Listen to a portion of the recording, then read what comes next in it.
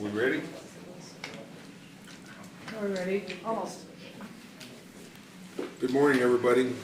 Welcome to the Lander County Board of Commissioners meeting, March 25th, 2024. Lander County Courthouse, 50 State Route 305, also via teleconference at Austin Courthouse, 122 Main Street, Austin, Nevada, via audio conferencing by GoToMeeting, barring technical difficulties.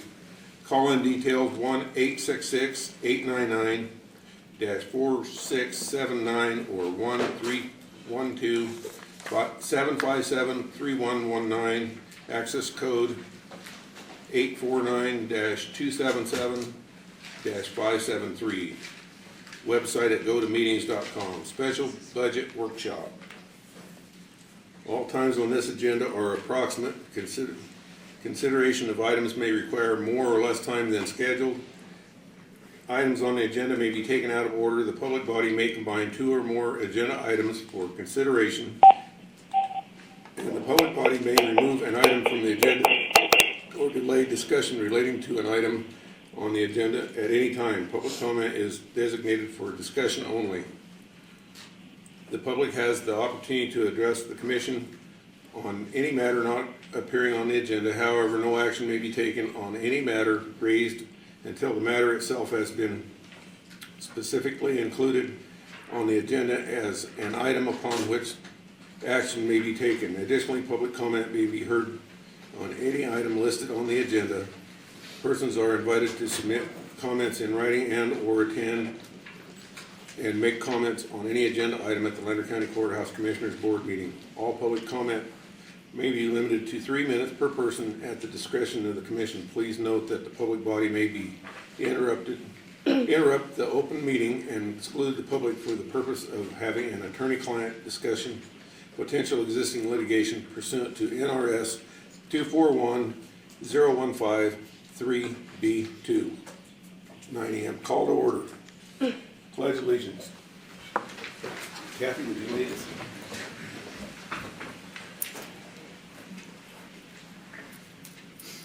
I pledge Allegiance to the flag of the United States of America and to the republic for which it stands, one nation, under God, indivisible, with liberty and justice for all.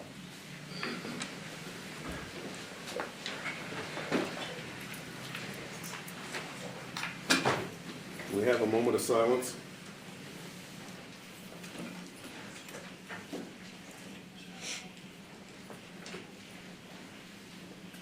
Lander County Commissioners may break for lunch from 12 p.m. to 1:15 p.m. Any agenda item may be taken out of order, may be combined or considered for the public body, and items may be pulled or removed from the agenda at any time. Public comment for non-agendized items. Do we have any comment?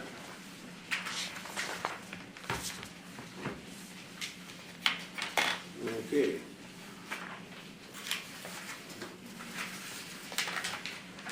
Approval of March 25th, 2024 agenda notice.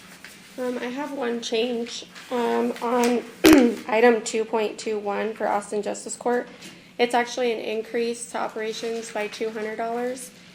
And then the per new mandates on section B of that should be removed. Okay. Okay, I motion we accept the agenda with corrections. Second. Okay. Motion's been made and seconded. All in favor? Aye. Aye. No. 1-2, overview of the discussion of fiscal year. Hereafter abbreviated as FY 2024/2025 revenue projections and all matters properly related to thereto. Revenue memo PDF. So that's just the attachment. So for our preliminary revenue projections, the assessed valuation, not including net proceeds, is up about 4% increase. We won't have the final numbers until I review the pro forma, which is released on March 25th every year. Consolidated tax and motor vehicle fuel tax are in line with last year's projections. And one thing I did wanted to let you guys know, our net proceeds for final revenue projections came in much lower than previous years. So I project we're only going to receive about 11 million, and only 7.5 million of that will be for discretionary use. That's good news.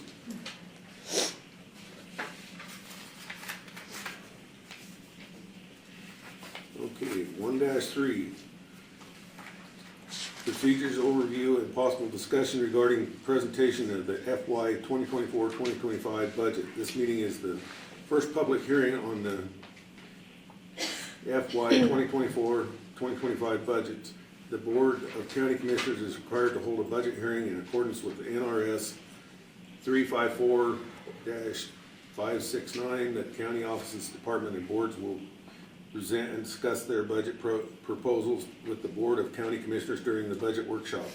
The budget workshops include the presentation, review, and discussion of revenues, expenditures, and transfers to and from county funds, and specifically funding requests, including but not limited to the negotiated cost of living level increase, additions or deletions to personnel, public employee retirement system PERS, increased equipment, supplies, and services used or received. The Board of County Commissioners may take action for approval and proposed budget, but all budgets are subject to final approval and action at the time final budgets are submitted.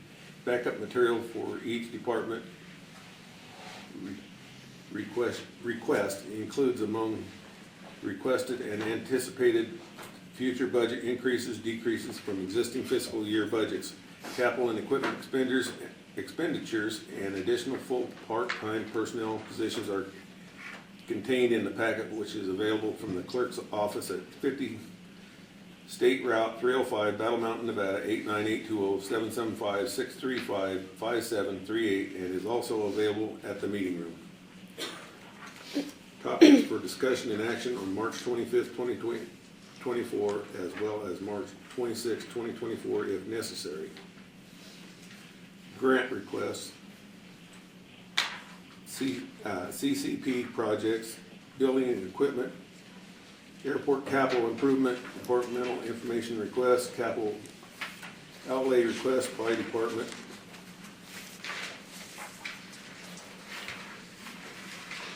Grant request, discussion and possible action regarding the submitted grant request for general fund grant requests, Agate Hospice in Palliative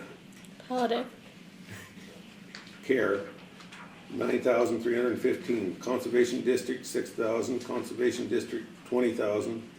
Conservation District, 100,000. Nevada Outdoor Schools, 4,500. Town of Kingston Water Utility, 1,150,000, which would be budgeted in the CCP fund.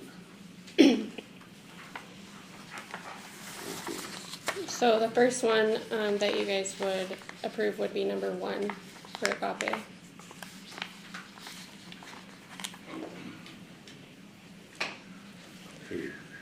Their grant application is in your backup.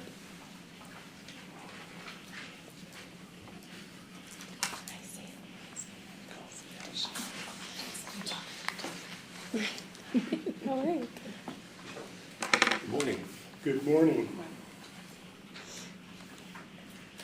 If I could speak for a moment, I'd like to introduce myself. I'm Steve Larsgaard. I'm the Agopi Board President. And with me today is Mandy Bertelson, and she has been hired as our office administrator. And she's also a registered nurse who will be overseeing patient care. So to start with, I once again want to thank you for considering our grant, and I want to bring you up to date on things that have been happening. Those of you who have been on the commission for a while know that we've been here in the past and have applied for previous grants. Finally, thanks to Mr. Chop, who serves also on the hospital board, he suggested that Agopi hire a consultant to assist us with the final phases of our Medicare application, and thanks to his suggestion, we have been able to employ a consulting firm who are aiding us in finally achieving our Medicare certification. We hope to begin to accept patients on May 1st after a long and winding road with lots of ups and downs and all arounds.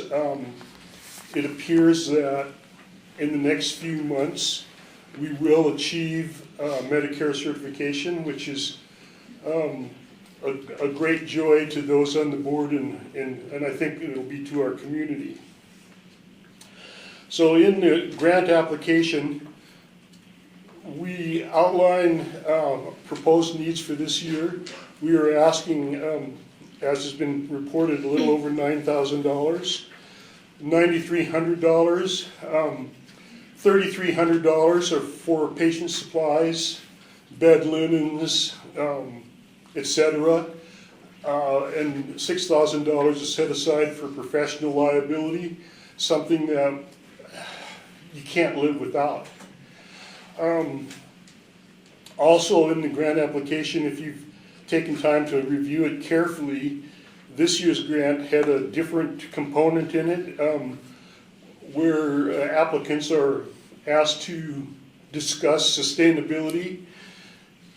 And I'm happy to say that with the Medicare certification on the horizon, that we feel confident that we will be able to sustain ourselves in the future. And although I don't want to ever say no because of your generosity, I anticipate this will probably be the last grant we will apply for through the county. We'll be required to continue fundraising on our own. So like I said, if you look in the details, in the next year we anticipate about $30,000 worth of expenses for patient management software, office supplies, all that kind of stuff. So at the moment, we think we have enough money to get us through the next fiscal year. And we hope with our fundraising activities at that point that we will be, and with the certification, that we will be up and running and serving the patients of our community. Lastly, during our winding journey, we have been able to care for, I believe it's 26 patients over the last few years, and support their families. Moving forward, the Medicare certification application requires that we interact with patients, and that Medicare will then come and ask for evaluations from the families of those patients. And like I said, we hope that will begin on May 1st. So once again, thank you for your support in the past, and thank you for considering our grant. And I would be pleased to answer any questions you may have. Congratulations is all I can say. It's been a very long day, very Yes. hard. So, kudos to you guys for all your, and sticking with it. So thank you, because it's a huge service for the community.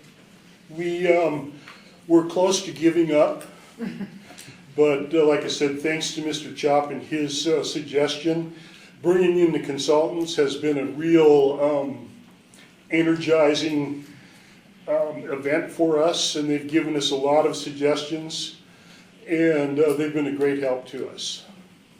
And I guess I'll close by saying, in the hospital board, thanks to their generosity, is paying for our consultants, that we will be able to pay for all our volunteer nurses and all that as we enter this next phase, thanks to the hospital board's generosity. Nice, very nice. So are you only providing services in Battle Mountain, or are you doing all of Lander County? We're doing Lander County right now. It's a real challenge. We're primarily focusing in northern Lander County at the moment. We look forward to providing service to Austin and Kingston, but the caveat is that we need to have a registered nurse that's living in that area that can help us. Because sometimes we'll get we'll get a 911 call, and the patient has perhaps had a accident while in bed, and then then we have an hour and a half, 2-hour drive to get there and a 2-hour drive to come back, and it's really a difficult challenge. So we're hoping to be able to provide services in that area once we're able to find a registered nurse in that area. Currently, we're planning on initially providing services within about a 20-mile radius of Battle Mountain. So if we actually had someone down there that you would hire them or work with Yeah, them? absolutely. And we do a lot of things by telecommunication, but we need somebody there locally. We're also in the process of recruiting volunteers. Hopefully we would find some in the Austin and Kingston area that could also be of assistance. And we're going to be going through a lot of training with our volunteers. So it's a goal we have to provide services, but at the moment there's still some questions about Austin and Kingston. So do you have an ETA when you're gonna start trying to recruit? We're going to start recruiting for volunteers in the next month and a half or so, and we'll also be looking for the nurse. So if we can find someone, we'd put them on staff immediately. Okay. That being said, I make a motion to approve the grant for $9,315. I second it. Motion's been made and seconded. All in favor? Aye. Aye. Aye, sorry. Thanks, guys. Sounds like Thank you got so it. much for your continued support. We Thank appreciate you. it very much. Okay, we have the Conservation District for $6,000.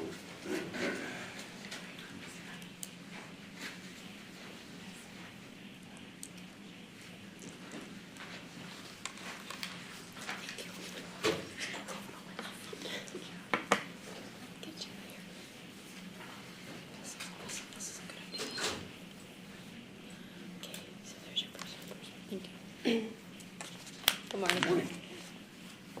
For the record, Anna Vinogradova, I'm the Conservation District Secretary. Wayne Nebaker, Conservation District Supervisor appointed by the Commission. And so this 6,000 grant that we were asking for is for operating funds. So office supplies, travel time, training for me.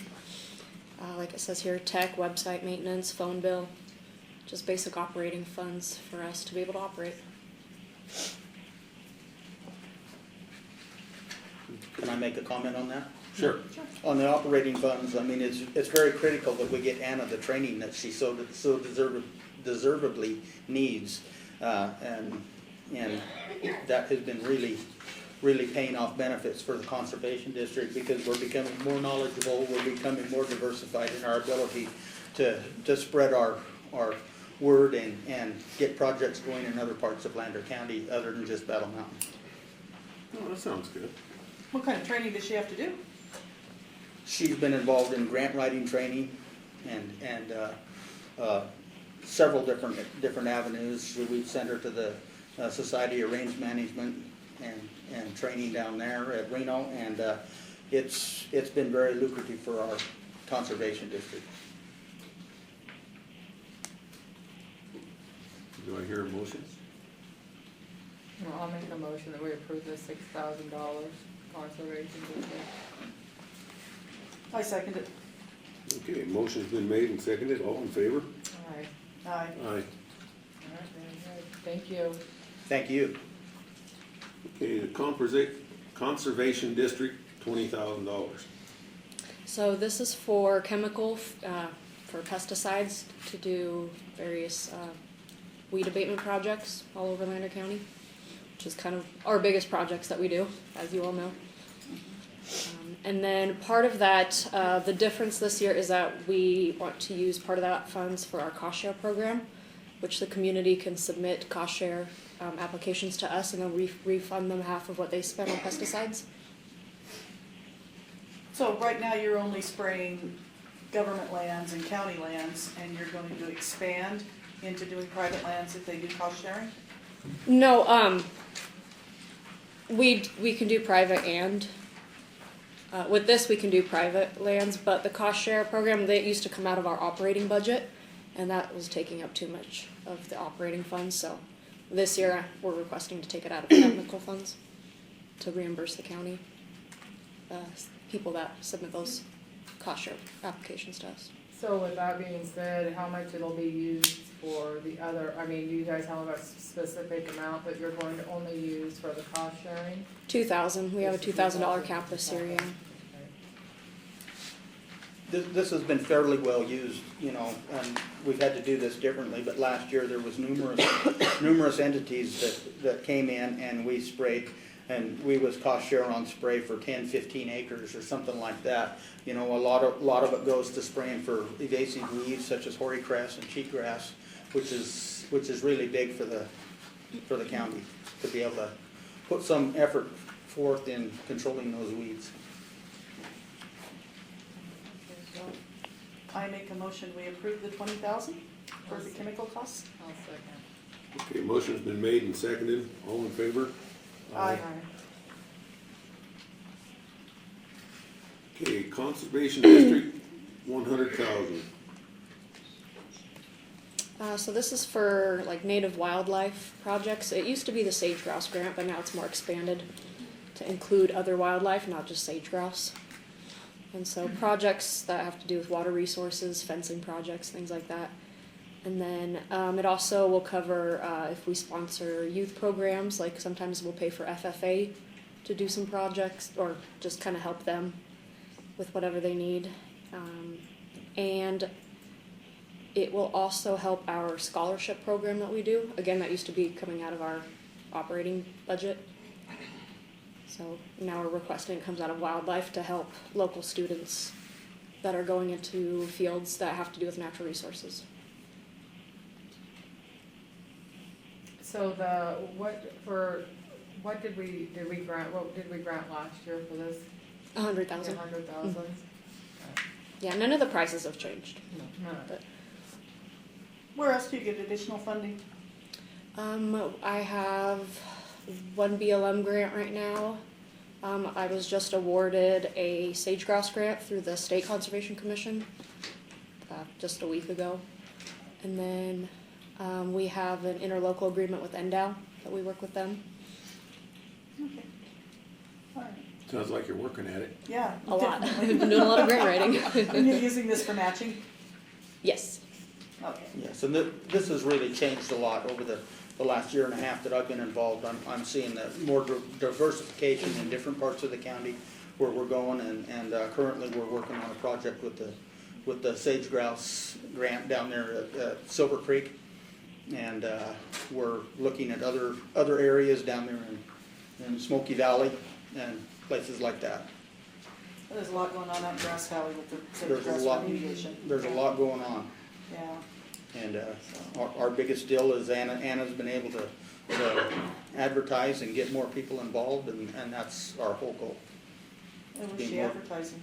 She's advertising on Facebook, and generally what we find is that we get no responses from the newspaper, and Facebook seems to be about our best avenue. Okay, all right, well, I make a motion, we approve the 100,000. I'll second. Okay, motion's been made and seconded. All in favor? Aye. Aye. Is there any public comment on this? Okay. Thank you guys. Thank you. Thank you, guys. Thank you very much. Have a good day. Thank you. Okay, number 5, Nevada Outdoor Schools, 4,500.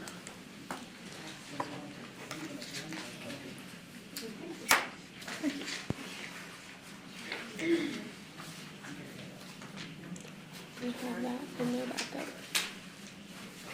Thank you.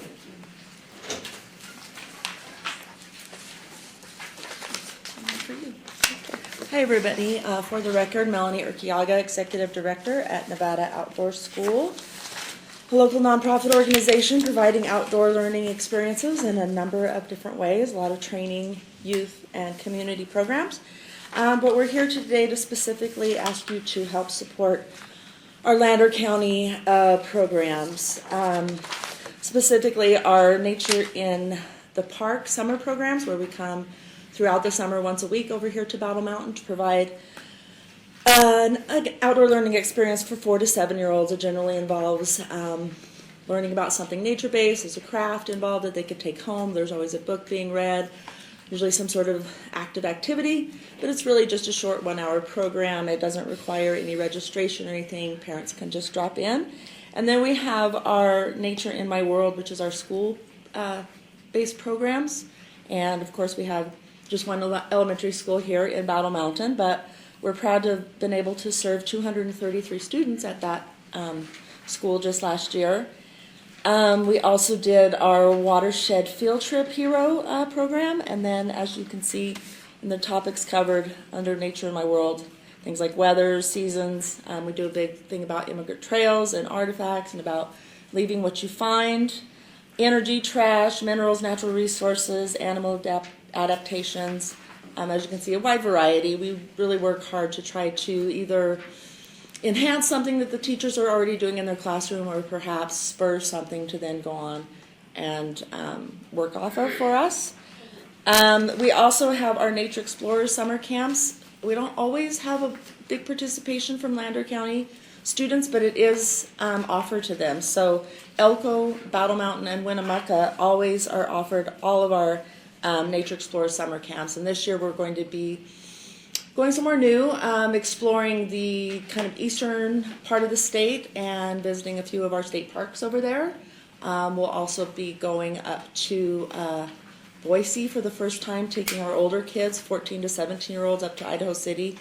At Bogus Basin, I understand there's a lot of things going on in the summer up there instead of just skiing. So a new experience. We're always working to try to do something new each year while continuing to offer, some really high quality programs and things that our parents are used to. Specifically, what we ask for Lander County Commission to help us fund is essentially a lot of our fuel to come over here and provide these programs.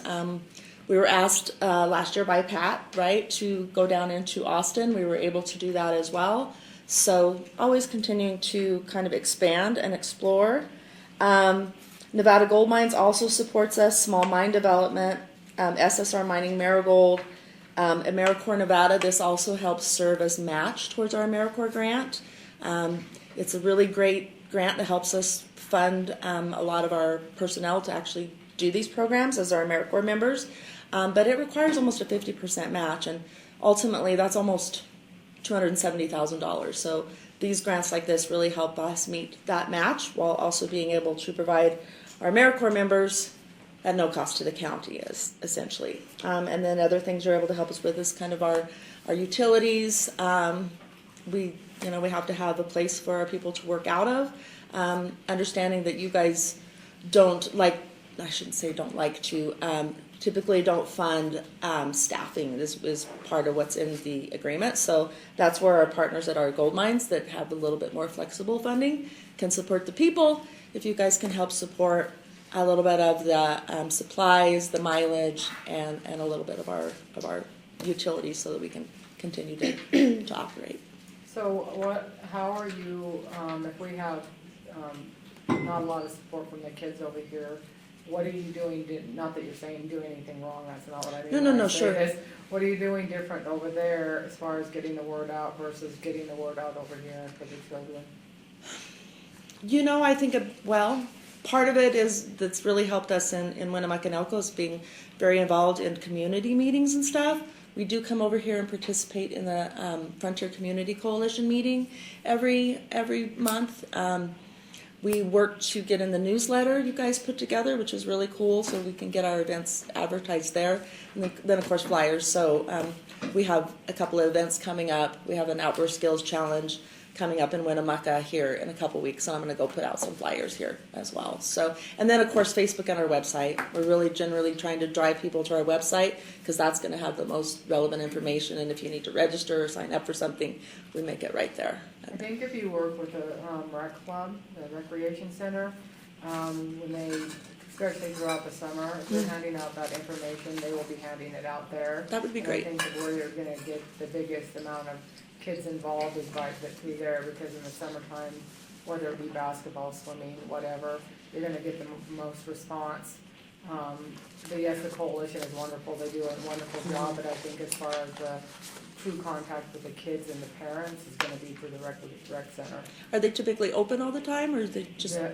Yeah, they're open Yeah. all the time. Somebody's like, Right there's well, there. he's not there right now. He's here. But, you know, but, I mean, make contact with I them. absolutely- and then, yes. Yeah, and I think that's gonna be, if you want kids involved. that's We do gonna want be- kids involved because there is those occasions where we do travel over, you know, and we spend the time and our members put the energy and the effort and the planning, and then we don't have people show up. But we keep trying and trying, but yes, I'll definitely make that connection. Thank you.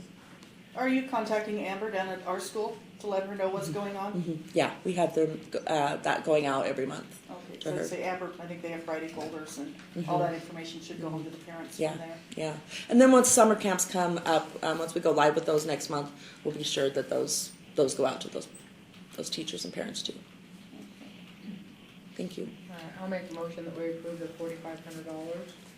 I second it. Motion's been made and seconded. All in favor? No. Aye. Aye. Thank you. I thank you. I appreciate it. Congratulations. Thank you.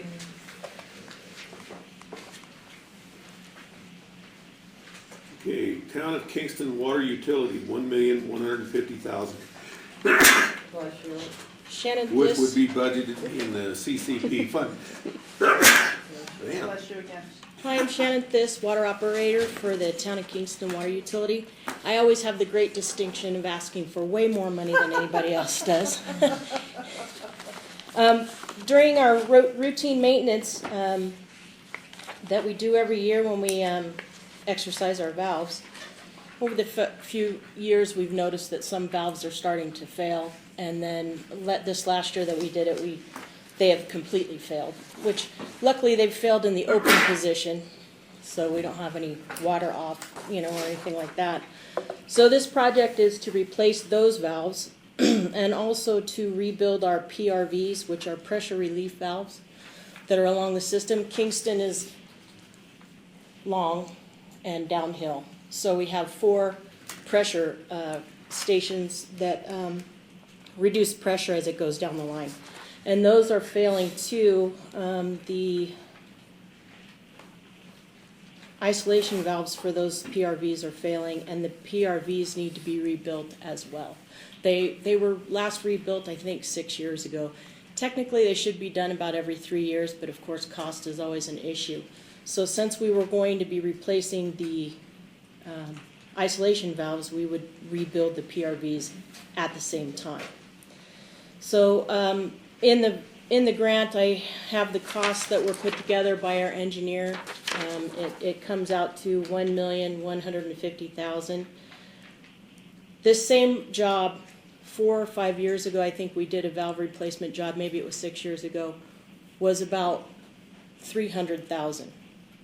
So this is what you see in the increase on water utility projects. So it's gone up quite a bit, and I know it's a lot of money, but Kingston doesn't have any money. And if these valves fail, if the PRV valves fail, then we have huge pressure problems. If we don't fix the isolation valves that are on the main line, you have a main line break, you're able to isolate. If you can't isolate, you put everybody out of water, and just instead of maybe just 1 or 2 people, or anybody for that matter. So that's the project that we're looking for. And I will say that last year you guys gave us $1.6 million to do a well. The well did not produce water, so that $1.6 million that you gave us for this fiscal year that we're in right now will not be spent, because the well did not produce that we So tried can you roll for. that over into this budget? What's that? Yeah. That- Can you, We can't roll over, I've understood that. This would be a whole new project, but I will tell you that we won't be spending that 1.6 that we got this year, so. okay. Any questions? If there's nothing else, we can put that 1.6 on? I'm in the process of trying to the alternate water project is still underway. I have a line in on a well that was dug by a mine that's down by the tailings pond in Kingston. Right. And the Bureau of Reclamation is willing to let us test that well to see if we have any water in it. But that project, to get water from that well up to our water tanks, will probably be in the several millions. But it's still a viable thing that we're still working on. But this year, we didn't, there's no time to get this money spent for this fiscal year on wells because this is a whole new project starting up. So that's why when we recognized that we had these valve problems, we decided to ask for this grant for this next fiscal year. Okay, well, I make a motion we approve the 1 point whatever million for Kingston Water. I'll second. Okay, motion been made and seconded, all in favor? Aye. Aye. Do we have any public comment on that? Okay, motion passed. Thank you. Thanks. Battle Mountain Town Grant Request. Number 1, Frontier Community Action Agency and WIC, $25,000. Good morning. Good morning. Thank you.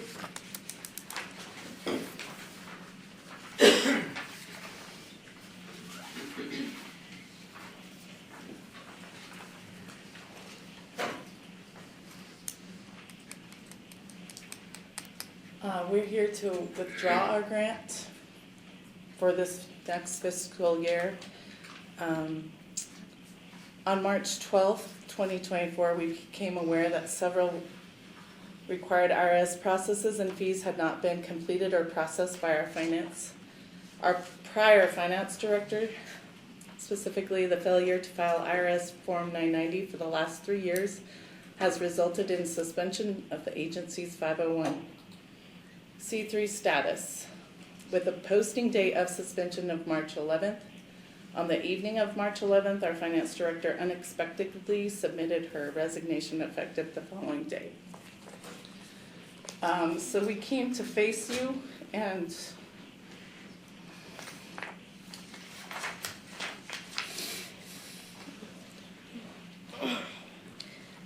I'll continue.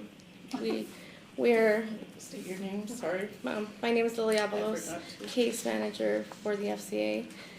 We are currently working diligently with our Department of Health and Human Services, which is in turn working with the Office of Community Service Administration for Children and Families and the United States Department of Health and Human Services to address the options and steps required to ensure services are not permanently disrupted for the communities FCA serves.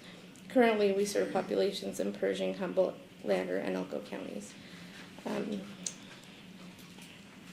It is with great regret that we must withdraw our application until further notice. We hope to resolve these issues in the near future and reach out to this commission with updates as they are available. We thank you for your support during this unexpected and difficult time for our agency. One thing that we were really looking forward to doing here today was to highlight the amazing work that we have had by one of your local community members that stepped up, and her name is Sandra Eastlick, and we want to thank her because in the last few weeks she has done amazing things at the local office and has been running it amazingly, and we were really looking forward to presenting that to you. So, but regardless of our situation, we still want to recognize her as an outstanding member of your community that has done amazing work for us and has volunteered tirelessly for us. I also wanted to clarify that WIC is a separate entity from FCA. The application process was only for FCA, and WIC is not affected or included in any of this. But they are kept in the loop. Yeah. Like, we are working with all of our partners to work through this. We have to work with the state, the federal government, obviously the IRS. This this hit us hard. I had no idea any of this was happening. As our finance books were presented every month to our board of directors, and they looked flawless. They looked like we were doing well.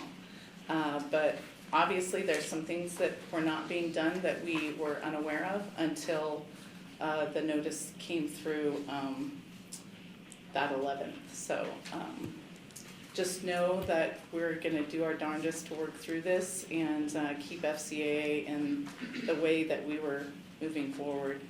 I felt like we were at the best place we've ever been in all 3 counties, Pershing, Lander, and Humboldt, as well as Elko, because Elko's with Fish, and Fish is a great organization to work with. So we will be in touch with you. We did create a business at fcaanv.com for any, to focus it all through that email to work through. So if you all have any questions, just let us know, but we will be distributing these throughout.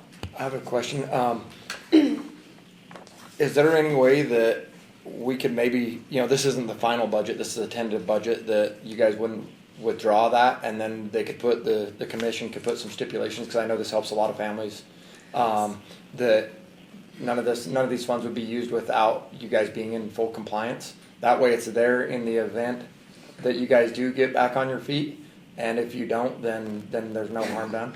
Okay, yeah, we didn't know what our options were. Like, we've been working straight through. I mean, I worked till 10 o'clock Friday. We've been working as hard as we can to have the best answers available to you all and our community partners, and that would be our ideal hope. As we are hoping that with the state we can come up with a plan to resolve this, so that would be the ideal. I personally think that's a better request than the withdrawal, but that's up to you guys on the commission. It just helps so many people that it. I was wondering that same question, so.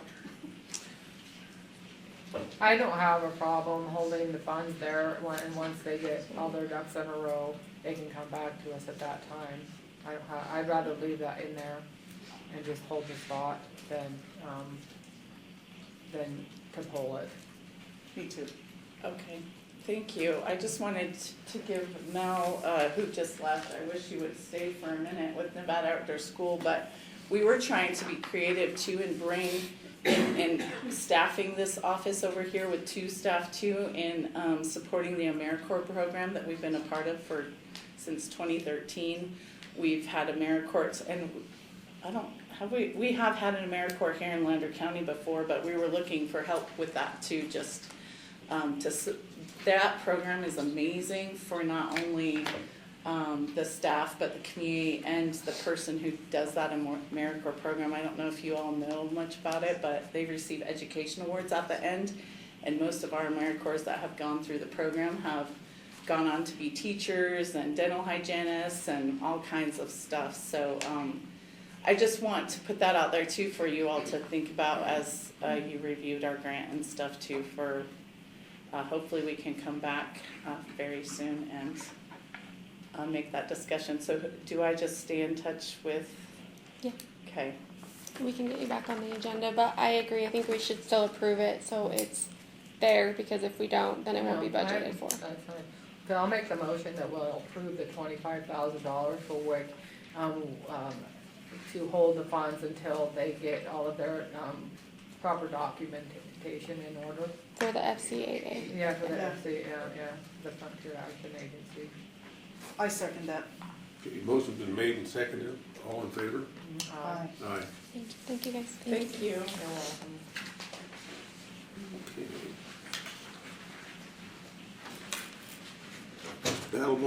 Battle Mountain Chamber of Commerce, $25,000.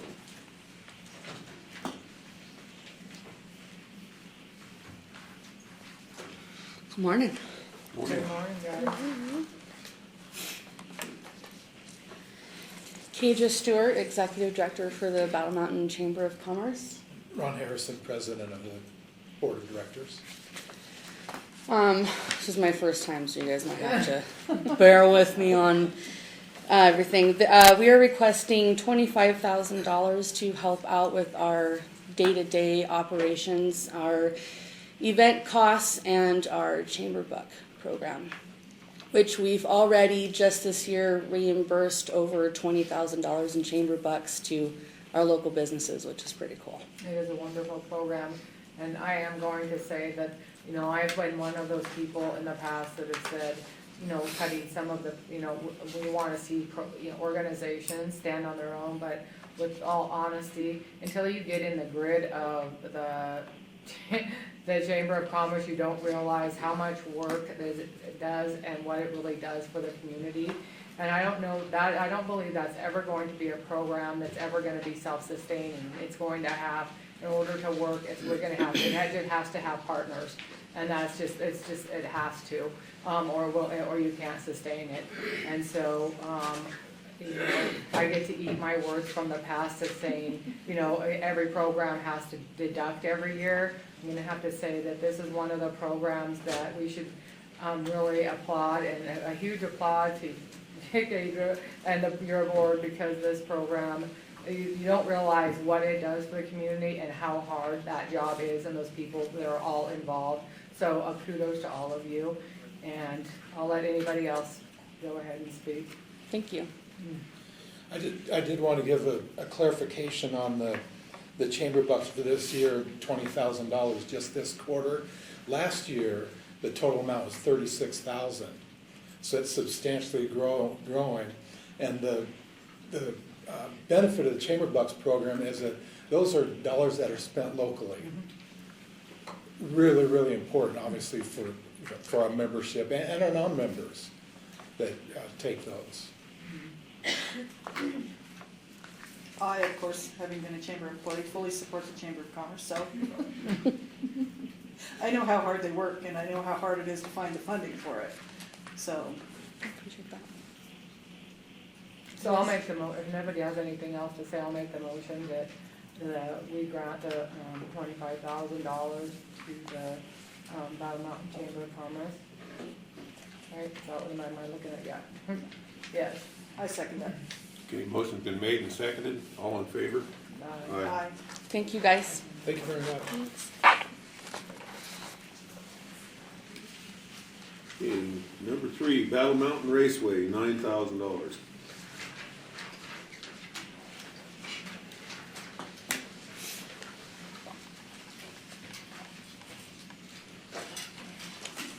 Hello, everyone.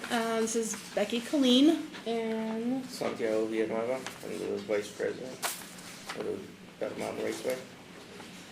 so we're asking the same amount that we received last year. As you can see on our profit and loss statement, we were just barely negative, $700. This year we held a bingo. Turned out pretty well. Got a lot of great support from our community, and yeah, that's about it. We're just using the funds for insurance premiums, fuel for track, and the IMCA racing fees. We have to pay that every race weekend. With that being said, we've also taken on the task of trying to get the motocross up and going again for the youth. The stock car side of it, unless you are into the karts and whatever have you, a lot of the parents that race, they also have their kids that want to race. That's kind of more of a confined group, to where motocross, it's something that spans out a little bit more. There's a lot more opportunity for a lot more kids to be able to get involved with it, a lot more parents that it's easier to just be able to load up a bike in the back of a truck and go. You don't require the trailers and all that other good jazz for it. Makes it a lot simpler. So far we have a group put together that we're talked about last time I met with you guys, that we're going to try to put together. We have gotten that group together. They show strong support. We have had a lot of involvement with it. We did a track cleanup. We had numerous kids show up. We shared it all over Facebook, and we've stayed in contact with a lot of the I-80 circuits. A lot of you guys are willing to come on board and help support us with all this. So we're hoping that we'd be able to keep our budget the same, and if there's any added support that we could get for that other entity, I mean, that would be awesome, but we would greatly appreciate if we could get our same funding. I know that when we discussed last year,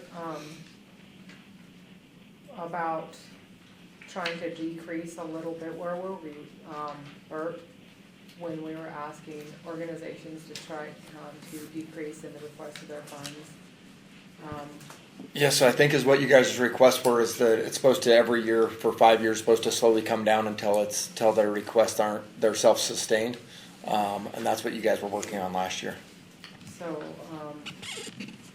Are you talking about a total amount that you gave out? So the total amount of what we gave them, is it, cause I've lost my page, cause I'm still getting used to this computer and I won't act like. No, the request is the same as last year. Yeah, and so I think that we were asking by, some percentages somewhere that some of these come down a little bit.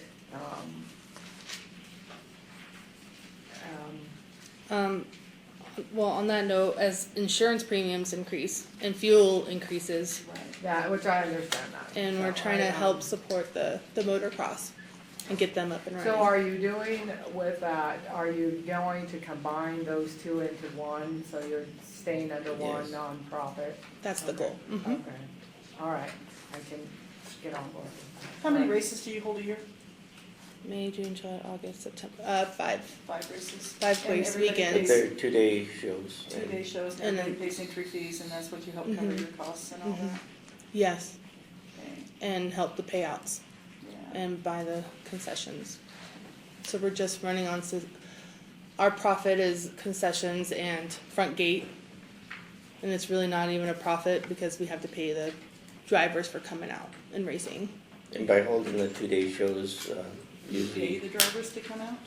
I'm sorry? The You winners. Pay the drivers Yeah. to come out? Everyone usually gets a certain amount of payout depending where they placed.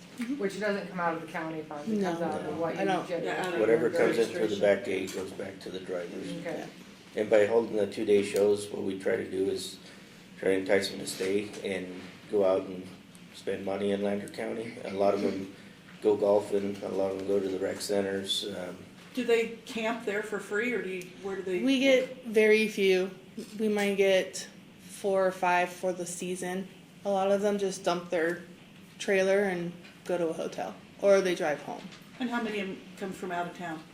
The majority. All of Yes. So, Yeah. Local racers, we probably have 5 local racers, including myself.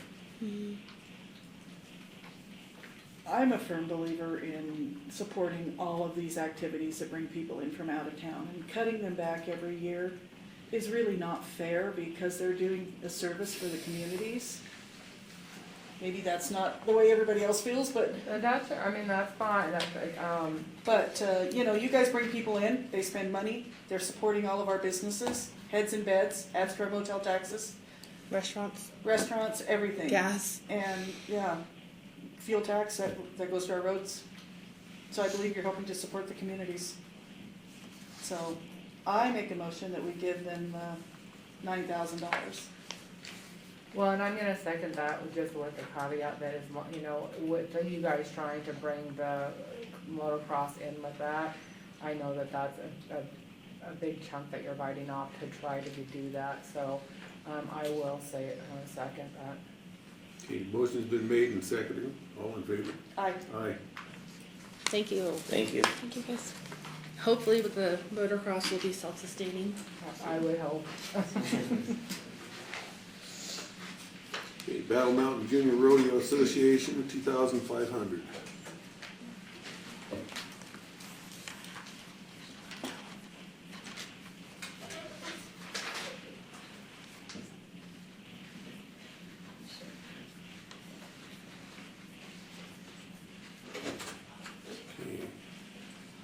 So no one here from the rodeo association. Okay, they want Awards, prizes. I thought we weren't allowed to We do can't do prizes. prizes, Just gonna say, I thought we weren't allowed to do prizes. or not. Printing, office and rodeo supplies, and stock charges. So the deduction of the prizes off of that. I think that's their full budget.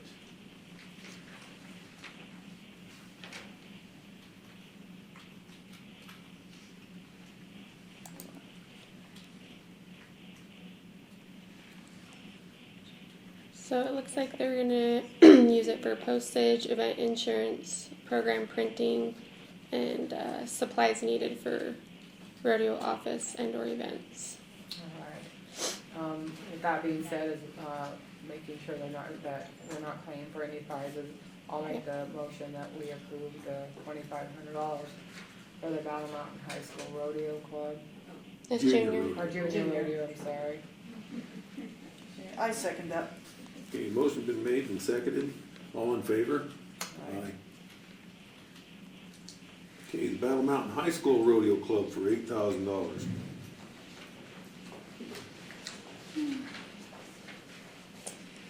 Hi, I'm Jessica Lancaster, one of the directors for the Battle Mountain High School Rodeo Club, along with Ron. Here, we're both directors. Hi, I'm Georgia Mashburn. I am one of the participants in the Battle Mountain High School Rodeo Club. I have been in the club for 4 years. I would like to thank you all for your continued support, as well as with Mike Craig and all of the community support towards the rodeo.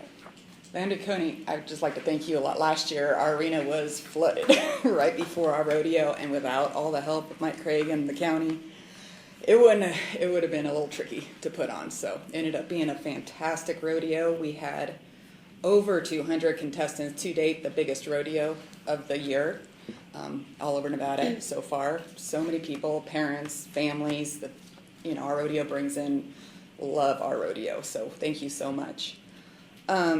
We are asking for $8,000. It is $1,000 over what we asked for last year. The reason is our stock fee last year went up substantially to $9,000. That's what our stock contractor, and it just keeps going up. 3 years ago, our stock contractor fees were, I think we paid $6,500, and I estimated it's going to be close to $10,000 this year. So we are looking, I want to let you know, we are applying to Nevada Gold Mines and Marigold. We have never reached out to I-80 Gold before, but I have in the last couple weeks trying to find new resources. We do a fundraising drive in the community, which we do, the community does support us and helps us, and sponsorships. We did do another fundraiser, a new one this last fall. And we made twice the money we have on previous fundraisers. We made $1,000, on just really fun. The kids, the whole family got involved. It was a really fun fundraiser called the triathlon. But, yeah, do you have any? When is the high school rodeo? The third weekend of September. I think it's September 20th to the 23rd, I think. I don't remember. Third weekend. Okay. Yeah. So with that being said, the suggestion is I would agree with approving the $1,000 less, and Bert, and you guys tell me if we can do that, $1,000 less, and that you try to get your other people invested, and if you can make that up. Yeah, and we have every year. And you make that up. I'm not for going Okay. over what we gave you last year. Okay. We are trying, and I know, and this is a total event for you guys, and I support you 150%. I'm not, I don't want to go over what we went over last year, but Okay. can we do that and leave that open? That if you cannot raise your money, then you can come back, since it was discussed in this to begin with. I don't have making a motion for the $1,000 less, and then they indicate. Yes, I'm fine with that. Okay. I thought, and so you guys coming back to us if you can't. Yeah. Find that. Absolutely. So I Yeah. make that motion. We appreciate it. Yeah, we set that $10,000 aside for miscellaneous grants that aren't done during the budget hearing, so we could take that $1,000 out of that if they can't find it. So I'm good with that also. That motion is made. Okay, I second it. I show that we did give them $8,000 for this current year. So, did you say you only got 7? I thought it was 7. That's what I had on that. Suzanne Lemaire wasn't able to, she's my treasurer. She told me so. So if we gave I'll put it them on that last her. year, Yeah, we gave them the okay, 8,000. so standing corrected, if we gave them that last year, then I'm okay doing that. Okay. Motion, amending that motion. Okay. For Thank you. so, Do we have a second? I second it.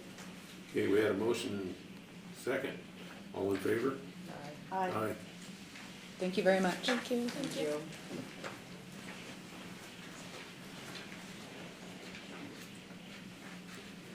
Okay.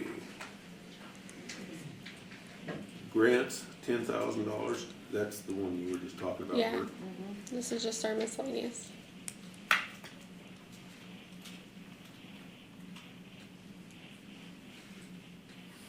This is just money set aside for if somebody comes up short.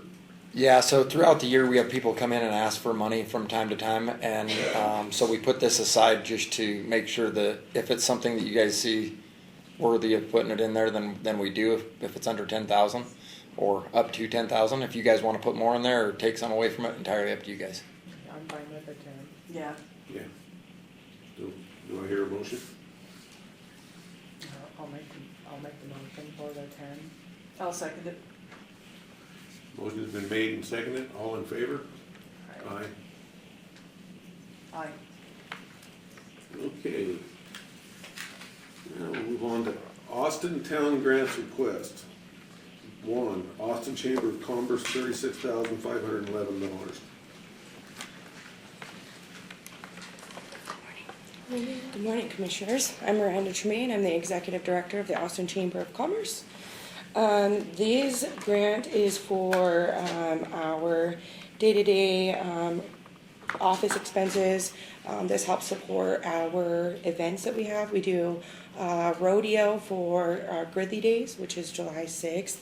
That ties into our 4th of July. That last year we saw right around 400 people show up to our rodeo and for the event, which is huge for our town. We also put on a wine walk. We see right around 250 people attend that. All of these events support our room tax, and we did come back and ask for $36,511 because of being rural. We have to bring in resources from a lot further. It is not just handed, it's not right there at our hands. We also do a lot more for our community than a normal Chamber of Commerce. We also put on a Christmas event for our Christmas tree lighting, like I said, everything just with inflation going up and whatnot, it's become difficult and a lot more expensive, so.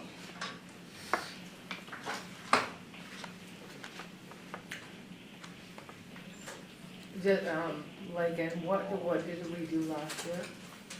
I asked you guys for $42,900 and you approved $29,000.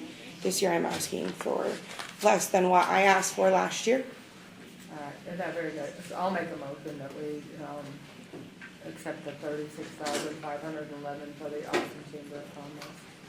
Okay, you understand, no prizes. 100%, Okay. yes. Yes, and I thank you for correcting all of that. Okay, I second it. Okay, the motion's been made and seconded. All in favor? Aye. Thank you guys so much. We really appreciate it in Austin. Okay, thank you. Thank you. I'm still sitting here though because I She's have to not do done. the Historical Society. So. Austin Historical Society for $8,510. Miranda. Okay, hold on, before we get started, full disclosure, until March, I was the president of the Historical Society. I don't know if that is going to create an issue or not. When we had elections in March, I stepped down as president. Well, you've disclosed it, number one, and number two, you're not now, No, correct? correct, I'm just a member. You should be fine. Okay, Miranda Tremaine for the record. I'm the secretary of the Austin Historical Society. This grant is just for our utilities, for internet, for our day-to-day use of the museum, keep it running. And we asked for less than what we did last year. correct? Yeah, it was 10,000 last year. And that's where, because I'm on the paper and I'm looking and like, what did we ask for last year? Some of these, so if you'll let us know. Yeah, then- 10,000 is That's what okay, very you good. guys awarded last year. All right, I make the motion that we, grant the $8,510 for the, Austin Historical Society. I second it. We got a motion and a second. All in favor? Aye. Thank you guys for the support of Austin. It's very appreciated. Thank you.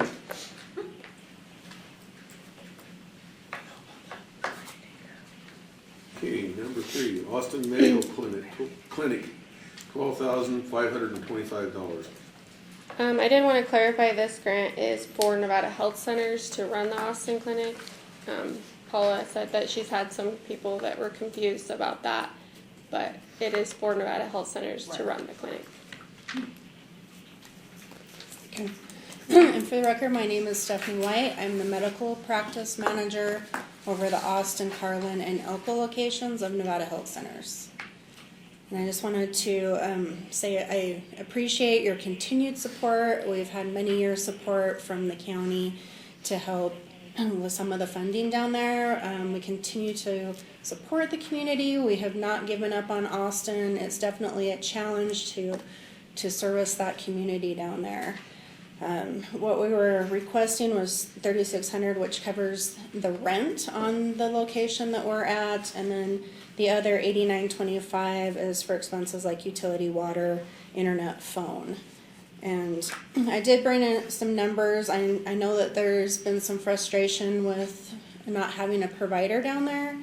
We're trying to think outside the box and do what we can in the meantime. We're frustrated as well. We've been recruiting for 6 months for the position for Carlin. I'm also short 3 providers in Elko. It's just hard in the rural community to find some providers that have that same mindset to want to be in a rural environment.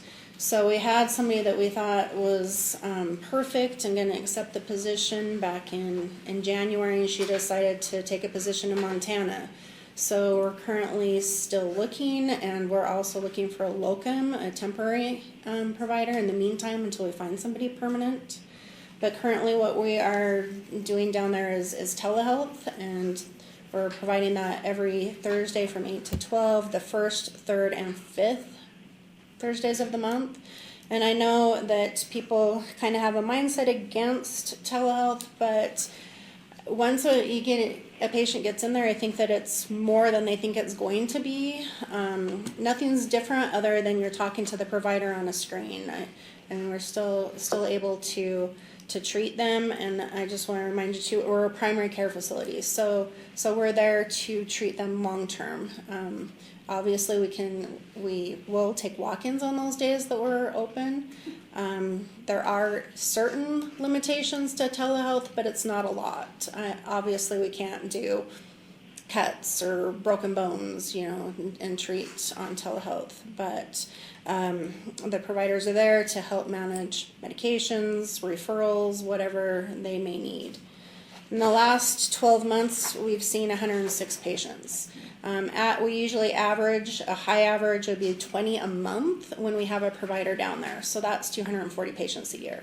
So it's not a big number for us, but we have not given up on Austin. We continue to be there and continue to support the community in any way we can.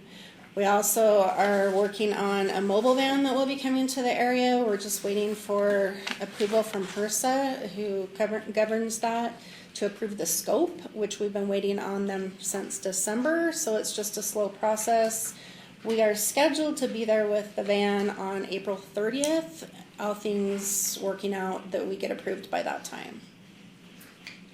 Which is nice, but, which I would like to see the mobile van, but they're, to say that telehealth is the same as having a doctor, though, actually touching a patient or being able to see a patient with a more comfortable position, that's a huge difference. So I respect it, I don't disagree, I understand it is what it is, but to make the statement that that's just like having a doctor, no, it's not. It's not, but I do want to clarify. You can, I know, and I'm not saying, I know if I may right now. though, just talk about the machine itself. Mm-hmm. So they are able to listen to their heart and lungs. There's a dermatology camera as well, so they can look at skin lesions, look in their mouth, their ears. So they are able to see, and we have staff there as well that can be their hands-on.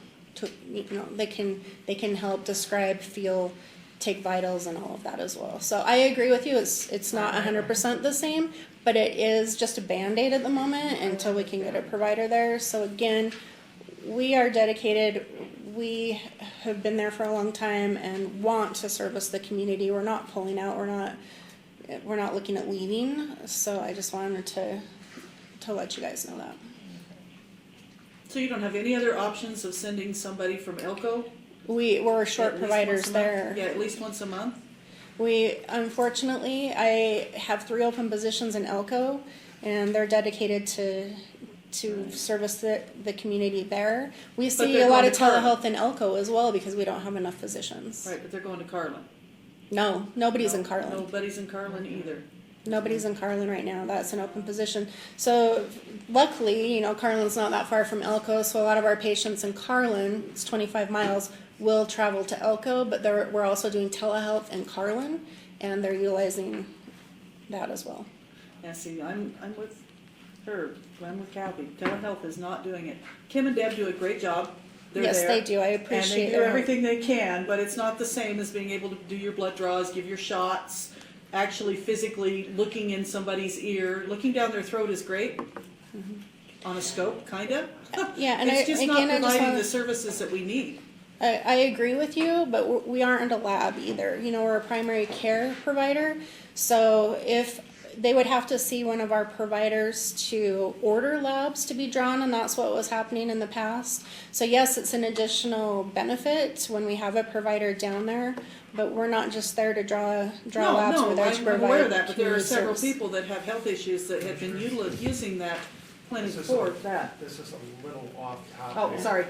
We Anyway. already got All right, so slapped before. So last year, Lakin, I think we had requested a similar amount last year, but were rewarded. They were 6,000. awarded $6,525 last year. And the increase is, It's not an increase over what we asked for last year. You just did not award the full amount that we asked for last year. You just awarded the $65.25. Correct.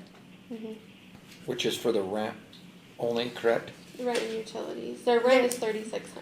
Okay, Correct. so that was for the rent and utilities is what was awarded last year, if I'm not mistaken? I think they minus the phone and internet costs. Last year they asked for a phone relay switch, I believe.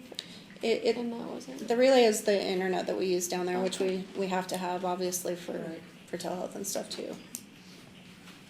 They didn't. That part wasn't awarded last year. No, it just awarded the rent and utilities. So the 12 is including all the operational portions for the telehealth. Hold on, I'm looking for it. Well, that covers most utilities. In the last 12 months, our utilities were $10,835, so they were more than $925 what we were requesting.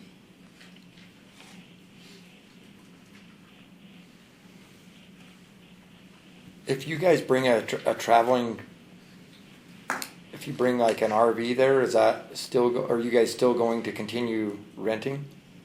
Yes, because we still need the claim for when we have a provider that will physically be there, and we need it for the telehealth. So when the van comes, it will park in our parking lot there, so that it's in the same location and people know where we are, but it will not use the building at all when they are there. Does that answer your question? is it big like the Mammoth van? It's not a semi. The Mammoth van is a semi, and this is an all-enclosed truck, so it's a little smaller. And it will fit for sure in the parking lot there. And then once you have a provider, then the mobile, The mobile van will still come. And we'll have a provider that would come 2 days a week, which is what we had been doing in the past. And we will probably still provide telehealth if we can. And how long? So we'll just increase our services. How long has it been since you've had a provider? I think the last time he was down there was in October. Yep. He quit the first part of November. Left the Carlin clinic then, but I think last time he was down was in October. Alright, well. Kingston. I'll make the motion for the 525 for the Austin Medical Clinic, because I'm having high hopes that you will be able to get a provider. Me too. We're really struggling with this, but I'll second it. Okay, we had a motion and a second. All in favor? Aye. But you might let the record reflect that Commissioner Chop is present currently. Thank you. Thank you. I really appreciate your support. Okay, move on to 1-5, CCP projects. Discussion possible action regarding the CCP Fund 055. A, engineering fees in the amount of $250,000.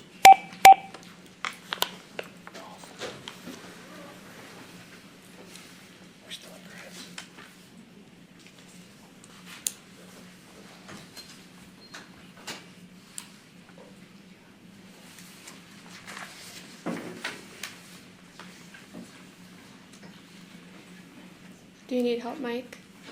What's that? Do you need help? Yeah, where are we at? 1.5. Okay. The engineering fees is the standard what we typically ask for every year. We'll still have to read that into the record. He did. Oh, he did. All of it. He only read A. Okay. And if we need to, Commissioner, we could take a quick Yeah. recess to get. Let's take Yeah, a 5-minute break. Okay. Yeah.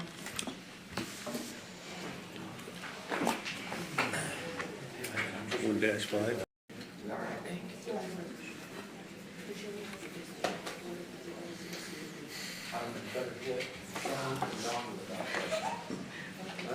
You gotta give me a minute, Jack.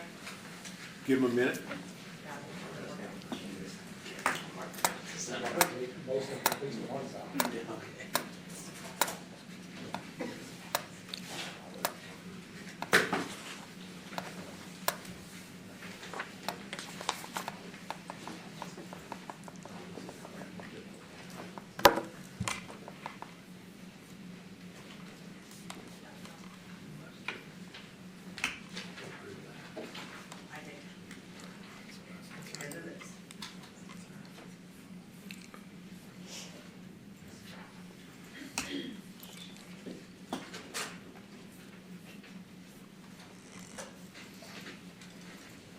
You ready? It's Liz's. Come over the thing that you're recording when she's ready.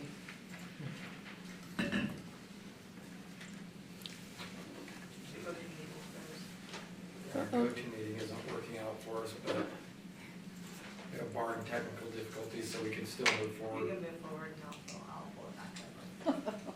Okay. Okay, we'll bring this meeting back to order.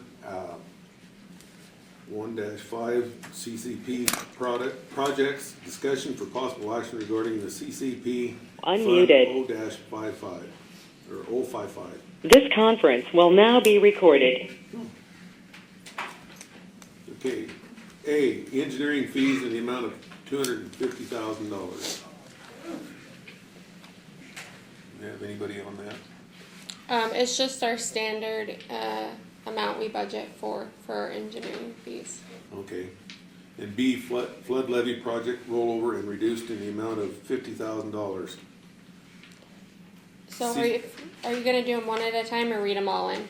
I can just read them all out. Okay. Okay. C, Battle Mountain West Side Water and Sewer Pavement Sidewalks 4-year project rollover in the amount of $9,750,500 or $9,750,500. D, Safe Routes to School Phase 4 rollover added $2,990,244 in the amount of $3,240,244. C, Lander County road maintenance in the amount of $200,000. F, library rollover and reduced in the amount of $250,000. G, I-80 sound wall rollover in the amount of $300,000. H, 2425, repaving projects, Old 8A, Hilltop, and Arabian Road rollover in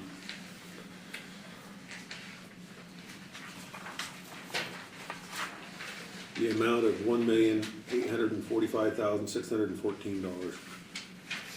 I, Clark Boulevard, new paving rollover in the amount of $210,366.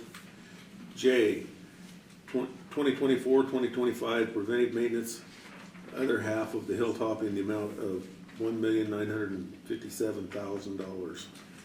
K, Battle Mountain Firehouse, rollover added $2 million in the amount of $12 million. And I, new event center in the amount of $10 million. Okay. And M, emergency project line in the amount of $250,000. Okay. So, Can we question on any of them, or just? Well, we usually take them one at a time, Okay. and then you'd approve Okay, so yeah, we'll do one of as you go. Okay. okay, you wanna start with A? Yep. Okay, engineering fees in the amount of $250,000. That's an ongoing thing, isn't it, every year? Right. Yes. Okay. B, flood levy project Well, rollover. wait, in- wait. Let's do them, just do them, One at a time. Oh, okay. so, you wanna make a So do motion? we have to Yeah. vote on that one? Okay, so I make a motion, we accept the $250,000 in engineering fees. I'll second. Okay, motion's been made and seconded, all in favor? Aye. B, flood levy project rollover and reduced in the amount of $50,000. I'll make a motion, for the rollover and the reduction of $50,000. I'll second it. Okay, motion's been made and seconded, all in favor? Aye. C, BM West Side Water and Sewer paved sidewalks, 4-year project rollover in the amount of $9,750,500. Do we keep adding to that? And then remember, this is my first year, so I'm gonna ask a lot of questions about this stuff. Are we adding to this, or is this an amount that we've been rolling over for 3 or 4 years? It's the same amount that we've It's the been- same amount. And how many years have we been rolling it over? I'm not sure. I'd have to look. I want to say this is the 3rd year, possibly. It's a 4-year project, but I don't know where they're at on the project itself. Tony will come up and answer that. I might be able to help. Okay. I believe, well, for sure, this is the second time we're rolling it over. Okay. So, but it started, it has gone out to bid right now, so Okay, we should be starting on it here real shortly. okay. And the west side is, From McDonald's towards Winnemucca. okay. And you have developers that have come in there and that are ready to do stuff in there, or? It's not developers, it's, the water lines and all that were really bad in that area, and, the sewer, we've had lots of troubles in that area. But the power's underground over there, and they lay right on top of all our stuff, so we had to get with the power company and get them to engineer to rebuild, so it's a huge project between different entities. And the power line's still gonna be underground, or Yep. you put, okay. Yep. And then we're also adding conduit for fiber optics under the ground over there too, so. Not fiber optics, is it called fiber optics? Yeah. Yeah. Okay, all right. I make a motion that we approve the $9,750,500 rollover for the Battle Mountain West Side. I'll second. Okay, motion's been made and seconded, all in favor? Aye. Okay, we'll move on to D, safe routes to school, phase 4. Rollover added $2,990,244 in the amount of $3,240,244. So we only budgeted the engineering fees to get the project started for this year, and so this is for the full construction part. And what are you doing? Sidewalks. Just sidewalks? Yep. These are the sidewalks that started out leading from the schools and heading throughout town. And so we've started at one school, we've hit other schools, and now this is actually for the north side of town. So And how many kids go to that school? there is no school over there. No, there's no school No, over there. You but just there's put no the sidewalks either, so. But, so I wanna add on Yep. to this, which I think that I'm glad to see this happen. And I'm not getting off subject because it stays right on point for what we are paying for. However, when Lander County years ago, which I found out from all the old timers, and I mean old timers, that when they actually put in the paved streets, they paid for sidewalks clear back then. And actually had liens on their property that they paid for sidewalks and didn't get their sidewalks. So Oh, wow. kudos to you guys. However, I'm sure if we would have done it way back then, it would have been a hell of a lot cheaper Yeah. than what we're Oh, paying yeah. now. But it still isn't that, it's forward thinking. Yeah. Thank you guys for doing it, and,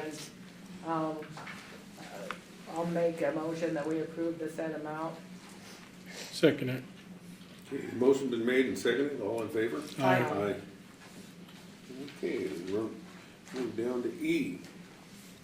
Lander County Road Maintenance in the amount of $200,000. So this is normally, we budget the mag chloride, for Battle Mountain and Austin, but this year we combined it and then just labeled it road maintenance. I think they're doing something a little different than mag chloride Yep. this next year. This year, we're gonna use this money for graveling the roads. We're gonna start on one road and get it all done, then we'll move on throughout. And so that you might see this come back next year for several years, so. Motion, we approve the Lander County maintenance in the amount of $200,000. Second. Okay, motion been made and seconded, all in favor? Aye. Aye. Okay, we'll move on to F. Library rollover and reduced in the amount of $250,000. Is this for both libraries, or is this just for the one here? Well, Oh, there's Sean. Yes, they're both, if you guys remember when we started the library, it started out at $1 million, to revamp the libraries, and then we cut it last year to 500, now I'm asking to cut it to 250. We used this money this year to do the Gridley store. Going into this year, I wanna revamp the library here, cause we got some different ideas from revamping that library that we wanna bring to this library.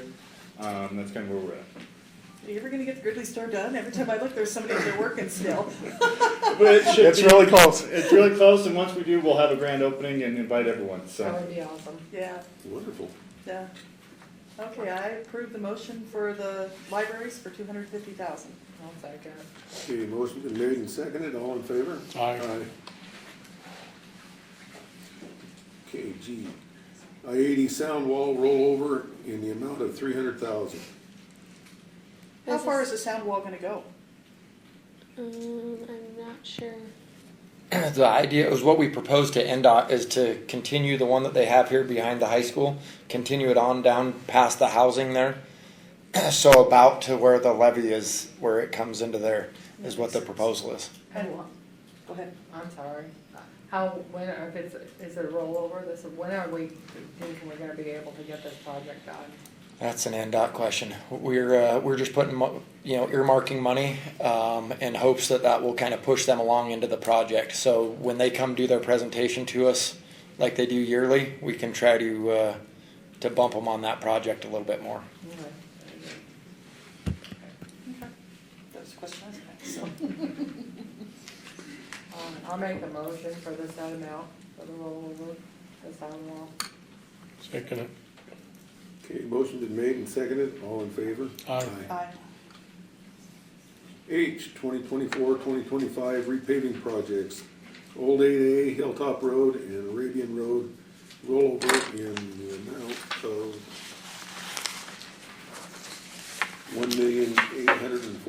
$1,845,614. And this has been an ongoing project? Yeah, we put it in last year, I believe, Lincoln, yep. Yeah, and- this is only the second, or the first time rolling Yep. it over. Yep, we plan on going to bid here real shortly, so we're sure it's gonna move into next fiscal year, so we put it in here as rollover. Okay, I make a motion that we roll the money over. Second. Okay, we'll move on to, oh, Oh, we got a call for the question. All in favor? all in favor? Aye. Sorry about that. Aye. Faceca and lettering replacement. Austin Courthouse in the amount of $210,000. Whoa, wait a minute, you're way ahead. I is up, it's the Clark Boulevard chair. Oh.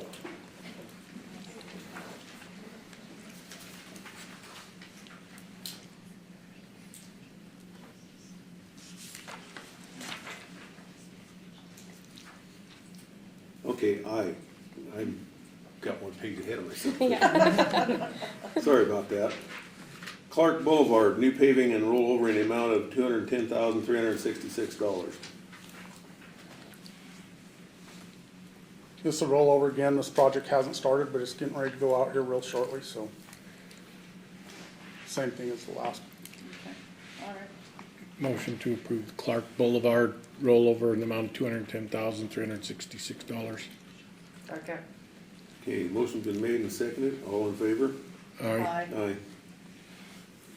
Okay, we'll move on to J, 2425, preventive maintenance, other half of hilltopping in the amount of $1,957,000. This is a crack seal and Cape Seal project. Last year we did half a hilltop, and this year we plan on doing the other half hilltop, and then this will probably be an ongoing deal for 3 or 4 more years, I'm thinking, because we're gonna after we get hilltop, then we'll move into town and start getting some of them these roads in town taken care of. It's just maintenance for the pavement. This is a naive question, but I'm gonna ask, is all of Hilltop paved? No. No. No. It stops pretty much at the end of the houses and it's gravel from there out to the ranch. Yeah. And then there's a couple of streets in there that still hasn't been paved, so. And those are the ones you wanna start graveling? No, we're graveling the ones out of town, but I'm gonna start doing a little bit more maintenance on them ones that haven't been paved out there, and they might come in front of you next year, so. Okay. I really need to take a drive out there. I'll make a motion for the Hilltop project for the said amount. Okay. Okay, we had a motion and a second. All in favor? Aye. Aye. Aye.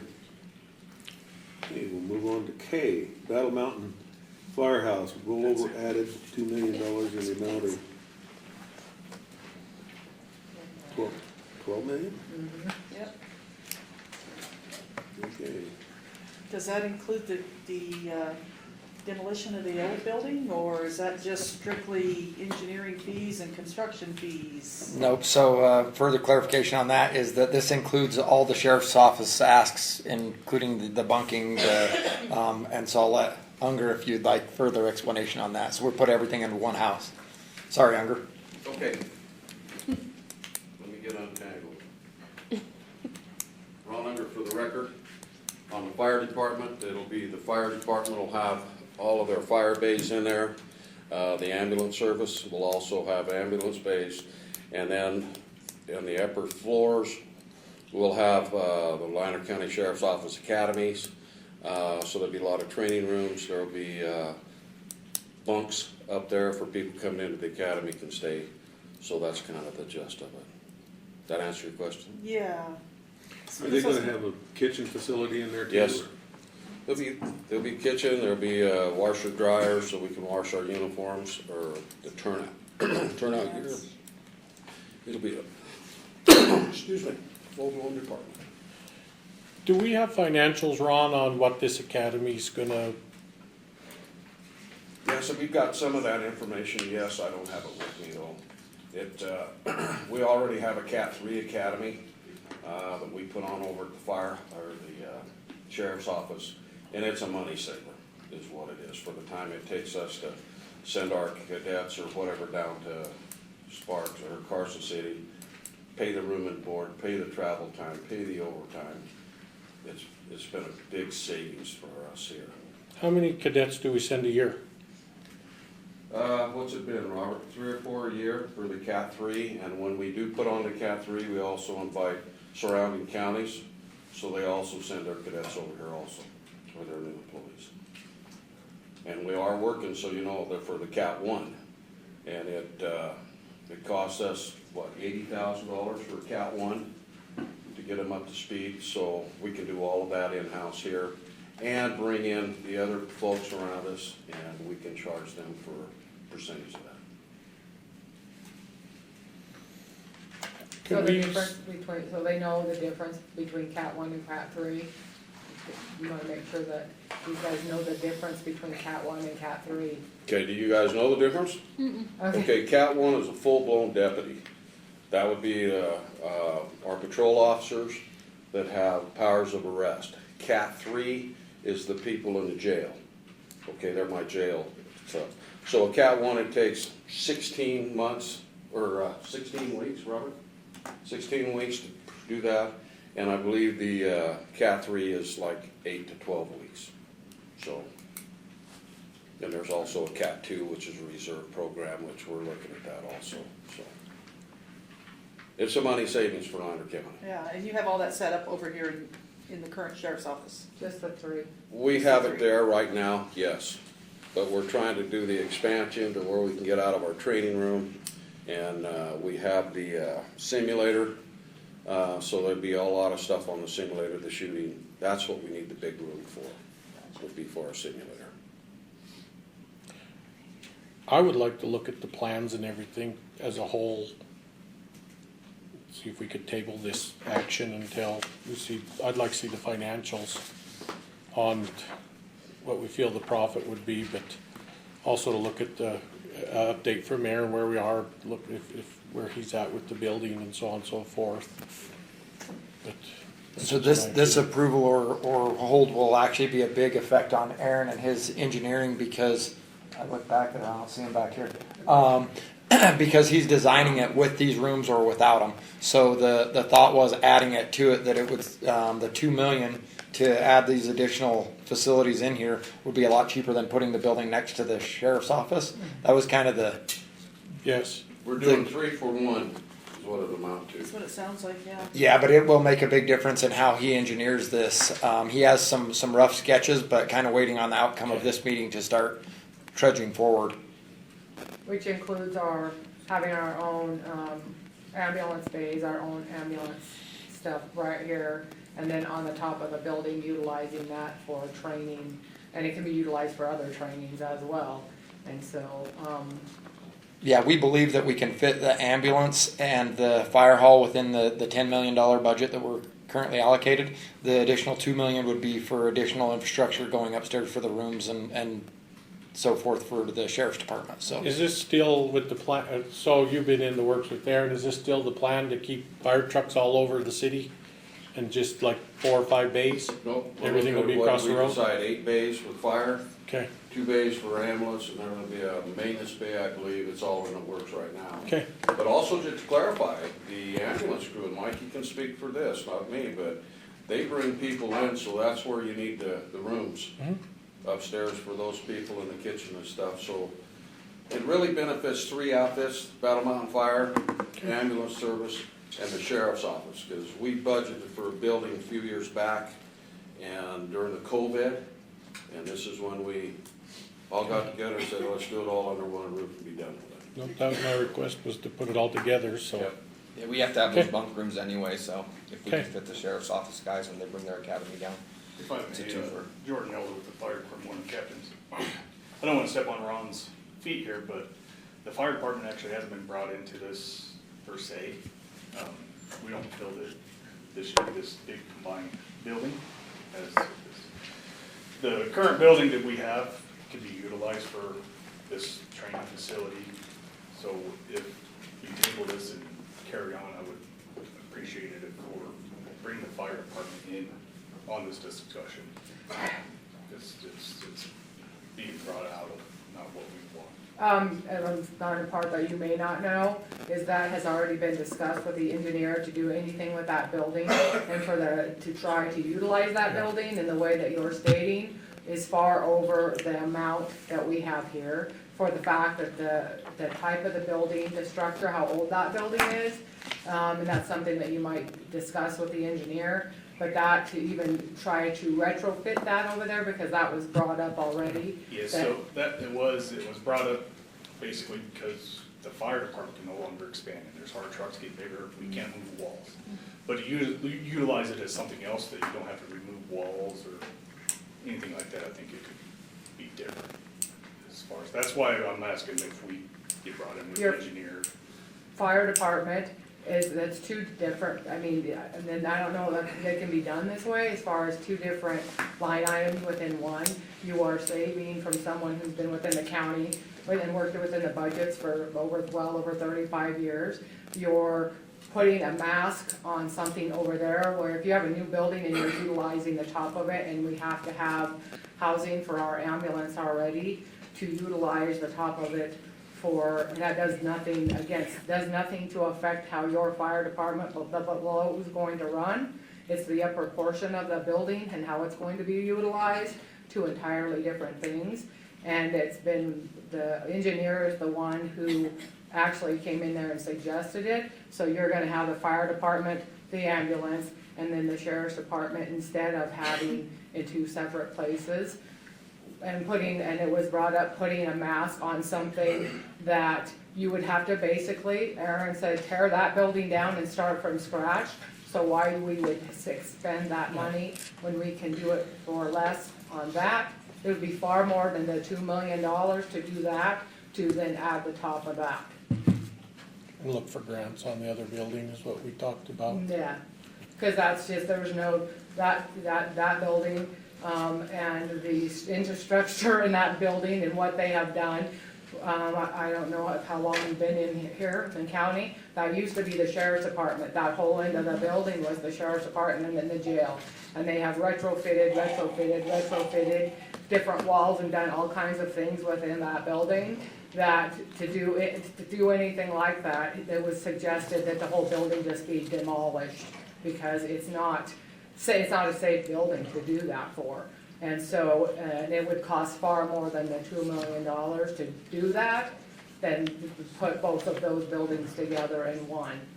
So, the fire department, the top part doesn't have anything truly to do with what's up above. You fire department's your fire department. Above that is what has to do. Well, it does. You're talking taking parking when they're doing these big academies and all of these different. This parking is gonna be huge, and it'll be all fenced. So can I speak to this real quick? No disrespect, Jordan, but when this whole project first started, Unger and a few guys brought back to the volunteers over there at the fire department and had this discussion of what would be suggested, so we could have everybody's input on it. And then it kind of kicked this down the road a whole nother year. And in the time that it did that, building prices continued to increase. So with all the respect we have for our volunteers and the appreciation for that, we decided, hey, we got to move forward, because everything's going to continue growing. We will never get anywhere, because nobody can seem to meet or agree on where we're going to go. So the county and the full-time employment of the county decided. When I speak to that, I'm saying, like, Unger and Mikey, the people that would be most affected by utilizing the facility, their input became the direction that we move forward with. Knowing that Unger's the assistant chief over there, we were hoping that it would be as compatible as possible. But if we keep kicking it down the road, the building prices just keep going up. And to Kathy's point, when Aaron went over there, there's multiple structures with trusses running different directions with different bearing walls throughout that building over there. So they can't just gut it out or rebuild on top of it because of where the bearing walls are and where the trusses run, not parallel to each other. They're all over the place. So as blocked up as that is over there, the idea was to come over, build something nice here for the community that would benefit everybody, and then go after grant money to try to retrofit and upgrade that for maybe some more training for the locals and things of that nature. So that's kind of the whole sweeping picture of it. In a nutshell, we did try to include the fire department and get all the input we could get, and it wasn't very fruitful. So that's where we just grabbed this and we said, hey, here, and you're always welcome to swing in, and we'll show you the plans and move forward with it. But that's kind of what I was getting at. Is that we weren't brought in and told when we come in and see the plans, and they just get brought here. So that's just my concern, that 90% of the fire department did not agree on how this was being built, and we didn't brought in. It's been on the agenda several times. Mm-hmm. Plans have been laid out several times. My concern was addressed with, like I said, I didn't like the fact that I felt there was too many buildings. I believed in the fact that our truck should be stationed somewhere. I like, you drive through Eureka, a lot of people told me, you know, you go through Eureka, you have a sense of security, so on and so forth, because you see it there. Fernley, you know, it's right there on the main street, that's been addressed, but it's been on the agenda. It's been on the agenda for a year several times, and it's posted and everything, like I said, for feedback and everything else. There's been ample opportunity for input. So Okay. what is the fire department's complaint? Why do they not want that? It's just, we have a good working relationship with the sheriff's office, but we think if we're all combined in this one building when they're doing these large training facilities, our calls are not on a timely thing. So Right. we're gonna be coming in there, we're gonna disrupt everything they're doing. No, you won't, that's the problem. I think so. I think you need to look at what the old plans were. You've got your own spot, they're upstairs out of the way, ambulance will be in and out 24/7. Oh, it'll be worked out just fine. Well, your parking, I haven't seen the plan, so I'm guessing here, but the parking for all your people coming in for your classes and stuff will be around the back, right? Well- So it won't be in any way interfering It won't with. be anywhere near any of the opening doors. Right. And there'll be plenty of room on each side. The whole area, my understanding, is gonna all be paved. There's gonna be places where we can water, it's not I gonna would be a pay an problem. engineer. Extend the for it. ladder. Designated spaces for the firemen in case there is an emergency? Yeah. And they'll have automatic doors, we're looking at that, so it's not gonna be a problem. All right. Does that help? It helps. I mean, I definitely would love to see the plans in person there. Check with Bert. Just swing by it. If you give me your email, I'll shoot you some over. Okay? Thank you. Motion to approve the Battle Mountain Firehouse rollover added $2 million in the amount of $12 million. I'll second. Okay, the motion been made and seconded, all in favor? Aye. Aye. Okay, Rodeo grounds. This is what you're calling the event center? Yep. Okay.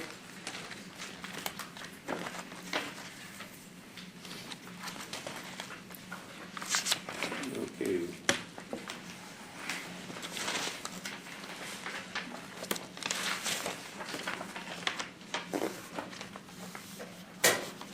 This, let's go ahead and get it started. Now, new event center in the amount of $10 million. And these are, what I just handed out was just some rough plans from Aaron that he provided for you guys. And I believe, I don't know if maybe Bert knows, but I think he provided like an actual whole new build, and then also the retrofit is the second option, which is to do stuff over at the current facility. I can speak to that, Lincoln. Okay. Mike Craig, Chairman, Lander County Battle Mountain Livestock Event Board. Emil Campbell, I'm the Vice President of the Livestock Board. Lillian Lancaster, Battle Mountain High School Director. So I can contest to some of these questions she's saying here. First of all, I want to thank Jessica for recognizing us for fixing this, working on the old arena. A lot of this is based off of her comments on that, so I want to thank you. It wasn't just us. Everyone was part of that, Ron, Donnie, and the county. That was a big group effort of everybody doing that. Some of these challenges has kind of brought this whole thing up. So it's kind of good tying in on all that to bring up the concerns. So basically what we're proposing is a new event center, eventually doing away with the current facility. It's in a flood zone right now. Right now we're getting about 5 months out of the year usage of it. It's, as of right now, we've been down there, we pumped it, it's flooded. Work on it, it rains, it floods again. The water just will not saturate, Reese River flows into it. So right now, we're facing lots of concerns. So talking with the board and just wanting to propose, we kind of looked at ideas of how do we fix these problems. So we just kind of come up with the idea of a new event center. Spring Creek has one, Winnemucca has two. Fallon just built a new one, and we're kind of thinking outside the box in conjunction with this of not just a rodeo ground, but something for the community of all events, all sports. Because Winnemucca and them, they host ranch hand rodeos, wrestling events, basketball.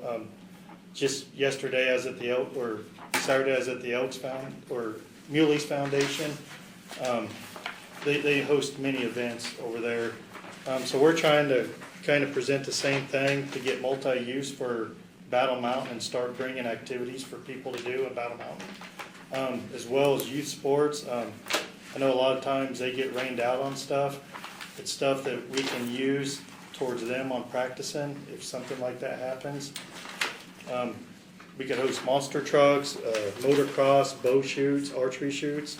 There's a lot of different functions we could use this facility for. Concerts. If you look through the packet, just so everybody out there can kind of see what we're trying to do. Basically, trying to put a building in back over here behind the school, matching the colors of Battle Mountain.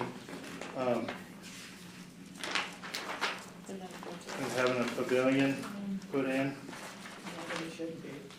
So that's kind of what we're shooting for. I know there's going to be lots of questions, so fire them away. Okay, so you're looking at doing basically what Raptor 3C is doing in Fallon. Are Yes, you going to put ma'am. a concrete floor in there and then put the sand and stuff on top of it? Yes, ma'am. And the reportable bucking chutes that move in and out? Yes, ma'am. Yeah, and Spring Creek has one too. Theirs is set up a little different. We've kind of taken a facility between Spring Creek, Winnemucca, been to a lot, Jessica rodeos a lot.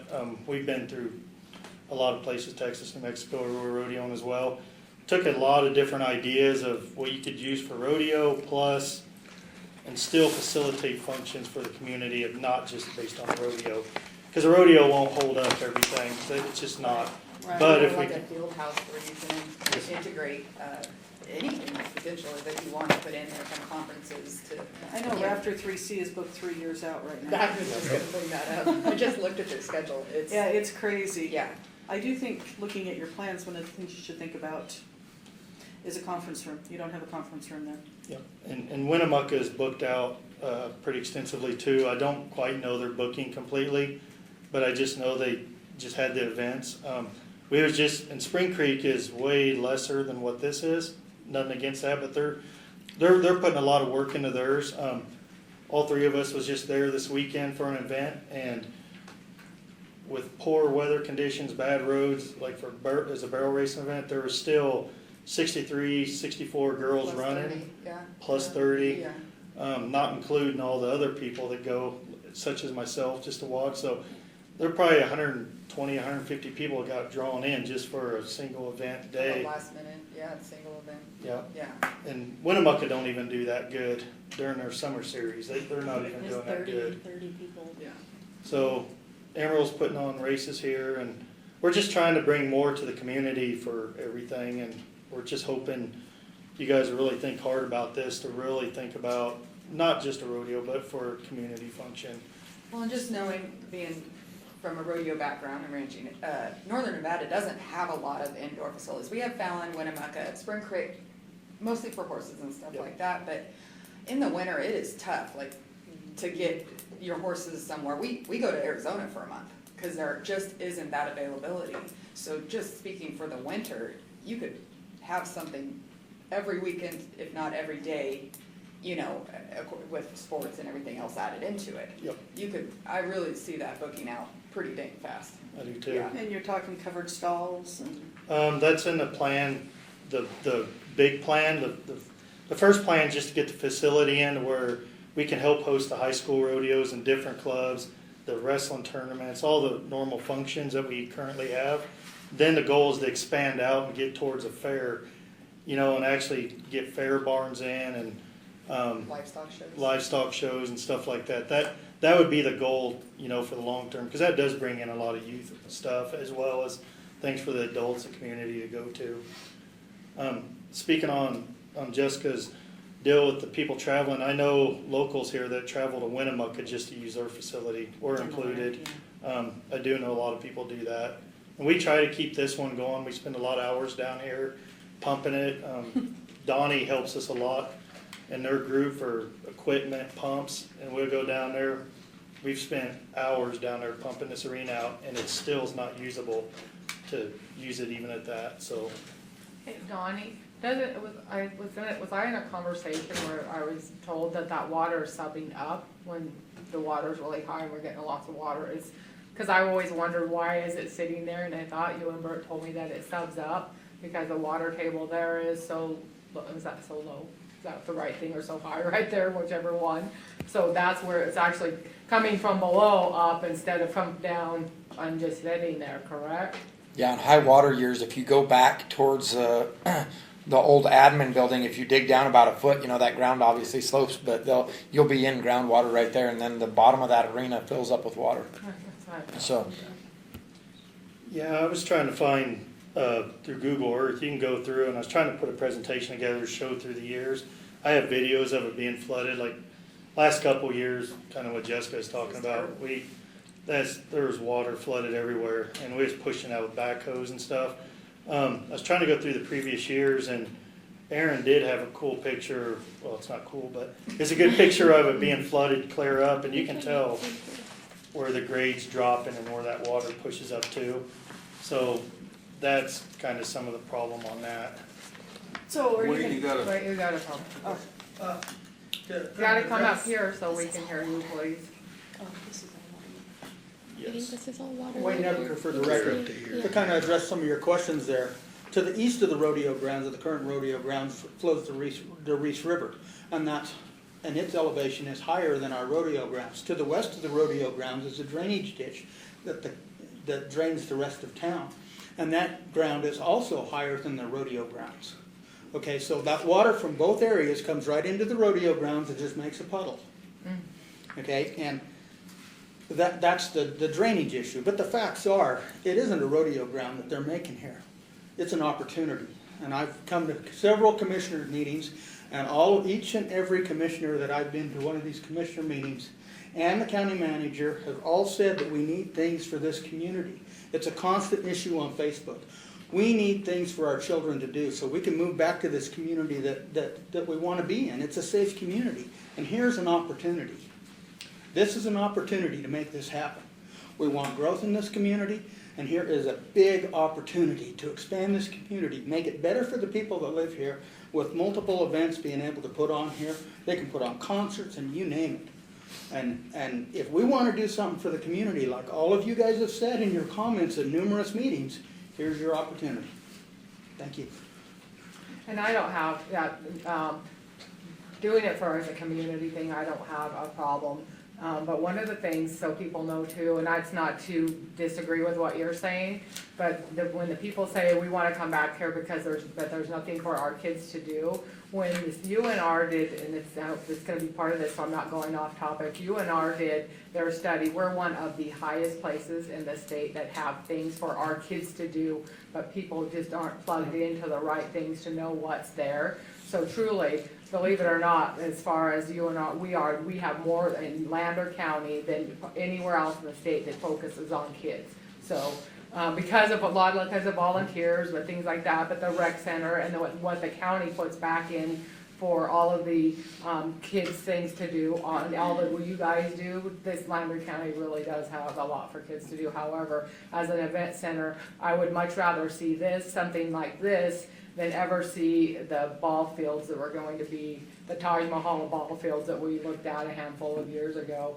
I just want to make sure that it's something that if we put this out there and spend this money, because you were mentioning today that we got less net proceeds than we had projected. Is that something that's going to be a trend, or why did we project this and we only got that? Because I don't want to go and start building these big projects if for whatever reason our net proceeds are going to be going down. It shouldn't be for all of everything that's going in for mining, but I still want to make sure that we're not cutting ourselves off at the knees.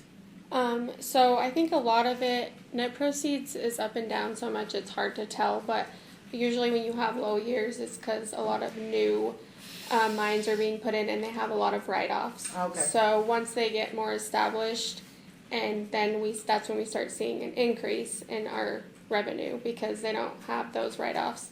So there has been a lot of new ones that have went in. So that could be the reason why it's so much lower this year and has been for the last two. That was gonna be my question, is what are you looking at for sustainability 10 years from now? Are you gonna be looking at the county to be continuing to pay these bills? We're already paying for a golf course, a rec center, what else are we paying for? We got a lot of money going out right now already, and what happens, someday net proceeds are not gonna be here. I grew up in a mining community that's gone. And so what happens when that money's gone? I'm not arguing, I think we need it. I just wanna know if you have any plans for sustainability down the line. If you're gonna promote all these events and stuff, all that money has to go back into this facility to start paying its own way. It's agree important. with you, and if you can actually promote events and keep that going, you're exactly right, it pays for itself in the long run. And that's the goal of it, is to go through and do that, and to bring events, because I did a quick math on this, I believe it seats around 1,000 people. If you can do an event and keep that money coming back in, and eventually bring those proceeds back towards you. And then those people are gonna stay in the community, they're gonna rent motel rooms, they're gonna eat at our restaurants. So that's it's kinda all works together as a whole to answer your question. Because basically, if the county's paying for the building, you have no expenses other than your utilities and your labor and all of that. You should be able to self-fund yourself with no problems if you promote the events. Well, they are. They're a volunteer board, Right. and so this is for the county. The county is pretty much promoting and supporting. When I say the county, myself and my staff are pretty much supporting everything that they're proposing to you today. So it is a county thing, and I want to tell you guys something that I heard recently. I thought was pretty interesting. Every business owner in town should be here supporting this, by the way, but. One of the owners of, I believe it was Newmont or one of them, said that he was spending $40 million in bus transportation. Why couldn't people just live in Battle Mountain? It would save him $40 million in transportation. And, why wouldn't people be here? And why is Elko and Winnemucca continuing to flourish? Well, if you look around and look at what they're doing different than what we're doing is, we got a little bit of the raccoon mentality where we got a hold of the gold and we aren't going to let go of it. So we're saving all of our money. Where they're investing it into their community, into these event centers and things like that then draw people in and keep people there. So having a lot of money in the bank and everything paid for is wonderful, and that's where this county sits because you guys are all super responsible. But then giving some of this back, I think, will pay tenfold back in the event that the mines do go out. Then there's still a reason for people to show up here in Battle Mountain and at 1,000 at a time. If the mines aren't here, we're in big trouble if we don't have something where we can bring 1,000 people at a time for our hotels, for our gas stations, for our restaurants. So I think that it is pretty pertinent to try to support our businesses by putting things like this in place. That's just my spiel. No, I'm not arguing. I think we should put it in. I'm just saying that we need a plan to make it more self-sustaining in the future. Because everything we're doing is like a gut on the finances, and down the line, we may not always have that money. That's why we're trying to diversify and Right. get other businesses here too. Right, Yes, and by it's even a prime, not to interrupt you, a prime example is, Ron can contest to this, but for Silver State, for the high school finals, that's a big deal. That draws kids from everywhere. Fallon and Winnemucca is fighting over SSIR right now. Yeah. And it's a big money maker, and that's why Fallon built that facility, and they're upgrading theirs so they can get SSIR back. And do you know off the top of your head what kind of revenue that brings in for SSIR? Yeah, it's close to $1 million, probably. Maybe a little bit more. So even if we can kind of start competing towards stuff like that, or even state for state wrestling, state rodeo, those kind of deals, state basketball, if we can start trying to get that in, that'll create your revenue to do exactly what you're talking about. Which I don't have a problem with that. One thing we have to understand is with something that has 1,000 people, we have no hotel, we do not have close to enough hotels to house that this many people. So yeah, we might fill up what we have, and I know some of them are under construction because they haven't really invested and they're trying to reinvest and, you know, get their hotels up to snuff. But that's one of the biggest issues of why, because there was other events that we've tried to host here in the past, we couldn't because we didn't have the hotels to support it. Yeah, people probably fan out to, you know, Winnemucca or Algoma, who wants to drive that far. So in the plans of all this, because it's not that I'm against this, so it's just that those things have to be kept in the forethought too, is to make sure that the hotels and motels that we do have, that they are reinvesting into, and that's what the Chamber of Commerce is very good for, is trying to get them, and convention and tourism obviously too, is to get those businesses to try to keep their businesses sustainable so they can actually rent out, because I think we have 2 hotels, motels right now that can't even rent up their second floors because they have to redo them. And so it's just, that's one of the big things is, but I also think with stuff like this, they'll be more than happy to probably invest that money into their hotels, because there's a chance that they might be selling out other than to the minors that come and stay 4 on 5 off type thing. So just with that being Well, and I know said. Fallon ran into that same, Yeah. I talked to Jesse, They have, you know, and they yeah. ran into the same problem. That was kind of the concern when they put that event center, but it is, you know, helping, those businesses are adding on now. They're building new hotels. They're, you They know, have 2 new ones coming in. yeah, they have 2 new ones coming now, and And so they put that's- the center in first. And the, you know, Yeah, they're yeah, like, which oh, I agree, oh, you know, that's the only way to yeah. get them to do that. Yeah. Yeah. But It's an incentive, you know. Yeah. I can tell you years and years ago, the national finals was going to Gillette, Wyoming. And Gillette, Wyoming was big in coal and gas, they were booming. So they built the Camplex, and it's a big, huge place. Well, then the gas and oils, all of that got shut down. The only thing that was keeping Gillette afloat was their Camplex. Not just for the rodeo, but every single weekend they got car shows, they've got RV deals there. There's a multitude of stuff that is being brought into Gillette to keep it going, enough to where the national finals has to fight 5 years in advance of what weekend they can get because they're so swamped. So the Camplex in Gillette saved that town. Yeah.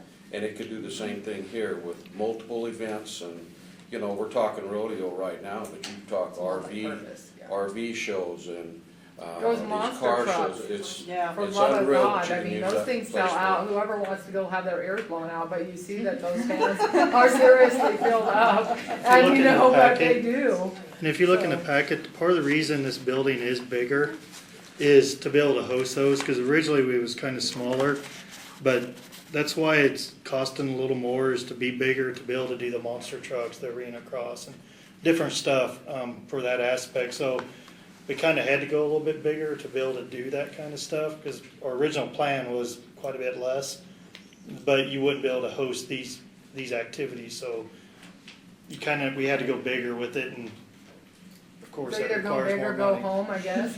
Well, So- in the same token, Bert hit the nail on the head earlier, is from 3 years ago, when we moved back, the price of a building has gone up, so the longer you keep putting it off, and you're seeing it with the new facility over here we're trying to get, the longer you keep waiting, if we, just say we waited 2 years and we did a retrofit of the current facility, because we do have that as well, and it's a substantial amount as well.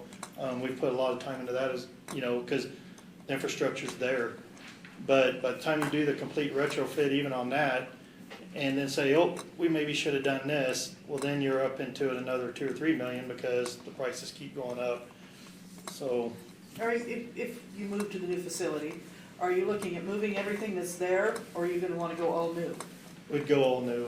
The only thing that would go from there would be the stuff that's currently new that the county purchased 2 years ago.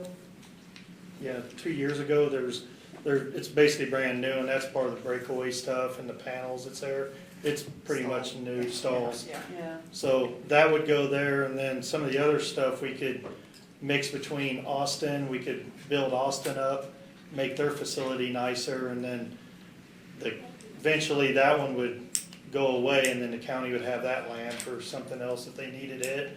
But then we could build up Austin as well with some of what's salvageable out of this facility here. Is there bucket shoots? There is. Yes. Sorry, Miranda. Mike, real quick, where'd you get the $10 million assessment? Is that an estimate? Aaron's been working on that. Basically, we're trying, honestly, I don't know enough about that part. He's not here to contest for that. I gave him basically the footages and all that kind of stuff, and I kind of have the cost on some of this. He has a formula that he uses based off of the projects he's working on for the fire facility and all that he kind of uses. And kind of what made that hard, Mike, was you think you can do it cheaper, but then you start looking at the cost of buying a building, then you pay somebody to come in and put it up, and then There is a budget breakdown in there. There's in an your- estimate in your And the other thing that I don't know if you guys have pointed out, but there's a substantial amount of ground over there. So then we aren't landlocked for parking, and it's also right off of the on-ramp. It's just this side of the water tower out here the colony uses for their water. So it's just this side of it, and the county has that all the way, and it connects to our sports complex over there with all of our baseball fields, soccer field. So it would kind of tie all of that together and be easy access right off the freeway. Good job. Laura, did you have something to say? I did. I just wanted to say, in kind of along with what Bert said, you got to start somewhere. We have this money, but you got to spend money to make money. And these event centers in the communities that I've gone to, they bring in so many different events. The one in Winnemucca, the monster trucks, we went to it last year. We didn't go this year, but it was so packed you could hardly get a place to sit. That brings in a ton of money. That's just one event. They also had the high school graduation there, and that was packed, because I went there for my grandson's graduation last year. But there is so many events, and it brings in revenue that it would be, something that if the mines and the net proceeds go down, it's something that this town can build on. It's something that is so needed, and I just don't see how you could lose by approving something like this, because there's so many things. And about the motels, you gotta build the center first, then the motels, then people will come in and they'll build the motels, or they'll add on and they'll expand. But they're not gonna do it thinking you might do this later. They want this first, and then the motels will come in order to accommodate, the bigger audience that comes in for these type of things. But there is just so many different events that these things can have. And that location is ideal. It's visible from the freeway, it's easy access. It's, again, the sports complex is already there. It's complementary to all of that. It's just an ideal setup. And I think it would be really to the county's advantage to go forward with something like this. Well, with that being said, honestly, unless anybody has anything else to say, I'll make the motion that we go forward with the $10 million for the event center. I'll second. We never disagreed, we just wanted to know if there was a plan. Okay, the motion's been made and seconded. And we put together we've worked hard on this, put together a pretty long plan and trying to just look towards the future, and thank you guys, gals, for. Thank you. It passed. Thank you, guys. Thank you.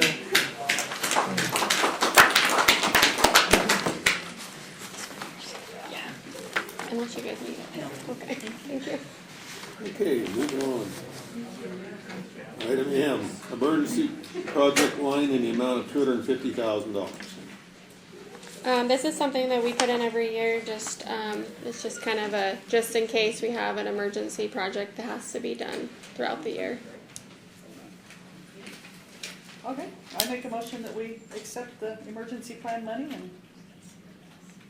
I'll second. Okay, all in favor? Aye. Aye. Okay, moving on to 1-6, buildings and equipment, discussion possible action regarding buildings and equipment, fixed asset fund 029. Okay, A, safety equipment in the amount of $255,000. Again, this is just something we put in as a safety net. We have utilized this. This has been beneficial here recently with us taking on EMS. We've been able to purchase some different equipment and things out of here.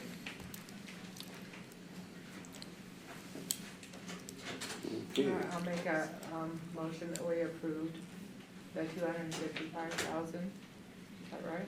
Yeah. Okay. Okay. I'll second. Okay, we have a motion and a second. All in favor? Aye. Aye. Okay, B, industrial park rollover in the amount of $7,500,000.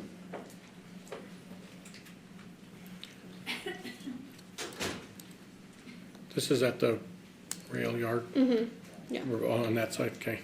And this is all to help cover putting in the siding and all that? Or the spur, the rail spur? The industrial park project. Yeah. I motion to approve the industrial park rollover in the amount of $7,500,000. Second. Okay, we have a motion and a second. All in favor? Aye. Aye. Okay, C, Austin Community Center, fully grant funded rollover in the amount of $638,000. And this is for the grant we got for the Austin Community Medical Clinic. Right. We have to budget for it to spend it, and then we'll get the reimbursement from the grant. Motion to approve the Austin Community Center fully grant funded rollover in the amount of $638,000. I'll second. Okay, I have a motion and a second. All in favor? Aye. Okay, move down to D, Austin Medical Center, fully grant funded rollover in the amount of $800,000. Motion to approve the Austin Medical Center fully grant funded a rollover in the amount of $800,000. Second. Okay, we have a motion and a second. All in favor? Aye. Aye. E, Building Department, Polaris side by side with an enclosed cab in the amount of $25,000. This is something our building department is asking for to help with snow removal around town. If you guys have questions, I'm sure Colt would. I don't know where he went, but he would come up here and talk about it. We have trucks and plows. I mean, what would be the advantage of a side-by-side? So I think is what the building department's been doing is they've been assisting our road and bridge, and they're plowing the sidewalks going up and down the side of Main Street and Front Street, as along with the parking lot as well here. So I think that's what he wanted the side by side for. I can kind of Open help. up. Oh, thank you. It works absolutely right. They currently have a little four-wheeler that they've been using, and I think the plan is that they're gonna take the four-wheeler and station it over here, probably at the ball fields inside the building there. And then the side-by-side will be here to hit all this area here, and then they can hit the sidewalks. Since we're getting lots of sidewalks, they can do all the sidewalks with the little four-wheeler. And I think That's- some of the parking lots too, Yes, and the yeah. other county buildings around town. Yeah, these little machines actually get on these sidewalks really good, so, Yeah, they're pretty handy. yeah. How about those crooked ones downtown? They work. They're gonna have to pretend like they're doing NASCAR and warming their tires. I motion that we approve the building department's request for a Polaris side-by-side with an enclosed cab in the amount of $25,000. Okay, I have a motion and a second. All in favor? Aye. Aye. Okay. F, Lander County Sheriff Department building roof replacement and HVAC. This is just a rollover. I don't know if they've started the project or not, but they asked for it to be rolled over. Robert Quick for the Sheriff's Office. This is something we've had for the last several years. Years ago, our roof was leaking, and so we did budget for this, but we had patched the roof since, and so far it's holding. When we had someone look at that roof, the roof is so old, they will not, it's unlikely that we will find somebody else to patch it again. And so they will only do a roof replacement. We haven't had to do it because the patch is holding, but we want to keep the money in the budget in the event it starts leaking and we can't get somebody in. Otherwise, we're gonna have to come and find $600,000 or more to replace the roof during a budget year. So old? What is the building, 15 years old? It's 23. It's been that long? Wow. 23 years. Yeah. And it has a metal roof, so that's about It's a membrane. a membrane. So are you going back with another membrane, or are you gonna go with a metal roof? No, it would be the same membrane style. At least that's what was budgeted originally. And I'm probably at the current cost, because we haven't had it re-estimated, that may not even cover it at this point.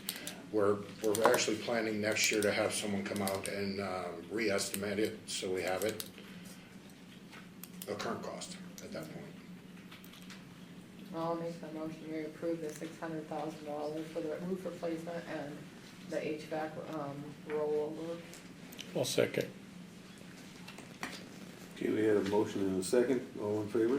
Aye. Aye. Okay, go to G, Lander County Sheriff's Department, 2 fully equipped patrol vehicles in the amount of $145,000. One of these is to replace the one that was wrecked, so we should be getting insurance money to help offset some of that cost. No And questions? you need another one. Well, mine that was budgeted for this year has been repurposed for the one that was destroyed in a wreck, so. That was a K-9 vehicle. Okay, So we do have, in our budget, we do have our vehicle replacement plan that's laid out in that budget that shows you the vehicles that we intend to replace every year. A motion to approve Lander County Sheriff's request for 2 fully equipped patrol vehicles in the amount of $145,000. I'll second. yeah, motion and a second, all in favor? Aye. Aye. And we're going down to H, Austin Road and Bridge, a new pickup in the amount of $70,000.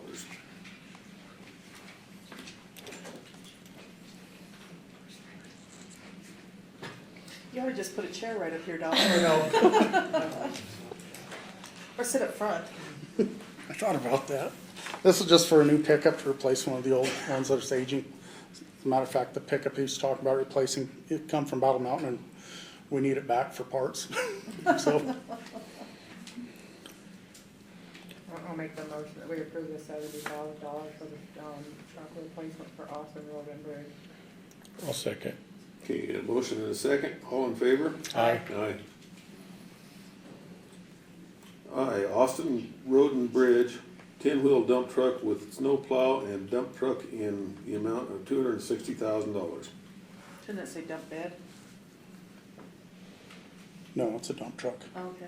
But you slide the sanders Yeah. into these, and then you can attach the snow plow to the front. Again, this is to replace an old international dump truck that's basically obsolete, hard to get parts for anymore, so. Motion Does to. it have a sander on it? Yes, this is a plow dump truck. Yeah, that should be complete. Motion to approve the Austin Road and Bridge request for a 10-wheel dump truck and a snow plow dump truck in the amount of $260,000. I'll second. Yeah, a motion and a second, all in favor? Aye. Aye. J, Austin Road and Bridge, box scraper in the amount of $5,500. This is for your tractor? This could be for a bigger one that pulls behind a blade. Oh, okay. For roads, actual roads. We was looking at these, and Rick threw this in the budget for. Yeah, he said he was gonna Oh, use it yeah, around it's for the dumps and tractor, stuff. yep. Yeah. Yeah, but we have looked at some bigger ones too. So, yes, you're right, it is for the tractor. Motion to approve the Austin Road and Bridge request for a 10-foot hydraulic drag scraper in the amount of $7,500. 5,500. What? 5,500. You got one ahead of us. Oh, 5,500, sorry. I'll second. Okay, had a motion and a second, all in favor? Aye. Aye. He didn't. Okay, K, Austin Road and Bridge, 10-foot hydraulic drag scraper in the amount of $7,500. Okay, this is the one I was talking about, sorry. Yeah, the one that goes behind the blade. Yep, this one should be able to go down the roads and try that out after we gravel the roads and stuff. Okay, I'll make the motion for the $7,500 for the, Austin this Road truck, Bridge. for the Austin Road and Bridge. I'll Second. Okay, you got a motion and seconded, all in favor? Aye. Aye. Austin Road and Bridge water truck trailer, 7,000 gallons, in the amount of $140,000. This is for a new water tanker down there. The old one is, gosh, I couldn't tell you how old it is. 1973. Yeah, it's 1973. Thank you. It's been around. It saw its life. Yeah. So Does it leak like the one we had here in town? not quite as bad yet. You didn't need sprayers for that one. They patched it a couple times. I motion to approve the Austin Road and Bridge request for a water tanker trailer, 7,000 gallons, in the amount of $140,000. I'll second. Okay, got a motion and a second. All in favor? Aye. Aye. M, Austin Road and Bridge, new hydraulic press and inventory in the amount of $25,000. This is for a new hose machine and all the fittings and hoses for down there. They're a remote area. If they need a new hose, they either got to go to Fallon or Bottom Out to get it. This way they can build their own hoses down there. Yeah, they can be down 2 to 3 days Yep. without it. I'll make the motion for the 25,000 for the Austin Road and Bridge. Second. Okay, got a motion and a second. All in favor? Aye. Aye. And Battle Mountain Road and Bridge bucket truck rollover in the amount of $220,000. This is one last year. It's for the new bucket truck. It has been ordered. I've called them and they said, the expected delivery date of November, so. It was ordered last July, so. that tells November you 2025, is that what they're saying? No comment, Dave. Hopefully not. I'll make a motion to approve the rollover for the $220,000 for Austin Road and Bridge. I'll second. Got a motion and a second. All in favor? Aye. Aye. Okay, BM Road and Bridge, a new John Deere loader, 644G, in the amount of $300,000. Okay, we have an old Kawasaki loader that the transmission went out of, and nobody makes the transmission for it, so we've just even looked for getting it rebuilt, and people say, we'll rebuild it if you can find parts. Well, can't find parts yet, so. So here we are, and this is the price I got from John Deere for a new loader. Motion to approve the Battle Mountain Road and Bridge request for a new John Deere loader, 644G, in the amount of $300,000. Second. Okay, got a motion and a second. All in favor? Aye. Awesome. Thank you. Town of Austin boundary line rollover and reduced in the amount of $1 million. So this was budgeted for the current year at $3 million, but we're reducing it down to $1 million. What is this? But it's where they're trying to get the lot lines straightened out. Oh, okay. All right, I'll make a motion for the Austin boundary line for the 1 million. I'll second. Okay, got a motion and a second. All in favor? Aye. We're getting close, guys. We're getting really close. After all these years, we're getting close. 1-7, buildings and equipment. Discussion for possible action regarding buildings and equipment repair and maintenance fund 029. A, boiler equipment preventive maintenance program in the amount of $8,000. Yeah, this is just a firm that we found for part of our preventative maintenance program to help us with our boilers we can maintain them for this building. So that was the cost of that regular program where they come in and do sampling and make sure that our water quality's good, and part of the predictable program as well. Motion to approve the boiler equipment preventive maintenance program in the amount of $8,000. Second. You got a motion and a second. All in favor? Aye. Aye. Boiler green pot replacement strainer tank in the amount of $7,000. This come from our first meeting when we had the gentleman come in and go through our systems, and he predicted that this pot would be failing because of the acidic response to some of the water quality that we were maintaining, which we then changed. But we need to change this out because it'll catch us off, and the boilers will be down, we'll be cold, so not a good thing. And it'll happen when it's the coldest day of the year too, usually. So it's all part of that predictable maintenance. Motion to approve the boiler green pot replacement strainer tank in the amount of $7,000. Second. Okay, we've got a motion and a second. All in favor? Aye. Aye. C, 2 HVAC replacement Civic Center in the amount of $38,197. Again, this is part of that predictable maintenance. This is actually part of a capital project that we're over 5 years. These were already kind of listed down that we would change so many a year, so these are just added. And these are the last two, by the way, on that Civic Center, and they'll all be new. Motion to replace 2 HVAC units on the Civic Center in the amount of $38,197. Second. Okay, we've got a motion and a second. All in favor? Aye. Item D, 1 HVAC replacement learning center in the amount of $25,000. Okay, this particular HVAC was caught in one of our audits that we did with Hilltop Refrigeration.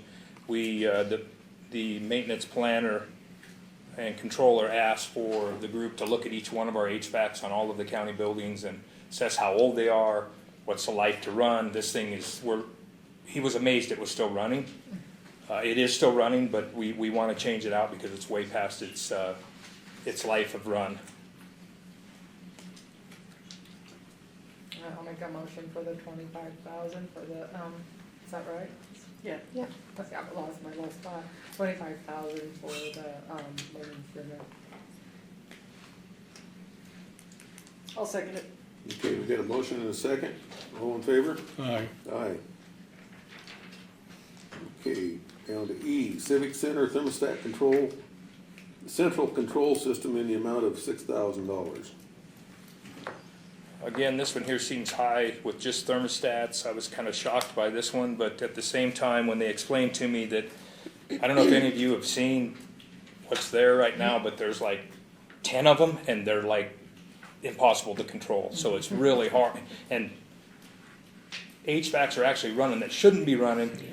With this new 6,000 invested, it should control all our new HVACs, where it's going to make the building a lot nicer and help with the preventable side of failure on the machine. So definitely worth getting the new control system, and it will just control all of them, and they'll all be in sync together.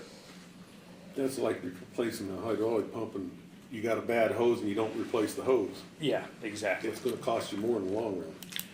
All right. Motion to approve the Civic Center thermostat central control system in the amount of $6,000.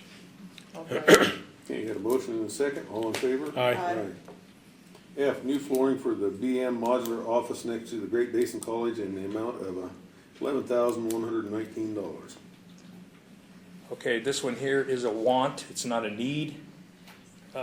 I say that in the fact that there's not a lot wrong with the flooring, but we've gotten complaints that the modular office kind of smells. I mean, I went over there a couple times, and it does. It's got like a stale smell to it because it sits a lot. The idea here was to put a laminate floor in. The maintenance controller planner thought if he could put a different floor in, get that old carpet out, pull everything out, and we could start over. So we threw it on the budget. Do we use the building? Yes, it's like, I believe it's a college modular home that they do college training in. It's part of the college system over there. I might have that wrong, but Glenn can No, tell I you. think you're absolutely correct. I They think that- utilize it for the classrooms for DVC. So in that, are we sure that there's not a leak somewhere? And, well, we know it if we bring the floor up too. If there is a leak, we'll know. Yeah, it's the building's well maintained. Other than that weird smell, we just can't. We actually even cleaned the ducts, tried all kinds of stuff, and it's just got that. And the carpet's really old. It's been in there since probably day one, I imagine. Motion to approve the new flooring at the Battle Mountain Modular office next to GBC in the amount of $11,119. Second. You got a motion and a second. All in favor? Aye. Aye. Insulation ambulance barn attic in the amount of $9,000. Okay, this is definitely a maintenance needed in the ambulance barn attic area, just to help out with the insulation there and I Is don't this know. Austin or? This is Austin, Oh, yes. okay. Sorry. Sorry about that. Motion to approve the insulation at the ambulance barn in Austin attic for the amount of $9,000. So, second. You got a motion and a second, all in favor? Aye. Aye. H, gas line replacement, Austin Courthouse in the amount of $13,000. Yeah, this is part of our preventable maintenance program. We replaced part of this line this last year that caught us off guard, and we lost the gas to the building.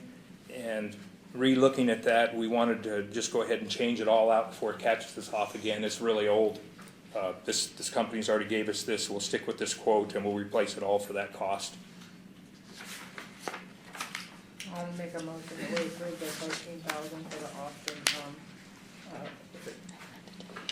yeah, for the, gas line replacement for the Austin courthouse. Second it. Okay, we got a motion and a second, all in favor? Aye. Aye. So passed.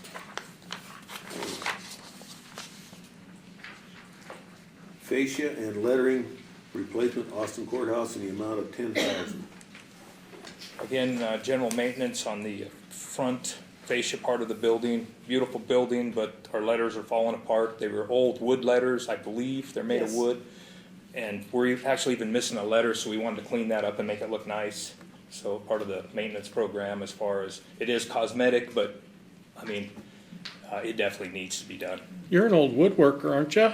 Yeah, I looked at that. And I Carved told one. Glenn that would be beyond our pay grade. We might mess that one up. I was surprised at what they had to do, but yeah, these are going to be actually, they'll look wood, but they'll be metal, I believe. Metal, yeah. Yeah, but they'll look like they're wood, so they should last a long time.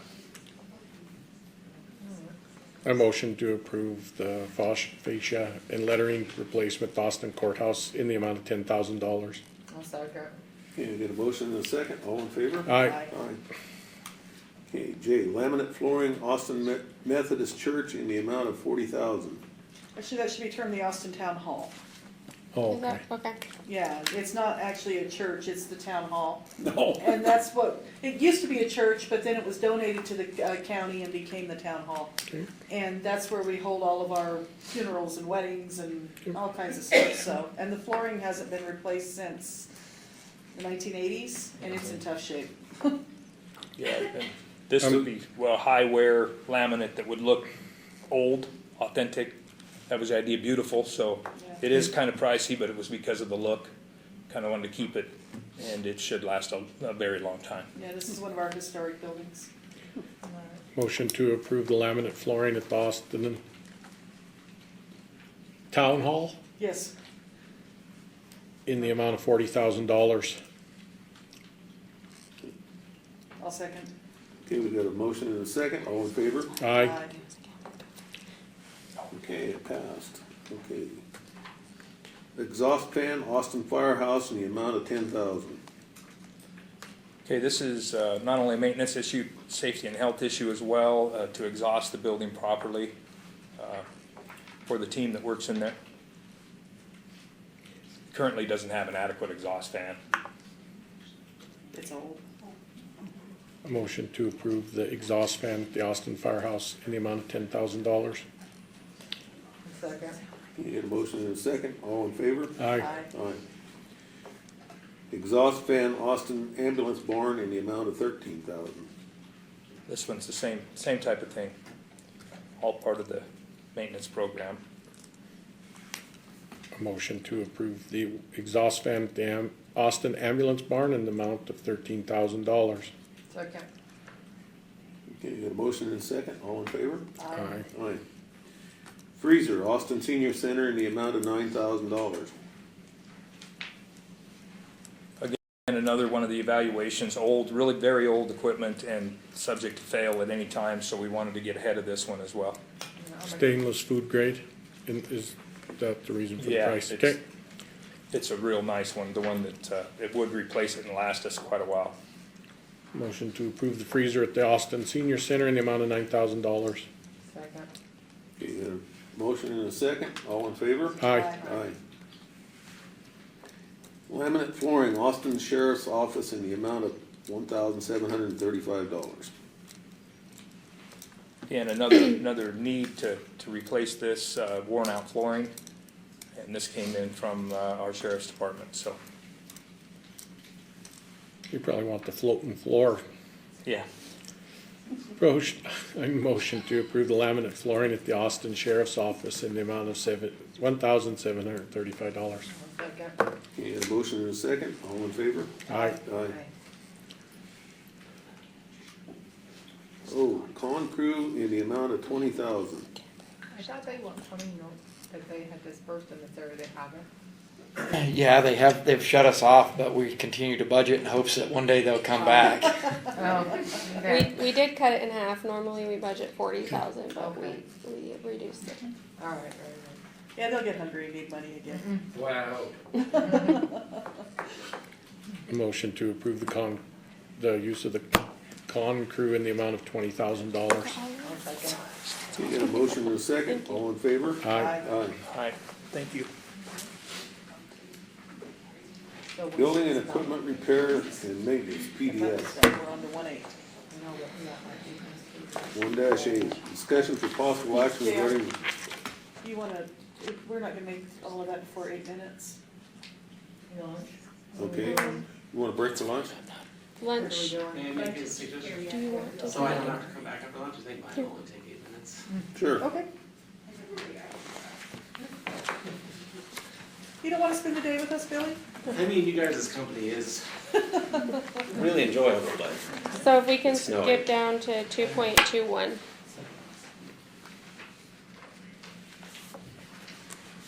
Be page 9 there. 9. this is the one, did you get them updated? Yes, Yeah. I did. Which one is it?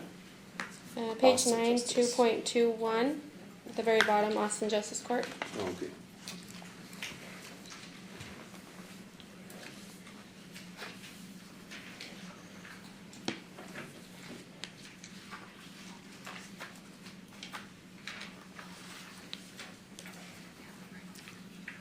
Uh-oh, you're about out of time.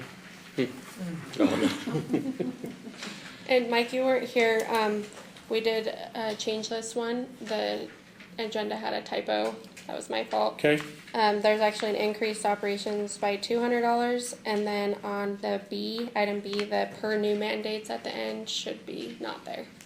okay, it's just the 3% cost of living? Yeah. Okay. Is the 3% within line with, It's what you guys, I hadn't been asking for it the whole time, and it's kind of what you had been granting, so last year you actually caught me at 15%, and okay. I didn't know I should have been asking for the 3% the whole time. Okay. so- Yeah. Hold But we on, brought JR. you up to Hold- the market hold on. value. Hold Okay, on. of your, Jer, JR, can you please read the item in? oh, And it's 2-1? 2.21, 2.21. Oh, 2.21. page 9 of your agenda, towards the very bottom of the page.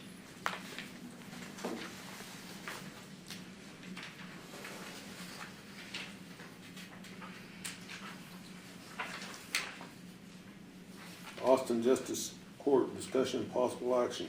A, there is a decrease in operation by $4,000. no, There's a increased operations by $200. We amended it to be increased. Oh, 2-20. No, 2.21, but we had to amend this item. Oh.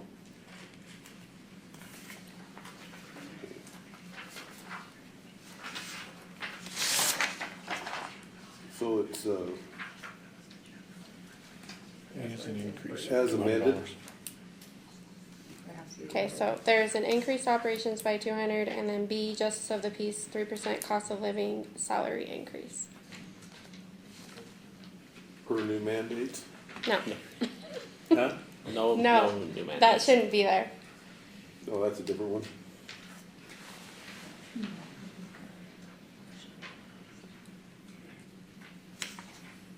I'm not sure where we're at. that's what's We're ready. confusing. It's, It's written. Oh, okay.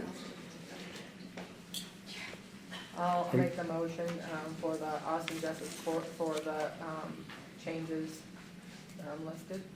I'll second. Okay, you got a motion and a second, all in favor? Aye. Aye. We should have waited to vote till And we after only took lunch. 4 minutes, Billy. Yeah. Okay, you guys wanna stop for lunch?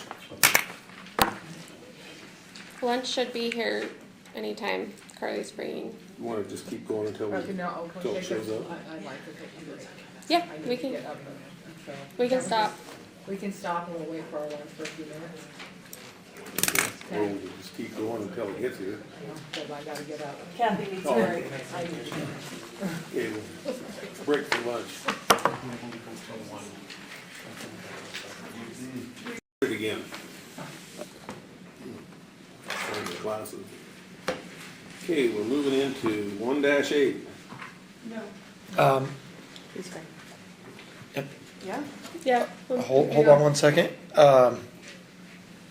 Commissioner Chop had to run back out and work in, is 1-8, is that you? I don't know. No, that's Okay. airport. So Commissioner Chop asked, and Commissioner Sparks had asked if we could get back here and maybe Lakin can expand on exactly what they were hoping to get. Are you talking about? Okay. So the Austin Chamber, they were wanting to see a profit and loss similar to what the Battle Mountain Chamber provides for last year. Can we open that? Can we reopen that item? Yeah. Which item is that? So it is 1.4, and it would be under the Austin Town grant request. So page 3 of your agenda, JR.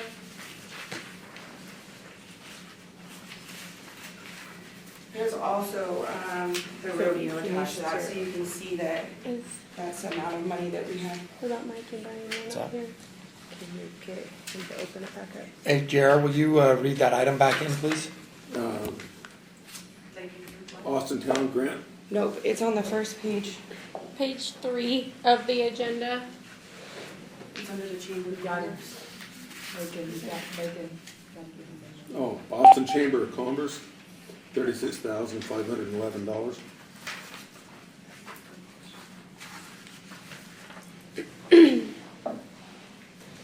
And this is under discussion and possible action regarding submitted grant requests for, it would be the Austin Chamber of Commerce. So I believe is what Commissioner Chop and Sparks were looking for were the same thing we request from the Battle Mountain Chamber, which is the profit loss and anything else that's requested, I guess, of the Battle Mountain Chamber. So It wasn't even requested of that on the grant. So I don't understand where the profit and loss comes from, but it's very clear. We're at a loss of $17,000 a year, so with a rodeo on there that cost us $15,000.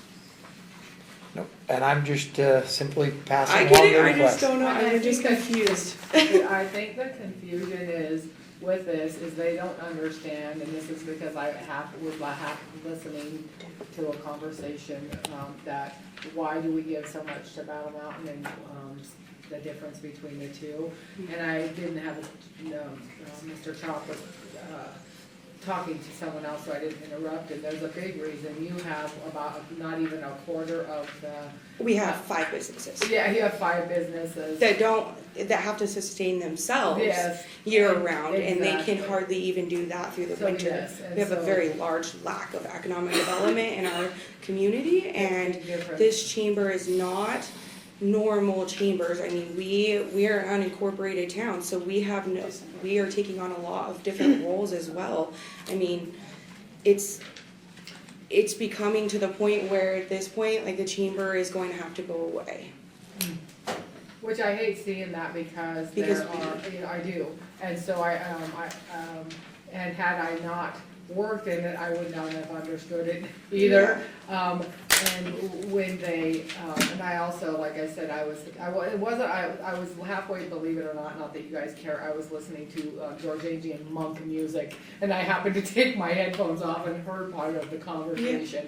And he was saying, well, you're never open. But that's not that you're never open, you're not. If you're not there, that means that you're out somewhere trying to do something. And so you don't have to explain yourself to me because I know that, and I have worked around you. that you work hard at what you're trying to do. Yeah. And that so- was for the restaurants. And so. He doesn't like that the and so restaurants aren't I open, so. I can see why they, if they've never been or around, why they don't understand the difference. And if they do happen to drive through town and you're not there, that doesn't mean you're not open, that means that you, and this chamber has to do the same thing. They have to shut their door and literally walk into business and talk to the business owners in order to keep them, your poor little 5 businesses that you have, to keep them, they want you to tell, like the fees that they charge here, for an example, the businesses want you to tell them why they should stay with you for that little amount of money they pay a year. And what they don't understand is you're trying to bring economic development to them. As little as it is, it's like when people are going through Austin, you want them to stop in those little places and have their pictures taken or have their whatever. Right. And so it's a constant fight just to keep your head above water. And there, I make minimal understand that. money, and I'm allotted 20 hours a week, and I work right around 60. And so if you do that job, that was the other thing, it's the same with the Battle Mountain. If you do that job, you're doing that not because because you like the pay. You're doing it because you love the job and you're trying to help the community, because that most of the people that do sit in that job, with quite honesty, are far underpaid for the education that they have. Right. And I write grants. I and write yes, a lot of different And so, things. I want to, make sure that you know that you are appreciated. Well, thank and you. that people, unless they sit in that seat, I would have never known, and I probably would have been doing the same I have lots of beautiful gray hair for it. That you have to do that, the Chamber of Commerce jobs and the Historical Society jobs, especially in the small, because you love your community and you're trying to keep what little things you have going for that community. And so. And I also sit on the planning commission, Yeah. and that's asked for by our community, because there's no other representation for that, our commissioner can only be so much as well. No, and I It takes understand, and a- you it came takes- down here for meetings as well, and so I know that. And I know that you work tirelessly with Paula to write different grants and things like that, because I've been there when you've done that. So I think that it's just, I wish that Mr. Chop could be here and Brian could be here so they could understand that there just is, that's the charge, they can say, well, why even bother? Well, the bother is at least those 5, and then there's hopefully that's how you get more things to hopefully come to your area, and you have more, little things. And we have a lot more issues in Austin than just starting businesses, We don't have buildings to put them in that are up to code, and they have to bring them up to code. You have $200,000 just to put on a roof because it's not brought up to code. I mean, it's not just starting businesses and making the chamber go round. There's so much more to this. Oh, no, and I understand that, because, I had somebody tell me that when you don't have places, well, for one, if you don't have an economy, just like we were saying, if everything dries up here, how are we gonna pay for these things? Well, if you don't have the economy to support new housing and all that stuff, the tax money you have doesn't go out to pay for things, so that's where the Historical Society and the Chamber of Commerce and stuff like that kind of fill those little voids of an area that, like us, that are lucky to have, a bigger area. And we think we're small, for pity's sake. And the tax base, you don't have the tax base to support the hardly any programs, so I do understand that. And I just think that it's hard if you don't, and why do you take so much money? But, you dry up that resource, and it's a bigger resource. And I would have cut you off on the knees before I worked there, I would have. But without that resource,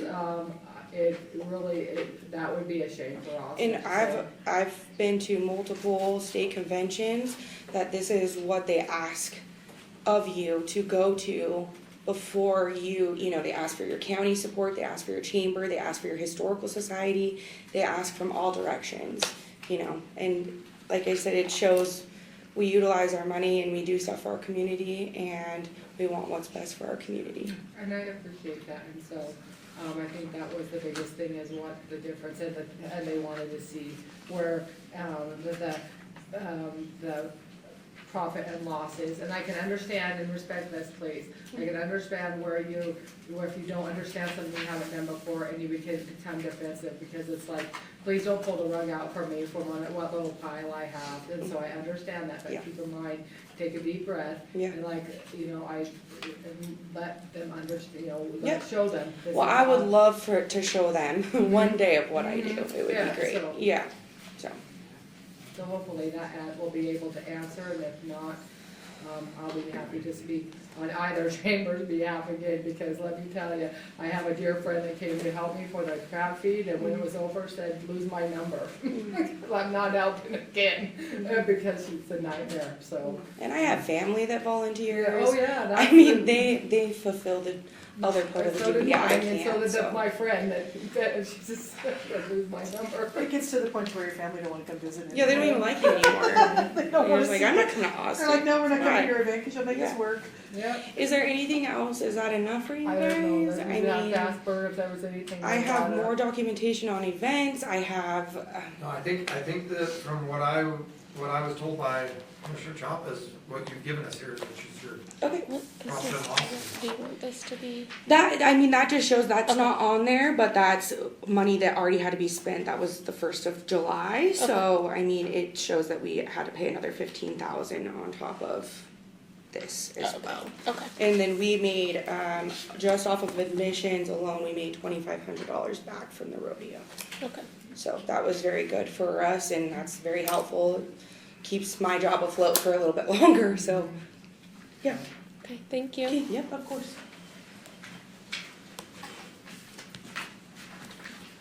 So that's it for that one. We'll let it stand as it goes.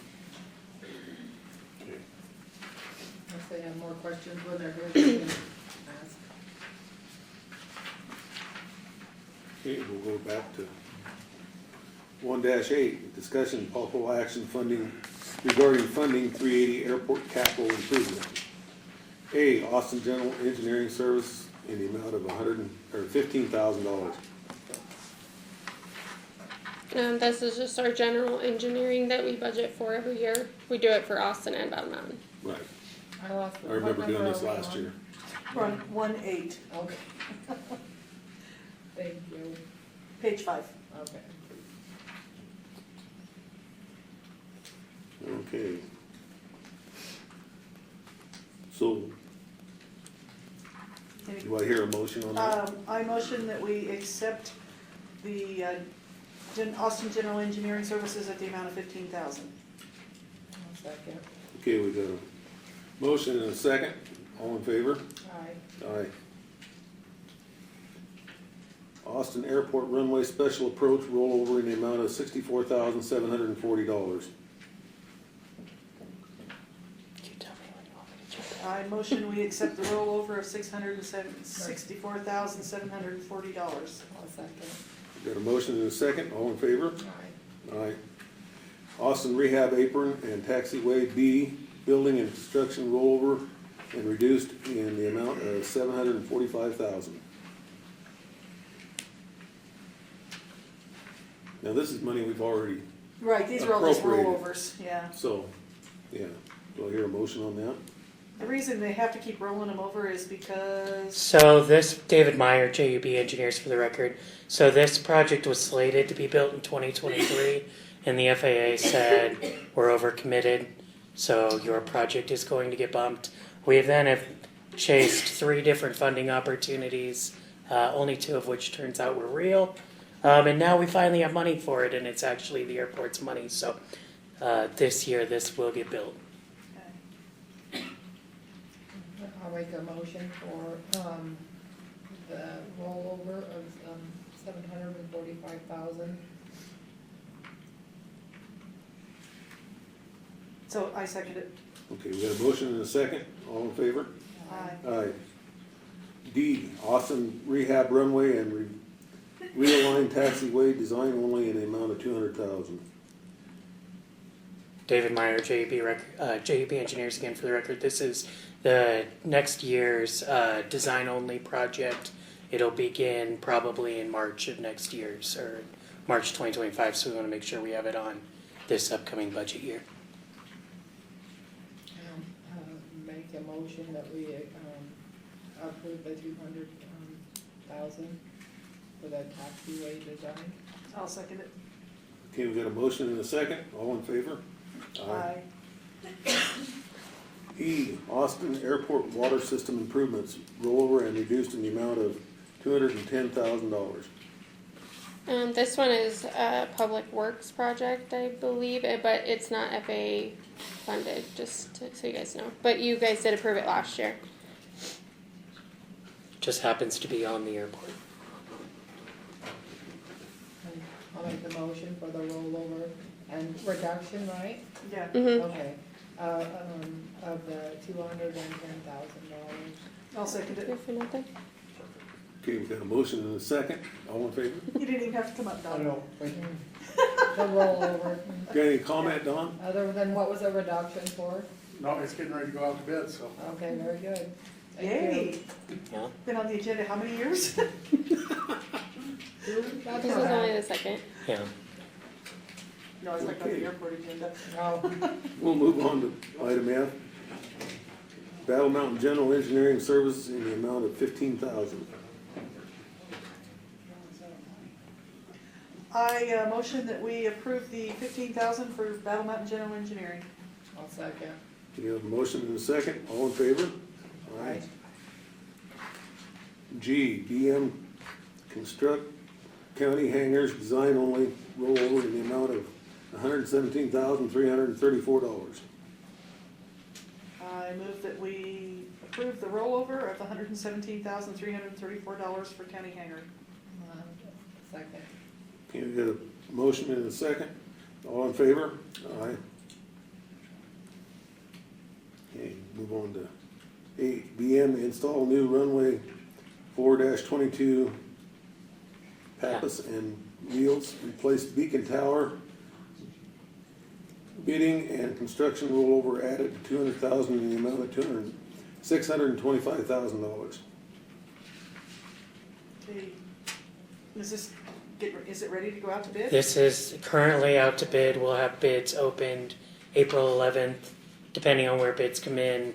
Well, either way, we'll present to the commission what those bids are.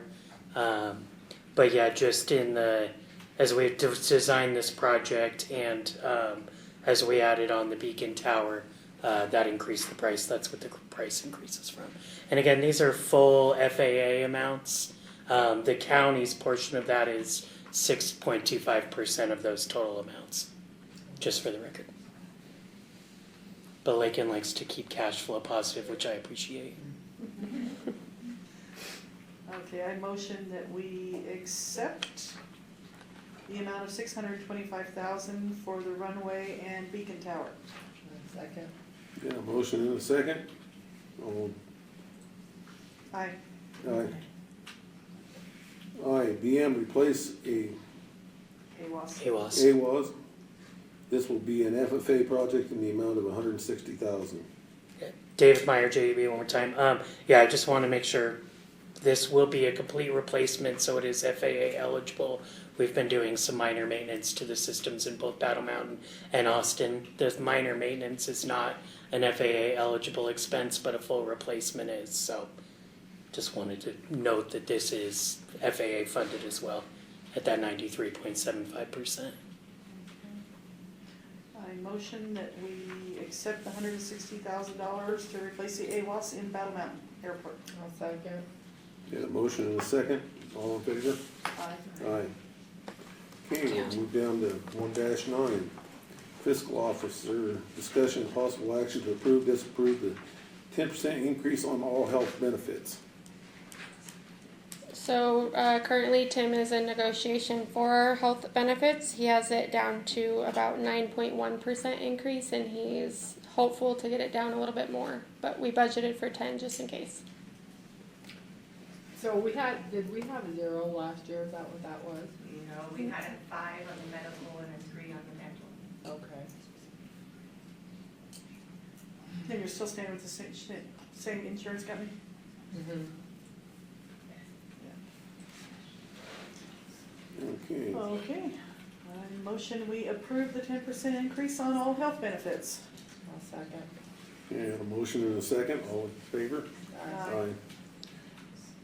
2, department information and requests. 2.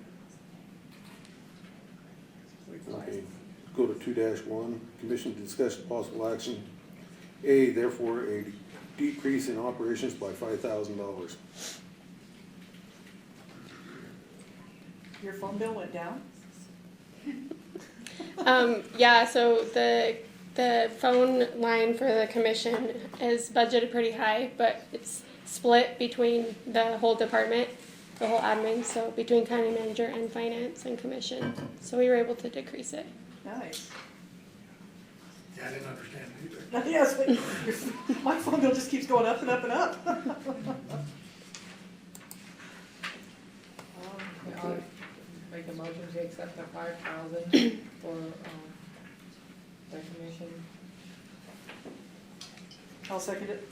Okay, got a motion and a second, all in favor? Aye. Aye.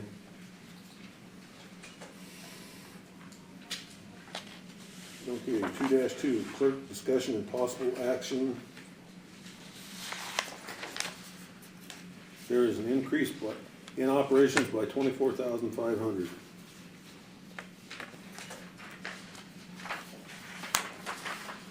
Good afternoon, Commissioners. Molly Gonzalez, Lander County Clerk. My increase is due to some of our vendors with elections have started charging more. They've gone up some. Ballot production has costed more. We have a new VR system that we have coming, and until I know that that's running well, I'm going to be doing dual entering into both systems, making sure that that's all good.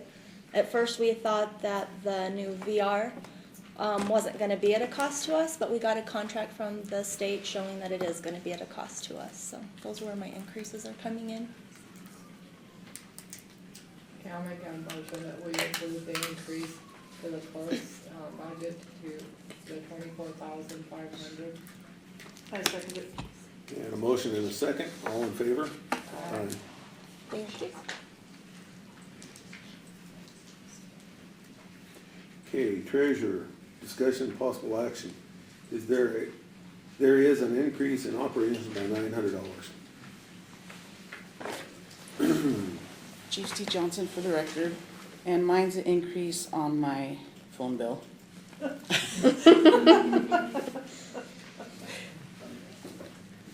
Who are you calling? Everyone? Trying to get those property taxes paid. $900 be to the treasurer's budget. I second it. Got a motion and a second, all in favor? Aye. Thank you. County manager, discussion and possible action. There is a decrease in operations by $2,150.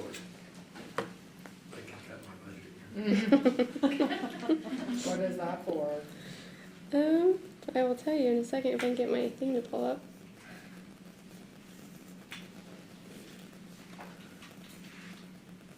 The phone bill again? Yep. You guys need to work your offices better to make these phone bills match. Quit calling international, jeez.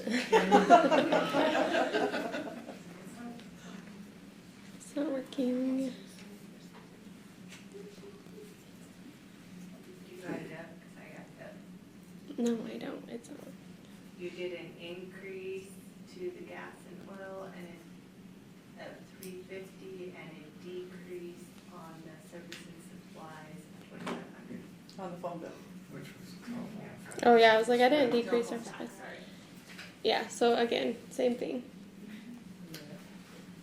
I'll make a motion to approve the county manager's budget for the decrease of the 2,150. I'll second it. Okay, motion and a second, all in favor? Aye.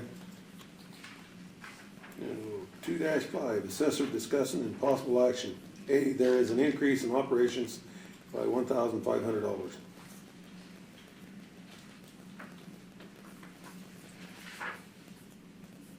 They're not here.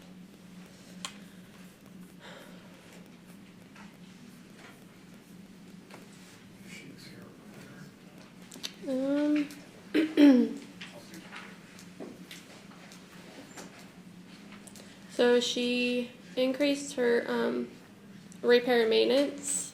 She needs to replace some tires on one of their assessor vehicles this year.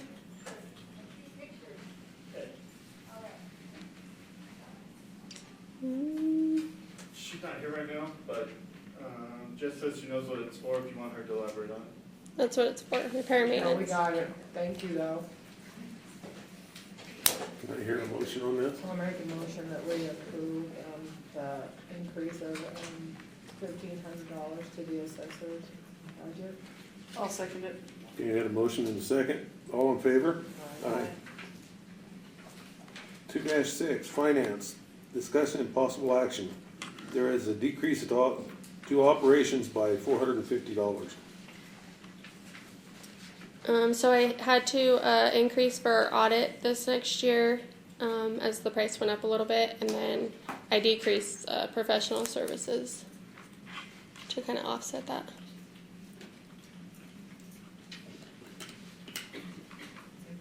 Okay, I make the motion that we approve the, we're going back to your finance, decrease the finance budget with a decrease of $450. Second. Okay, we got a motion and a second. All in favor? Aye. Aye. Okay, 2-7, building and planning, discussion and possible action. A, there is an increase to operations by $5,000. Okay, this increase was for the planning budget section under plan review.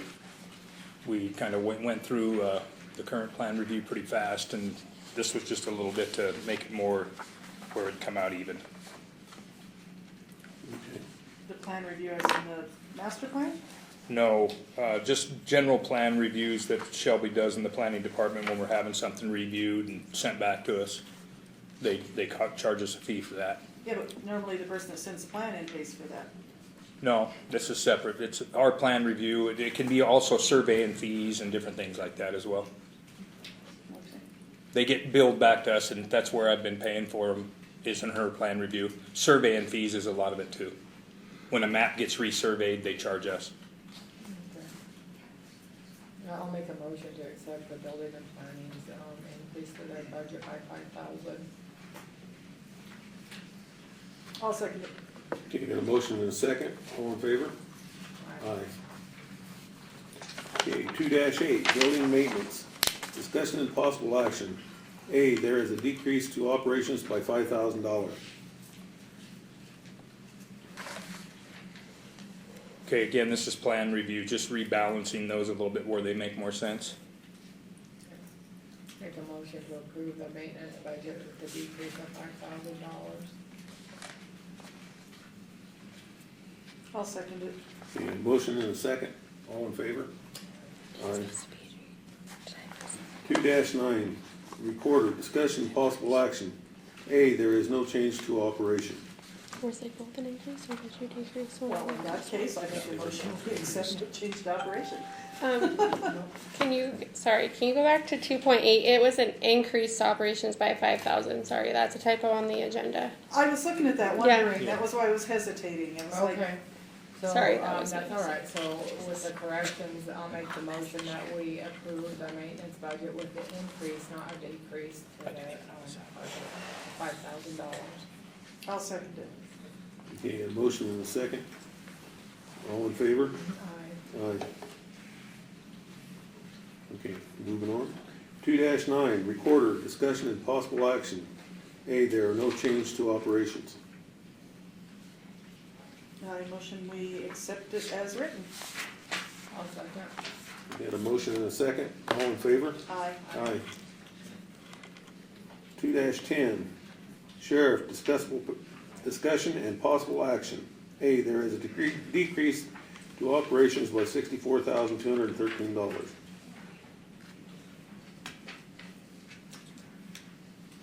Do you want to read in the capital outlay request or do the operation first and then read in the? You want me to continue on? Well, I would do your operations first, then That's do your true. capital outlay. Okay. decrease? Did we lose a deputy or something? They're just wanting to know what the decrease for the year. Yeah, what is the decrease? Most of Robert Quick for the sheriff's office, most of the decrease came from the LEPSI line, where we originally budgeted for the LEPSI grant monies for, and however Lincoln takes those out of a different area now, so that you can track them better. So that's not needed in there. Okay. All right, I motion we accept the Lander County one with a decrease of $64,000 $213. and $213. I'll second. There's a motion and a second. All in favor? That's my little spot.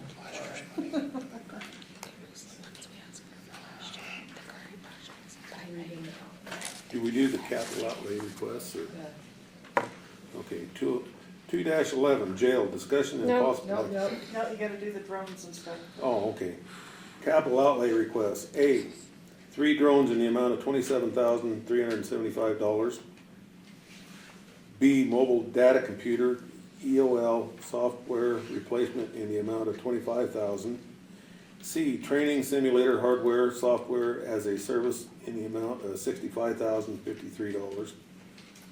D, replacement of PTZ external cameras in the amount of $29,500. C, network security key box in the amount of $15,000. F, server replacement rollover in the amount of $15,000. So, Robert Quick for the sheriff's office. So the 3 drones are a continuation of our drone program.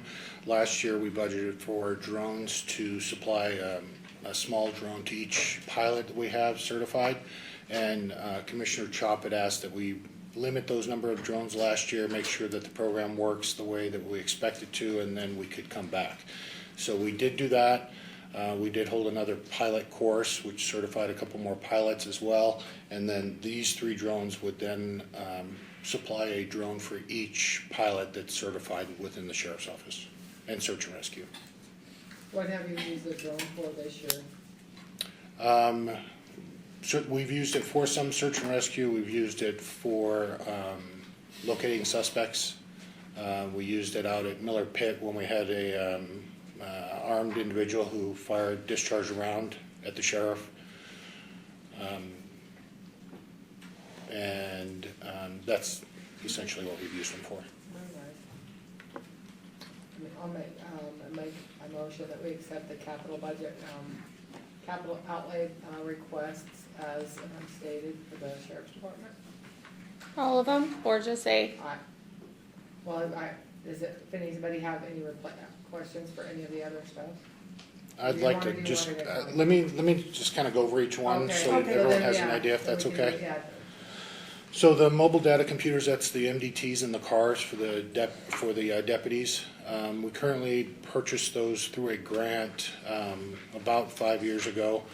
And the software, the operating software that's on those is Windows 10, and we cannot upgrade those. And so based on the FBI's requirements for security, I have to replace them. There is an option with the operating system to do an extended service agreement with them for security updates. So my plan is to replace 5 a year for 3 years so that I can stagger all of those. With the training simulator, this is the current firearm simulator that we're using, that we've had for quite a few years, that you've graciously funded for the sheriff's office. It is beyond end of life. They will no longer support the system because it's so old. They, like many other companies, have gone software as a service, and they supply it as a service instead of buying outright. So this is the cost over a 3-year period each year. For the replacement PTZ, that's a pan tilt zoom camera, that's security on the outside of the building. Those current cameras have been in place for 24 years. I can't get parts anymore. So my only option is to replace the ones I have. This will be done, or can be done, by the current company that supplies and services our current cameras within the building, so it maintains the autonomous of the system. The network security box is a networked key box, and you'll see another one of these in the jail side. It actually will track and be able to issue keys out electronically to an employee where currently it's a very manual method. Mistakes happen, we lose keys, we have to rekey things, things like that. This involves a very detailed tracking of who has a key and when, and allows keys to be available 24/7. And then the replacement server is our continued replacement of servers that I have on a scheduled basis in my data room. I've got actually 5 that are end of life with software. I'm going to try and replace 1 a year if possible. May have to do more than that, but I'm gonna get extended service agreements with them through Microsoft to update the software, keep the software updated and compliant. But I haven't purchased one this year, so this is the rollover for that. And just to be clear, the money or the funds here, although have not been approved, we have submitted for a grant for these funds as well, although they have not been approved yet. And I did want to point out the projects for the sheriff's office that you approved for the current year that we're in right now. We did submit those for a grant, and we were awarded the appropriation for that. We just got word that we got it, so it was about $563,000 total. Wow. So we will be reimbursed for the majority of the sheriff's office projects. Nice.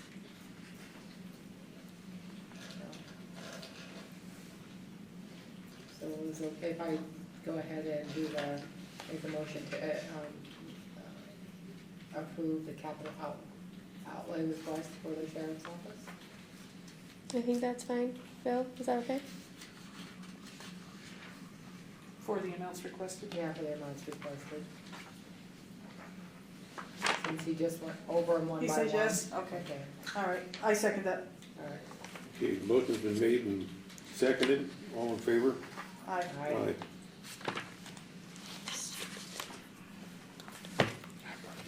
Okay, we'll go down to 2-11, jail, discussion and possible action. A, there is an increase to operations by $66,800.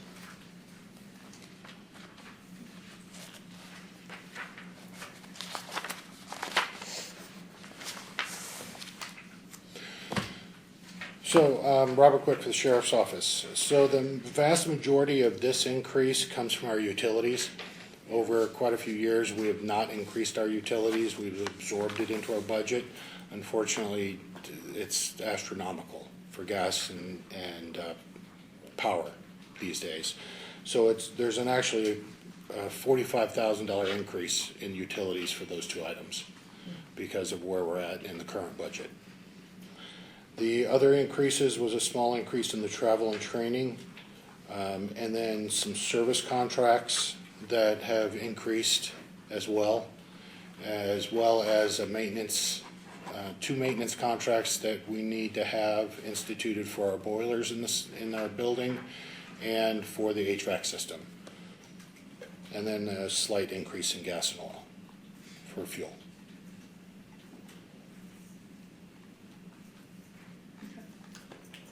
I'll make a motion that we approve the $66,800 for the increase in the operations for the jail.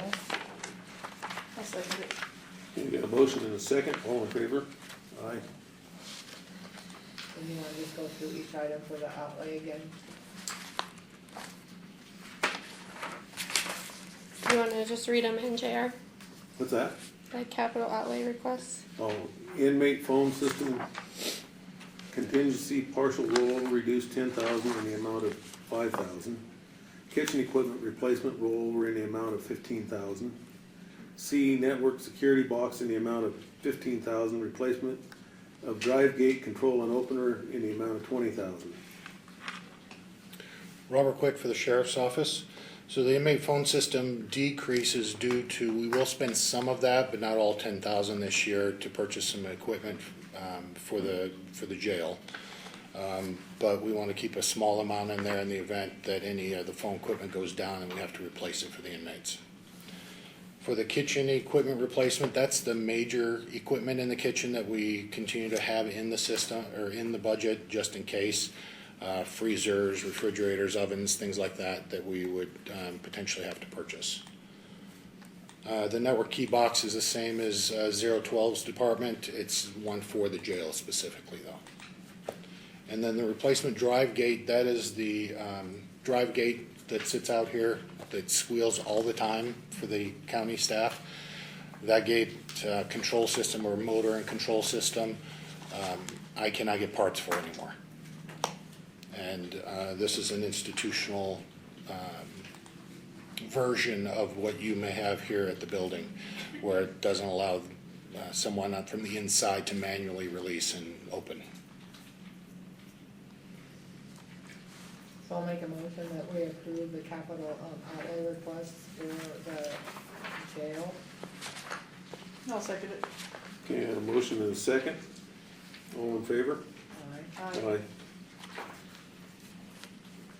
Okay, we'll move down to 2-12, animal control, discussion of possible action.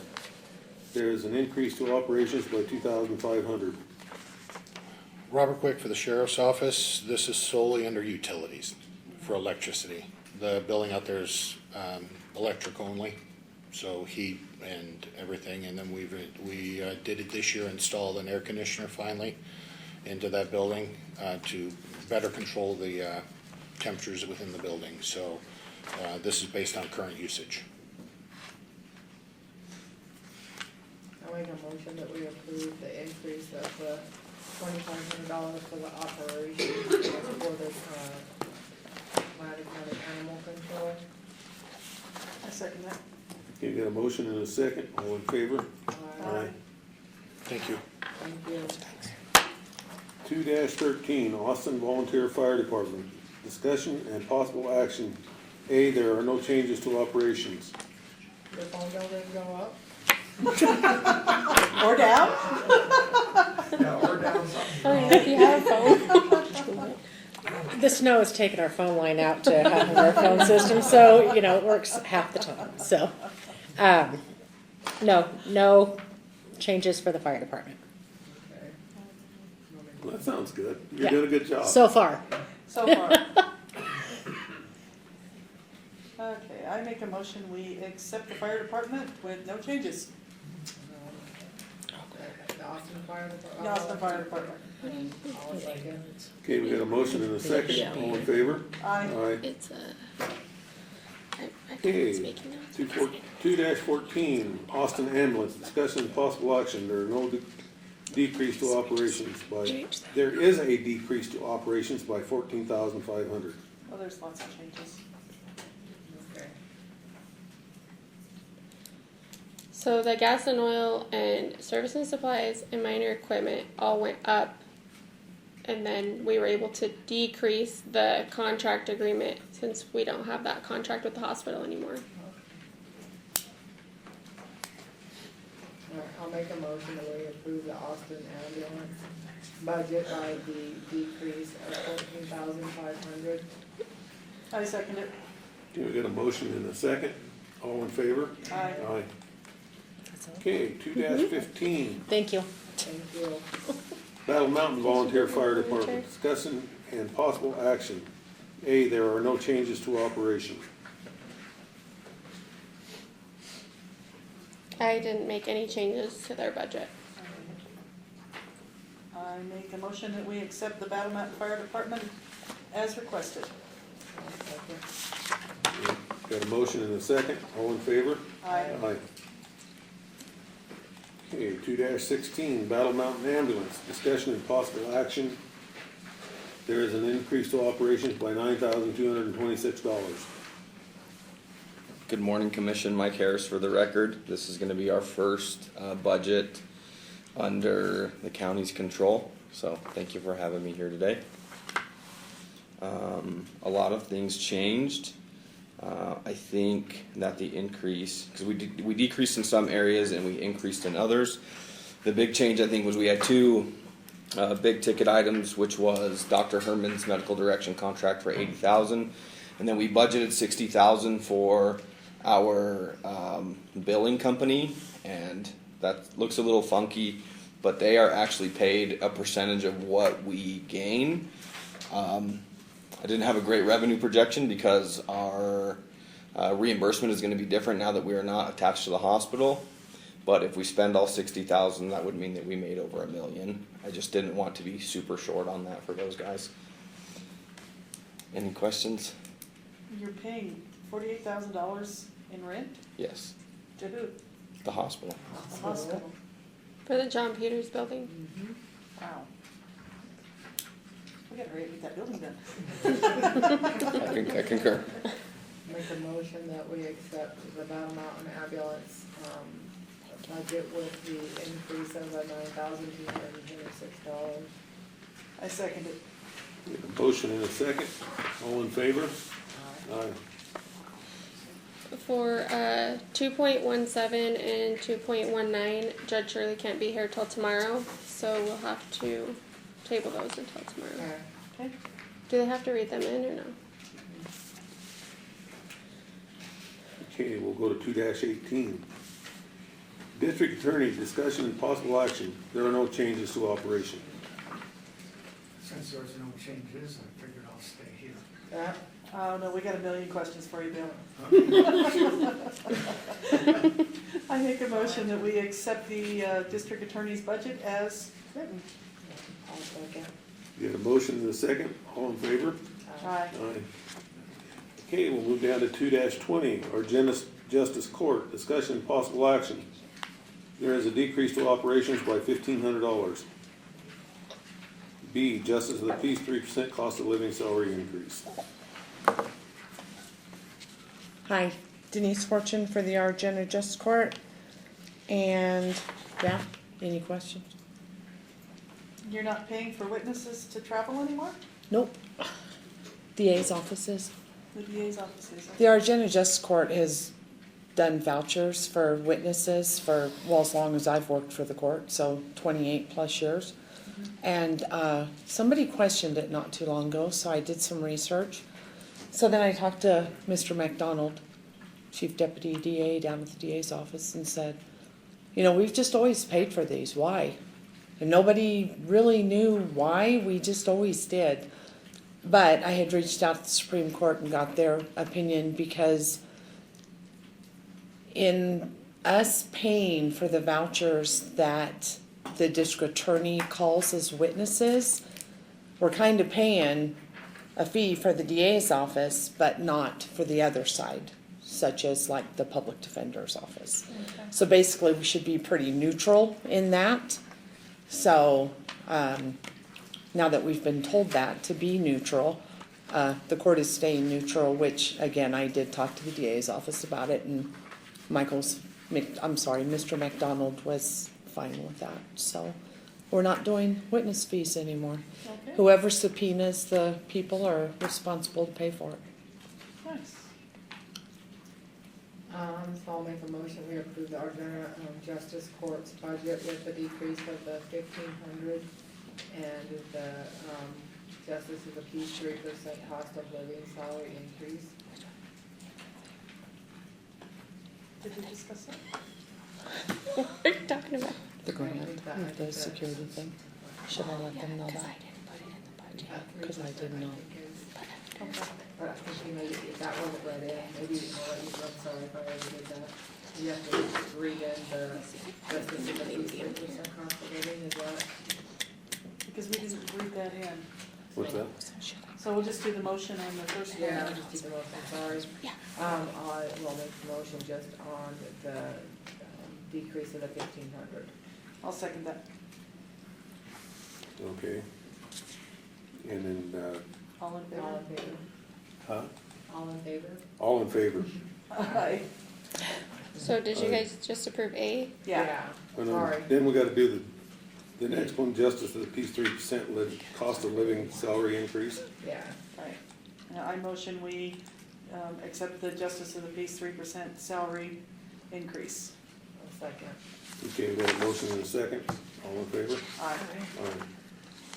Okay, we'll go to 2-21, Austin Justice Court. Oh, we did that one already. Read it up. We already did that one. Please. 2-22, Public Defender. Discussion and possible action, there is an increase to operation by $35,000. This is for the public defender's contract increase that you guys already approved. Okay. There's been a strong increase in how much workload they had, plus you have the state looking in on things more than they used to because of changes in the law. And that created at least the impression that he should be getting more money, so that's why we ended up with it. Make the motion that, we, approve the 35,000, the increase for the operations in the public defender budget. I will second that. Okay, got a motion and a second, all in favor? Aye. Aye. Okay, 2-23, general expenses, discussion and possible action. There is a decrease in two operations by $49,800. This was because we had a COVID-19 OSHA violation line that we were budgeting for, but we took that out. So that's where the decrease is. I'll make a motion that we approve the, other general expenses, the decrease for the 49,800 in operations. I second that. Okay, got a motion and a second, all in favor? Aye. Aye. Okay, 2-24, governmental expenses, discussion and possible action. There is a decrease to operations by $57,685.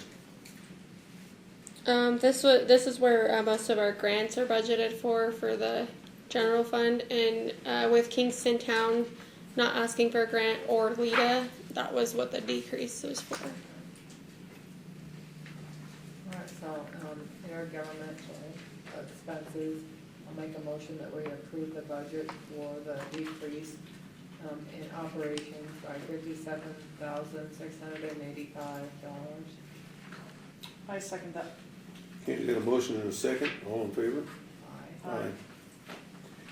Oh, 2-25, Road and Bridge South, discussion and possible action. There is an increase to operations by $12,950. Okay, Donnie, what are you up to? I don't know, I was gonna have to ask. It's weed control and Oh, service yep. and supplies.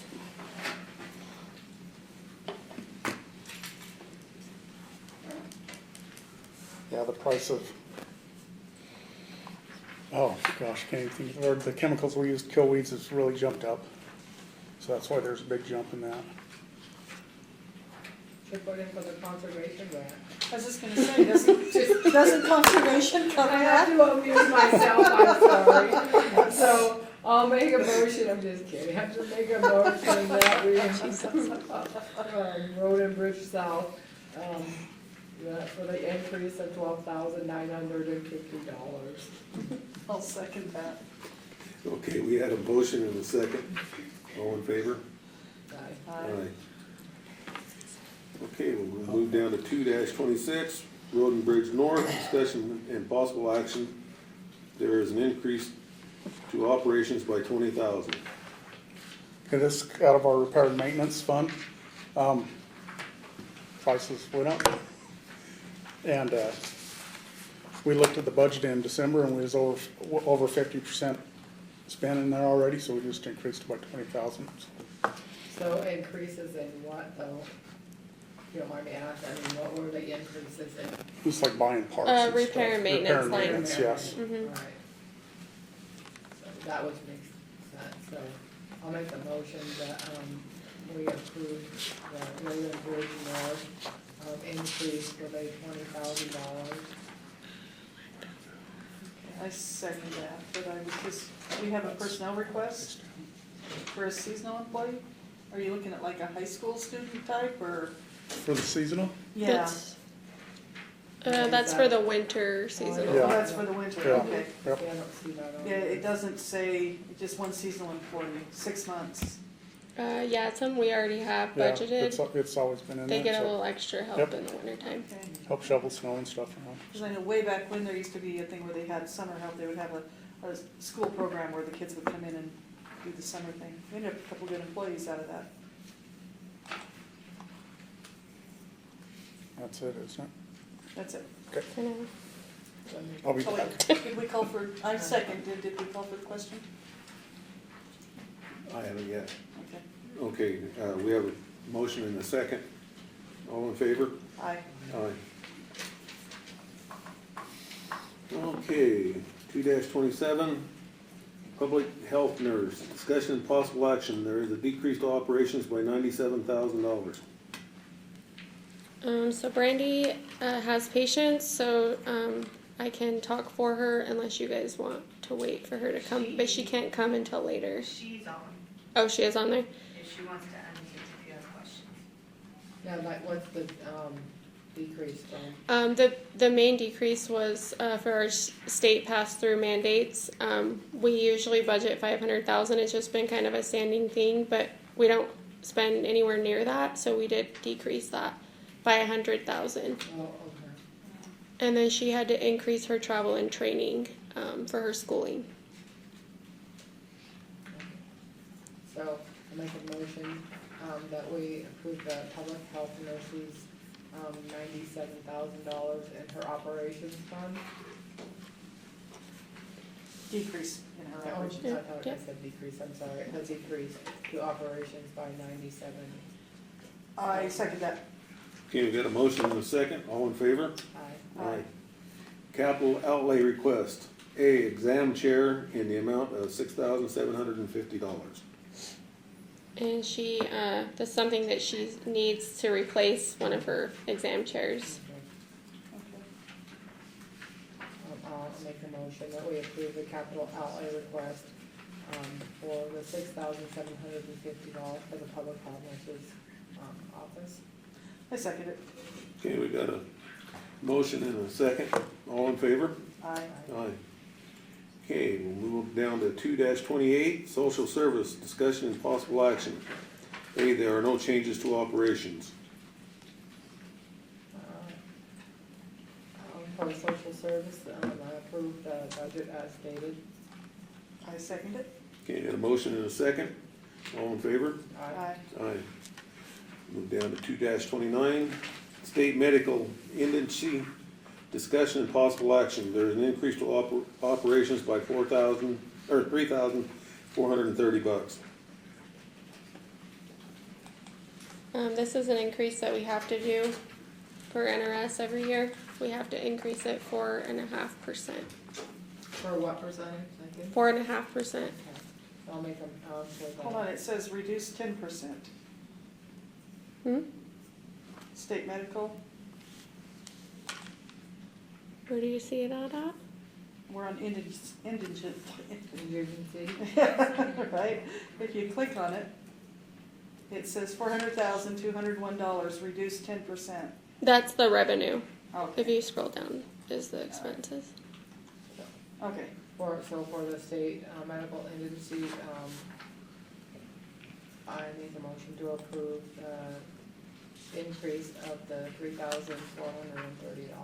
I second it. Okay, got a motion and a second. All in favor? Aye. Aye. Motion carried. 2-30, agriculture extension, discussion and possible action. A, there is decrease to operations by $19,000 and $19,063, I guess. $63. There's $63. So what's the decrease? They decreased a lot of different lines, but just the overall amount that we reimburse to UNR, they asked for less this year. Nice. Yeah. For the agriculture extension, I make a motion that we approve the decrease in the budget by $19,063. I second it. Okay, a motion and a second. All in favor? Aye. Aye. 2-31, aging services, discussion and possible action. A, there is an increase to operations by $8,000.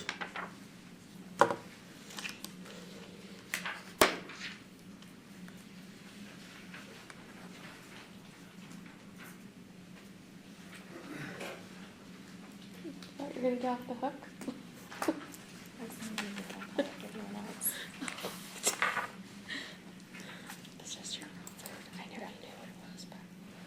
This increase is just for raw food.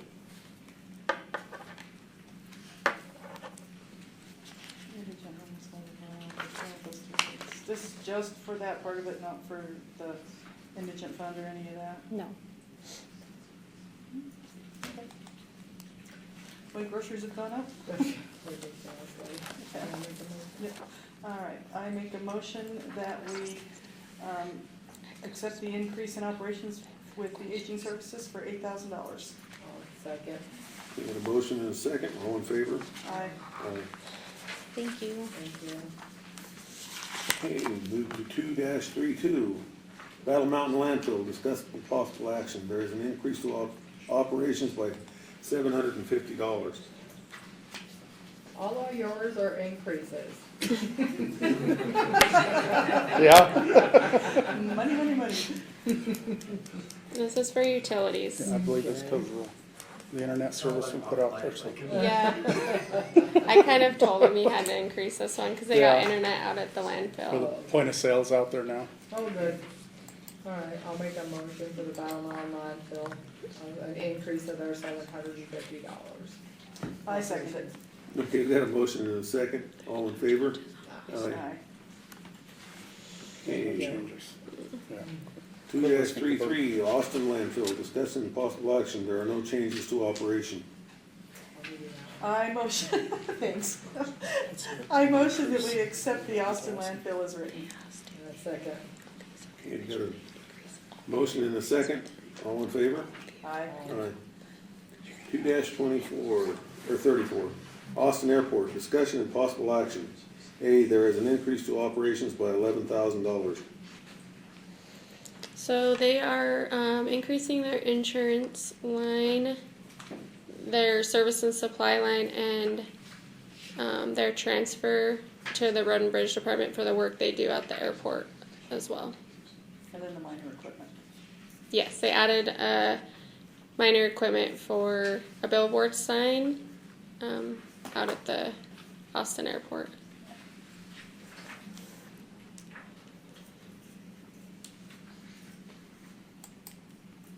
I motion we accept the Austin airport with their increase for $11,000. I'll second. Okay, we got a motion and a second, all in favor? Aye. Aye.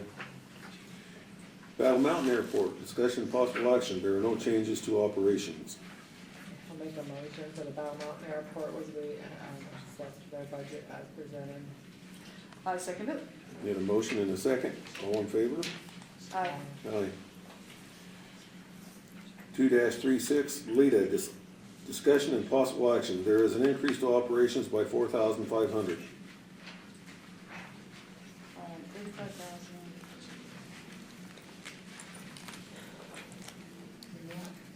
Hi. Aye. Shelby, not for the record, planning coordinator. So I decided to take our business improvement program and actually put it into the budget instead of asking for a grant every year, since it's kind of through the county now anyways. So that is what is proposed. Can I ask a question on this? The marijuana tax that we get that goes just into the general fund, can I ask about that on this? Because I'd like to have it transferred so that it went over to this fund all the time, so that it was self-funding. Can we do that? Can I ask that? Yeah, it's budget. Okay. Long as we're talking just the money. Yeah, that's it, because right now, the first year that they got it, Shelby said that it went to LEDA. And then after that, it just went into the general fund. So if we use that marijuana tax every year in this budget, that would continue to have it, and we would be able, because 35,000 doesn't go very far, but if you can put more money Yeah. into it, Right. it would be a lot better for the businesses, because this program is for businesses doing improvement on their parking lots and the fronts of their buildings and that kind of stuff. And I think if we can fund more of it, we might be able to get more people interested. My only question on that is that that money comes in every year, Mhm. and you can't roll the money over and hold it in that fund, so it's not like you can grow a fund for that. So how do you do that?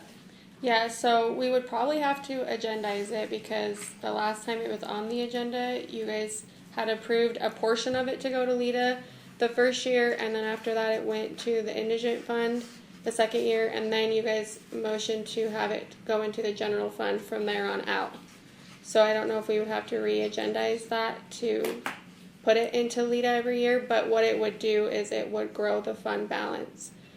Is that something that, as far as that fund, because I know normally they don't roll the funds over, if it's not, the money's not used, it doesn't roll over, so how does that work with LIDA? Ideally, you're going to get these businesses to come in and apply for this grant. It's supposed to be a matching grant. And ideally, we would be spending that money every year, helping our businesses in Lander County to do improvements on the facades and the parking lots, and so it would take it out every year and it shouldn't increase.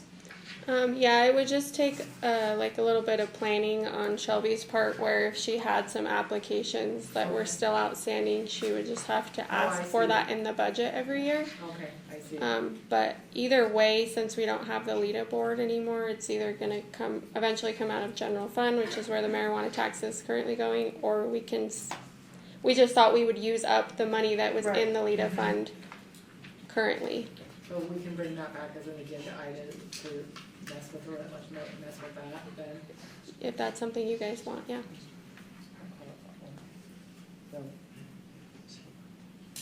Because I think it's a great program. We just need, and Shelby, how did your presentation go? It's not till April 15th. Okay. So I have had a couple of interested people that are looking at applying, but I haven't received any applications yet. Okay. Because I think it could be a really great program for us. Yeah. I know other areas do it. Mhm. Yeah, it's just getting the word out and Right. getting people informed and, you know, letting them know what the process is and that kind of thing. So as part of the LIDA, I make a motion to approve the $4,500 increase in operations. I second it. Got a motion and a second, all in favor? Aye. Aye. Thank you. Thank you. Okay. 2-37, regional transportation, discussion and possible action. There are no changes to operations. Capital outlay requests, A-Flight Alliance of Northern Nevada, FANN, partnership in the amount of $250,000. So Commissioner, I would Asked to have this on here. This is funding that could potentially be asked for, and is what this Flight Alliance of the Northern Nevada is. It's to keep commercial flight coming into Elko. So during COVID, they quit getting funding to keep that commercial flight coming in there. So Elko, Eureka, they're asking Lander as well. They're putting together a FAN. They call it FAN. And they'll be coming and doing a presentation to the commission and to the Elko Commission, the city of Elko, trying to drum up the money to keep a commercial flight coming in. So this would just be earmarking the money. It would have to obviously come back before you guys with the presentation, and then you guys approve to either assist them with keeping that going or not, but I wanted to make sure it was in the budget. Okay, very good. Okay. So then I'll make a motion for the regional transportation that no changes to their operations and the earmark money for the Flight Alliance of Northern Nevada of the $250,000. Did I say that right in my motion? I second it. Okay, got a motion and a second. All in favor? Aye. Aye. Okay, we'll move down to 2-38, Austin Capital Acquisition, discussion and possible action. There are no changes to operation. I motion that we accept the Austin Capital Acquisitions as presented. I'll second. Okay, a motion and a second, all in favor? Aye. Okay, move down to 2-39, Austin Town, discussion and possible action. There is a decrease to operations by $3,000.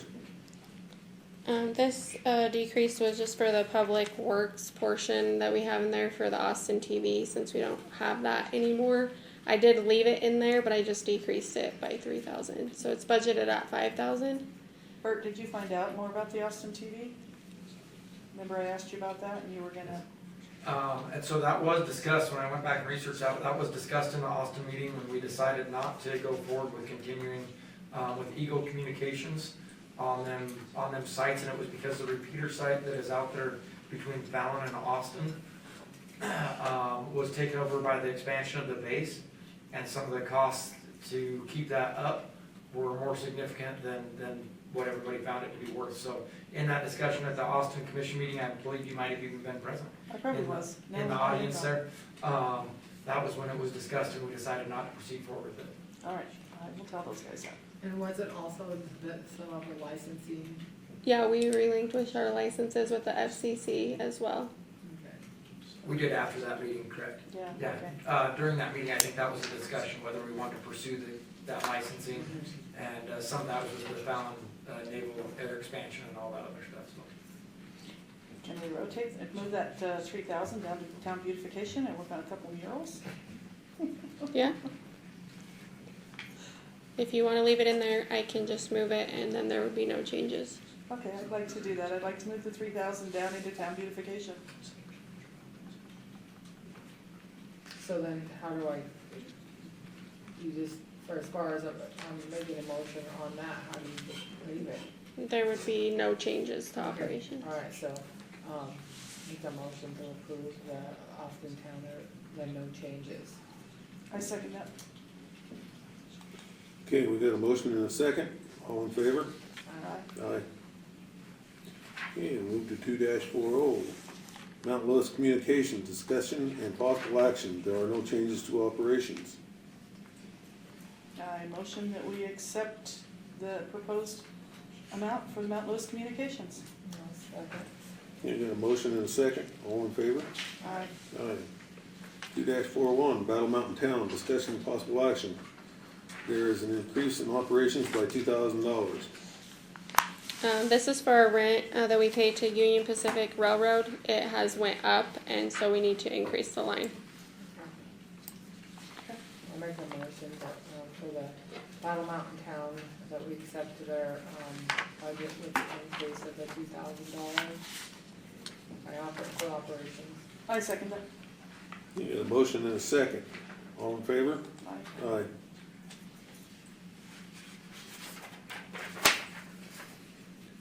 Okay, 2-42, capital acquisition, discussion and possible action.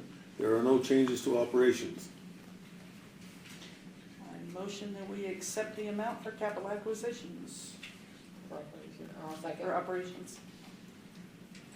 Okay, a motion and a second. All in favor? Aye. Aye. Okay, 2-43, golf course, discuss. We have capital outlay. Oh, capital outlay request. Wildlife enhancement, purchase of water rights rollover and reduced in the amount of $150,000. B, Austin storage facility in the amount of $150,000. Okay, so I'll make a motion for the capital outlay request for the rollover and, reduction of the $150,000. Okay. I second that. Okay, we got a motion and a second. All in favor? Aye. Aye. B, Austin storage. With the idea of purchasing water rights, I asked Lakin to reduce this prior to that idea. I don't know, it's just something to consider, leaving it where it was previously.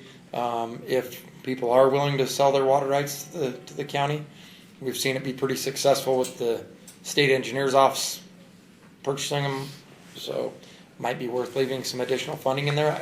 But like I said, we chose to reduce that prior to that idea coming, and it might be worth considering leaving the. I think it's a good idea to do it because hopefully, as we all project, we all want to continue to grow, and somewhere along the line, we're gonna have to do more with our water rights. We're not gonna have enough. We're gonna end up like Fernley. And they're struggling. We need to have water rights. So Well, this is for if people are wanting to sell theirs, right? Right. So at this point, because of the fight with the water, I don't see people lining up the door to sell their water rights. Well, no, I agreed with that. However, JR could Let me speak. answer that for you. Okay. Okay, the Humboldt River Water Basin Authority, there was a $25 million for the state to buy back water rights. And right now, we had $8 million in the Humboldt River Basin bank account to buy water rights. And we were offered $12,500,000 something water rights to buy, which we didn't have enough money for all of them. Oh, wow. So there's a surplus of water rights for sale right now. And now's the time to jump on them. Yeah. And they're surprisingly low. I think they're paying like $800 or $900 an acre foot for the water right. Okay, wet water rights is the water rights that they're using is $900 an acre foot. Dry water rights is which water rights that they're not using is $300 an acre foot. That's what they're paying. Yeah, and they had enough people want to sell them that they actually ran out of funds to purchase them with. So when, Dee said, hey, let's put some money, maybe buy them for the county, I at first thought, that doesn't make any sense. And then when it clicked what she was saying, that why would we not have them for future development and growth, it made perfect sense if we can do that and bounce that off our DA's office and off some water rights people, and nobody can seem to find a problem with us doing that. So I'm wondering if it wouldn't be smart to leave the funds in there as opposed to reducing it. It gives us the option to potentially purchase some more water rights. I think it's a good idea, because if they go to the state, they're gone forever. Yeah. Yeah, they take them off the books. And once they're they gone. buy 'em. As long as we're holding them in the county, then we have those rights. And the state is gonna take everything they can. So are you saying, Bert, put it back up to the 250,000 I that? think. Yeah, that's what I'm asking them to Oh, potentially yeah. think about as opposed to doing 150, go back to the 250 that we had in there previously, with understanding that that's for the purchase of water rights. Okay. So moved. So, is that all right, said like that, or does it Yeah. need to be, okay, very good. So we need all in favor, did we get that far? Not You Okay. gotta second it. Okay, Second. second it. Sorry, I jumped off the train somewhere when you said people tell me what. That's all right, I fell off twice already. So all in favor, I guess. Yeah, all in favor? Aye. Aye. Okay, thank you. Okay, we'll move on down to 2-43, golf course, discussion possible No, action. you need Now we the still gotta do the Austin storage facility. Oh, Austin storage facility in the amount of $150,000. I'll make a motion, for the Austin storage facility in the amount of $150,000. Okay, this is the one that's going down at the road and bridge? Yep. Okay, I second it. Okay, got a motion and a second, all in favor? Aye. Aye. Okay, now we can go to 2-43, golf course, discussion and possible action. There are no changes to operations. Alright, so, And capital outlay request, golf course, 6-foot fencing, new section in the amount of $136,500. alright, so I'll make a motion. Oh, I have a couple questions Okay. first. All right, so I heard through the rumor mill that we just have somebody new that's getting ready to start running the golf course? No. The same people are in there? Yep.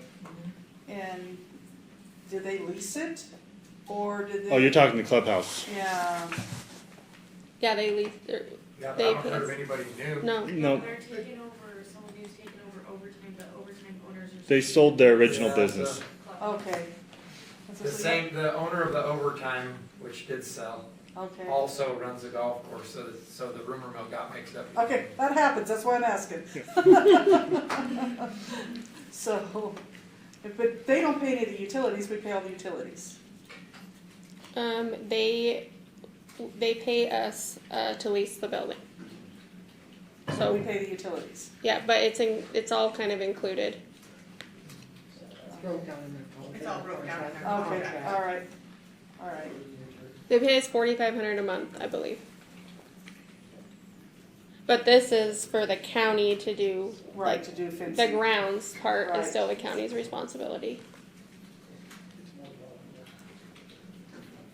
So I'll make a motion for the golf course for the no changes in the operations, and then for the capital outlay requests for the 6-foot fencing new section for the $136,500. I second it. Okay, we got a motion and a second. All in favor? Aye. Okay, we move down to parks, It's discussions. a nice fence. Discussion and possible action, there are no changes to operation. Capital outlay request, A, Lemire Sport Complex Fields in the amount of $150,000. B, solar lighting install, new park in the amount of $52,000. D, tennis court partial rollover and reduced in the amount of $50,000. So we'll just go through them. The 150 for the sports complex. We want to put in the fencing for the junior field that we're putting up and new water. We're going to plumb the power so we can eventually do lighting over the soccer field and the new fields that are going in, and the fencing, of course. The solar lighting, that's actually not a new park. That's Lions Park, and we want to make Lions Park kind of look like the Elquist Park, where we added the sod and the lights that go around the whole park and fix it up. So that's the solar lighting install. And then the tennis courts are done. We're waiting on the concrete to cure, and then we'll be able to paint it. So that's actually just for the striping and painting that we're going to need to finish that job. And I don't know if that's going to carry over past July or not, but we still need to put in the budget just in case. Are you still having a lot of problems with vandalism? What's that? Are you still having a lot of problems with vandalism At the Lions Park? at all of the parks? So Lions Park, we put in a camera, and we haven't had vandalism since with the sign. And we're getting a camera installed over here at both the other parks too. So I haven't heard of anything lately that we've had. So there was a couple incidences, but not lately. And we also got the cameras installed at the Lemire Sports Complex. All the stuff we're putting in is already covered by cameras if something does happen. And then where does that stuff, is that recorded back into here, or where's all that recording going? So the Lemire Sports Complex goes back into the concession stand building over there. There's a mainframe with the computer there, and IT has access. So if anyone ever needs, if the sheriff's department needs access, or IT, me, Bert, also, and Donnie have a key to that room. So is it being checked so you know if it's offline, or and make sure it's continually online in case there's a power bump and it goes off? Is there somebody going and checking to make sure those cameras are still running? Reed's over there a lot, and he checks on them.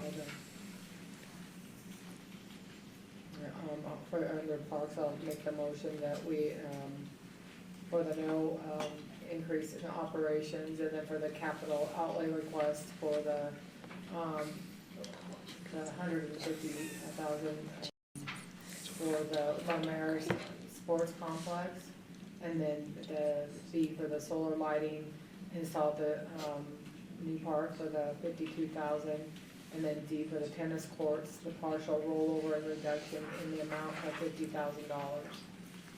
I second that. Okay, we have a motion and a second. All in favor? Aye. Okay, pools. Recreation Center, discussion and possible action. There is an increase to operations by $2,673. Capital outlay request, A, locker room, pool deck, floor in the amount of $40,000. Okay, so the 2,000, where are we at? 2,673 is actually donation money, and Lakin can elaborate on this, from when we did the Christmas Alert program. So that is not actual, it's money that we have taken in for donations that we will then respend next December for the Christmas Alert program. So that number will actually fluctuate every year depending on donations that we take in. Okay. So I don't want to say it's not taxpayer money, but it is the Christmas Alert money that was donated for that program. Okay. The 40,000 I have in there, and here's my idea on what I want to do. Wherever there's a mat, like the high traffic areas in the locker room or around the pool, put in traction in the concrete. So what they're going to do is they're going to acid wash the concrete, put sand, and then clear coat it. So wherever there's a mat, there shouldn't be a mat, and we'll have traction because the mats get dirty, they smell, we got to throw them out and buy new mats. So this should replace that, where we actually put traction in the concrete in the high traffic areas. And that seems to be pretty successful as far as Yeah. For the traction wire. Yeah, these guys that come out and looked at this, they do pools all over, and they say that's what most pools are going to. That'll keep them from running around the pool if you put little. I'll make a motion for the pools and recreation center for the,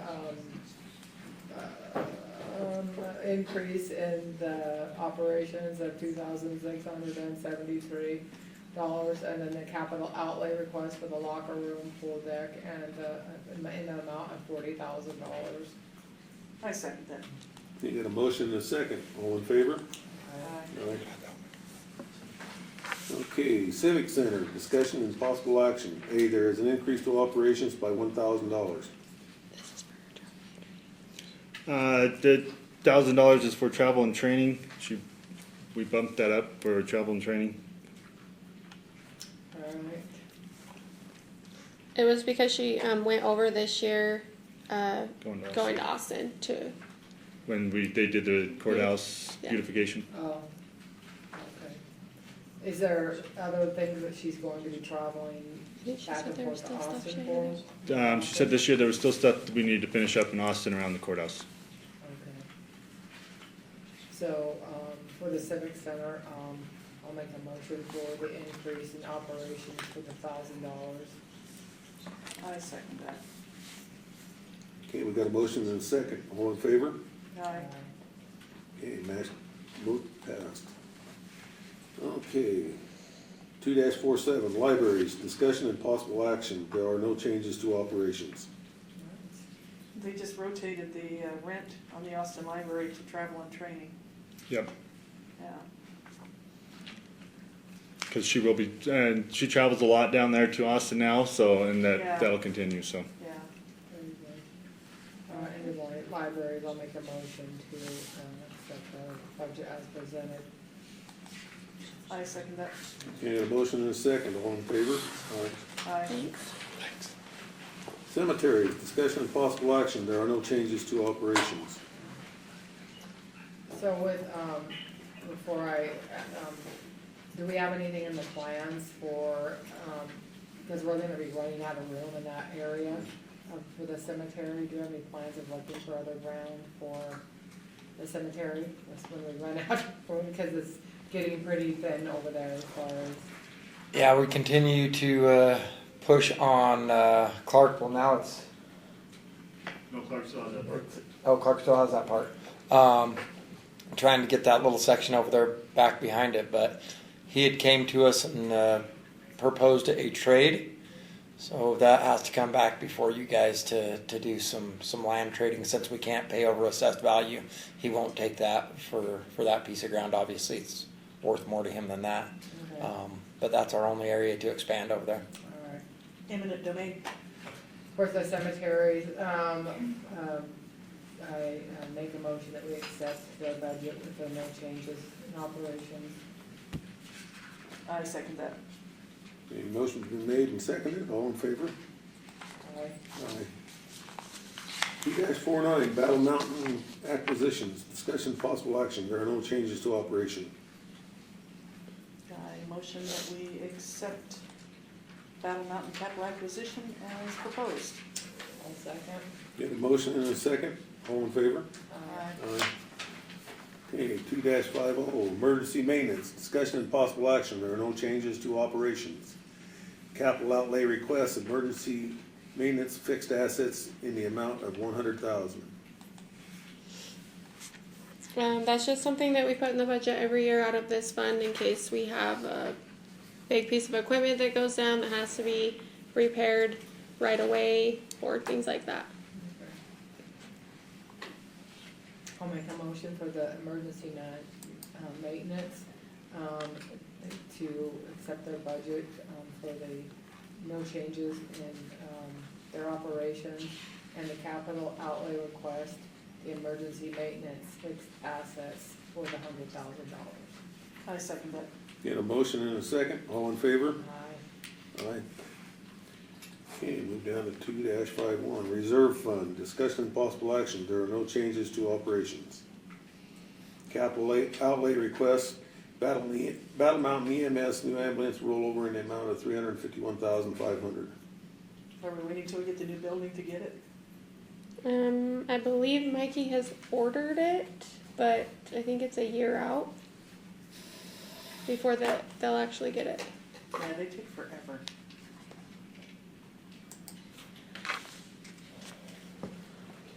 I'll make a motion for the reserve fund, to accept the, budget operations, no changes. And then for the capital outlay request, Battle Mountain EMS for the new ambulance rollover in the amount of $351,500. I second that. Okay, motion and a second, all in favor? Aye. Okay, 2-52, retiree insurance liability, discussion and possible action. A, there are no changes to operations. I'll make a motion that we accept the retiree insurance liability, as presented. I second. Okay, motion and a second, all in favor? Aye. 2-53, admin assessment, discussion and possible action. There are no changes to operation. I'll make a motion for the admin assessment to accept their budget as presented. I second it.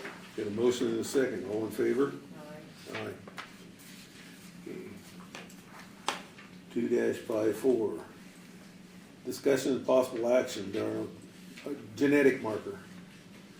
Discussion and possible action. There are no changes to operation. What is this? I was just gonna ask, what is this?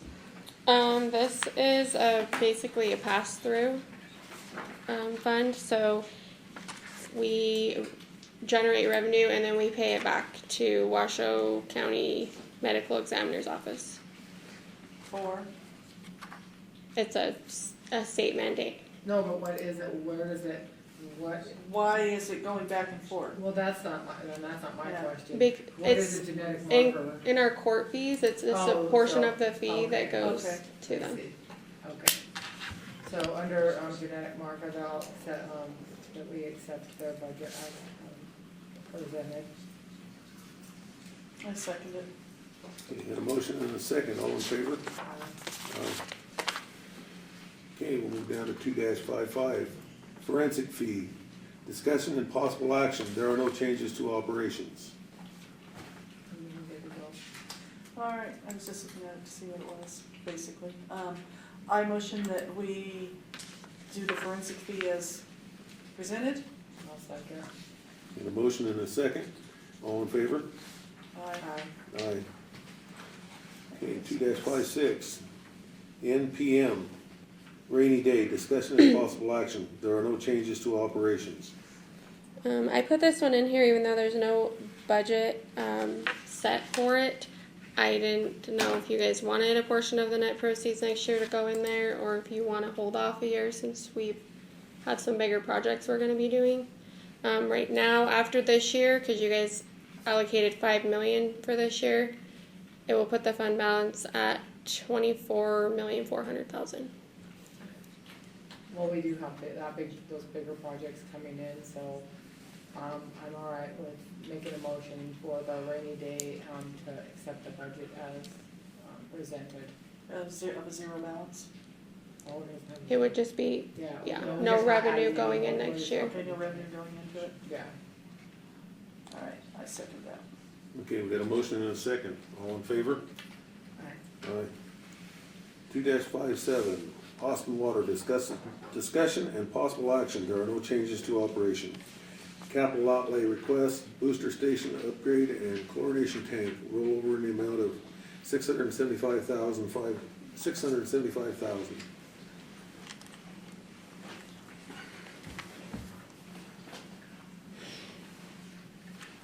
So for the rollover, where are we with that? We haven't not started this program, this project yet. We put it off waiting for the boundaries, so we're gonna move that booster station. The So one we up want- there by Wendy's? Who? No, go ahead. We're gonna move it across the street up there in that empty lot up there, which the county owns, but we just wanted to make sure the boundaries, we wasn't gonna have to tighten up that land first or whatever, so we just put it off and hopefully we'll get her done this year.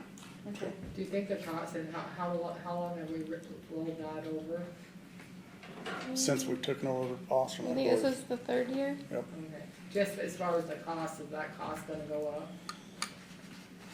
Probably a little bit. Yep. I'll make a motion for the Austin Water to accept their operations as presented and then their capital outlay request for the booster station upgrade and chlorination tank rollover in the amount of $675,000. I second it. Got a motion and a second, all in favor? Aye. Okay, 2-58, Austin Sewer, discussion possible action. There are no changes to operation.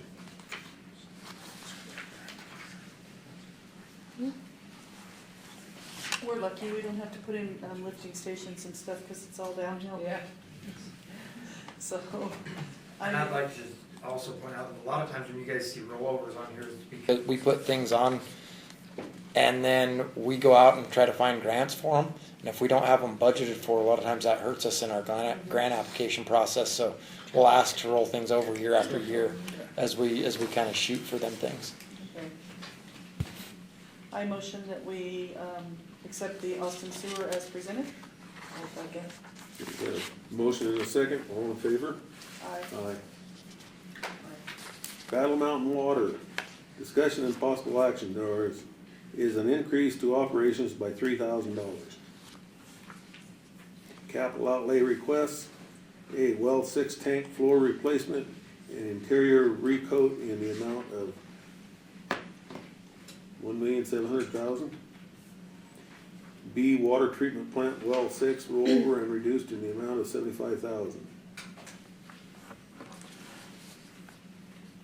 Okay, the increased operations, that was for travel and training. We're increasing that budget. We ran pretty short this year on training. The tank floor replacement. We had the company come in and open it up. Obviously, you guys know we went to fire it up and the thing leaked like a sieve. Right. So we opened it up and got in there, and there is some massive amounts of rust in there where the floors got huge holes in it. So basically our only just patching it would just be putting a Band-Aid on. That ain't gonna last. So we're gonna want to replace the floor and then recoat the interior for that 1.7 million. And then the rollover here for 75,000. That's just on this last project to put a little bit in there for catch up with all the remaining costs that might be out there. All right, for the Battle Mountain Water, to accept their budget for the increased operations by $3,000. The capital outlay request, the well 6 tank floor replacement and interior recoat in the amount of $1,700,000. The water treatment plant well rollover in the amount of $75,000. I second it. Do we have any certified operators? Or do you have a contractor come in? We have a contractor, but we also have techs. We have a few people that have their Tech 1, Tech 2. But nobody that's actually certified yet? I don't think so. No, okay. Okay, we did we ventured down that road, but They quit, go somewhere else? go back, Well, and then the then response- then you're at their mercy when Yeah. if they. Yeah. Okay. Okay, we have a motion and a second. All in favor? Aye. Aye. Okay, 2-60, Battle Mountain Sewer, discussion and possible action. There is an increase to operations by $3,000. Capital outlay request, safety lift station jail in the amount of $1,525,084. Okay, again, the increase by 3,000, that was for training. And then this safety lift station on here, this is for this lift station right over here that the courthouse and the jail both use. And it's to upgrade it. Actually, it's not to upgrade it, it's to build a bigger one because we're not maxed out, but we could be possibly maxed out real easy on it. And so we're just gonna go with a bigger one and deeper, and that way, and then we'll also run the sewer line from Sheep Creek and Mount Lewis over here for reduce the high densities over there. Is this to help with to alleviate the extra usage when you put the fire station and all that in over here too? No, so that's on the other side of the street. Oh, it's on the other That's- side, yeah, the lift that'll- station is only on this side, so it's for the truck stop and all the things that are For the gonna truck go stop, over the here. courthouse, the jail, and the high density sewers out there. All right, And this one's been on our Yes, plans yes. for the past, I think, 5 or 7 years. So we went through and we've upgraded each of our lift stations, and this is part of that 5-year plan to get this one, so now we just can't get it. so when we put the fire station and stuff over there, are we gonna have to do, what are we gonna have to do over there? for It that? should flow over to a manhole there, Okay, so, No, there will be no system improvements that need to be done over there because all of the other ones we've already done. yeah. down the line, okay. All right, I'll make a motion for the, Bottle Mountain sewer for the,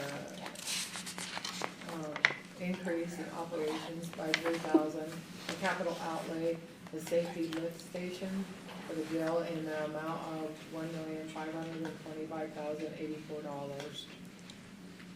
I second it. Okay, got a motion and a second, all in favor? Aye. Aye. Lander County Drug Court, discussion and possible action, there are no changes to operations. All right, I'll make a motion for the Lander County Drug Court that we accept their budget as presented. All that Max, all that waiting. All day long. All day long. Chalk. I just want to put a couple things in, Max Bunch for the record.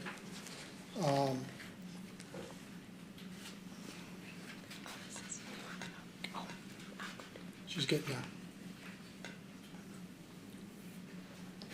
Anyway, while that's loading up, we're having a little issue with the billing. We're working that out.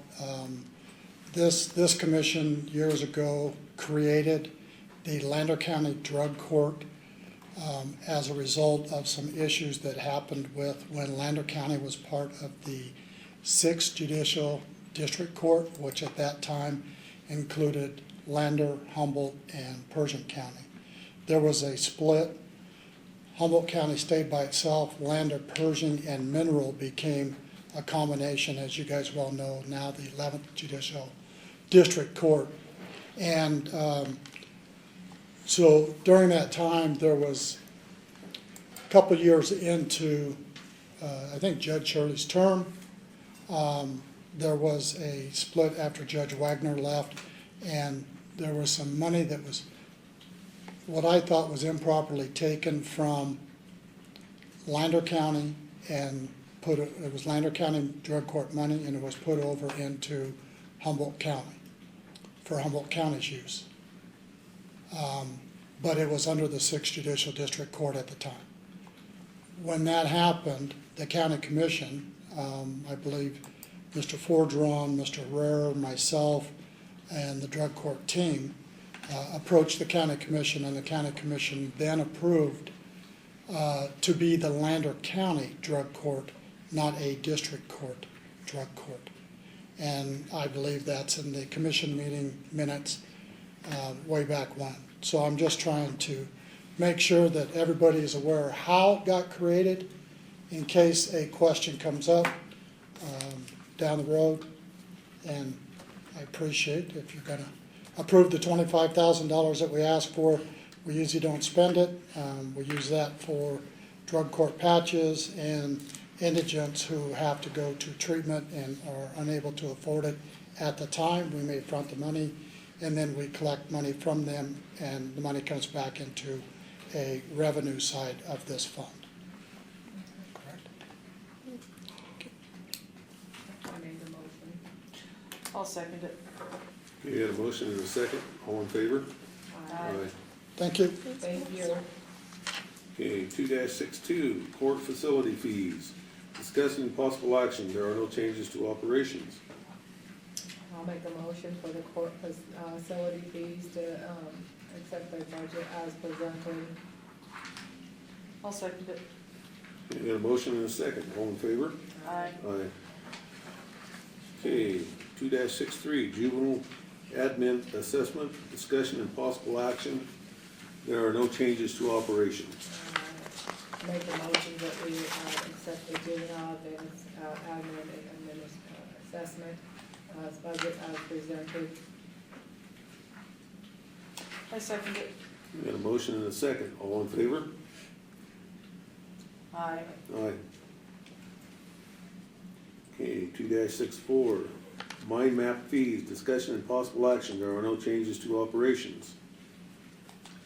I'll make a motion that we accept the mind map fees as budget as presented. What are these? This is fees that our recorder's office gets, and she has to Oh, have a it's separate revenue. fund. Yeah. Okay. All right, I second. Okay, got a motion and a second. All in favor? Aye. Okay. Technology fees, discussion and possible action. There is a decrease to operations by $575,000. This is for the assessor's operation part of the budget. She decreased her operations. All right. For the technology fees,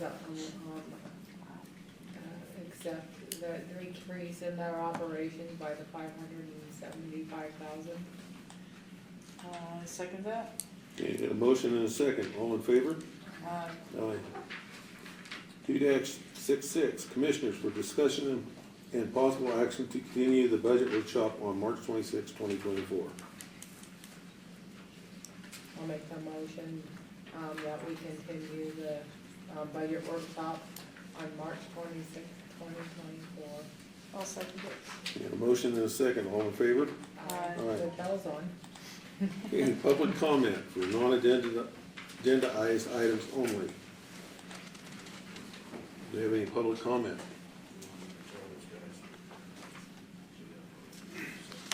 So we only have 2 items? The 2 for Judge Shirley? Yes. That's it, okay. Okay. Make a motion to adjourn? So moved. So, second. This conference is no longer being recorded. I got more response.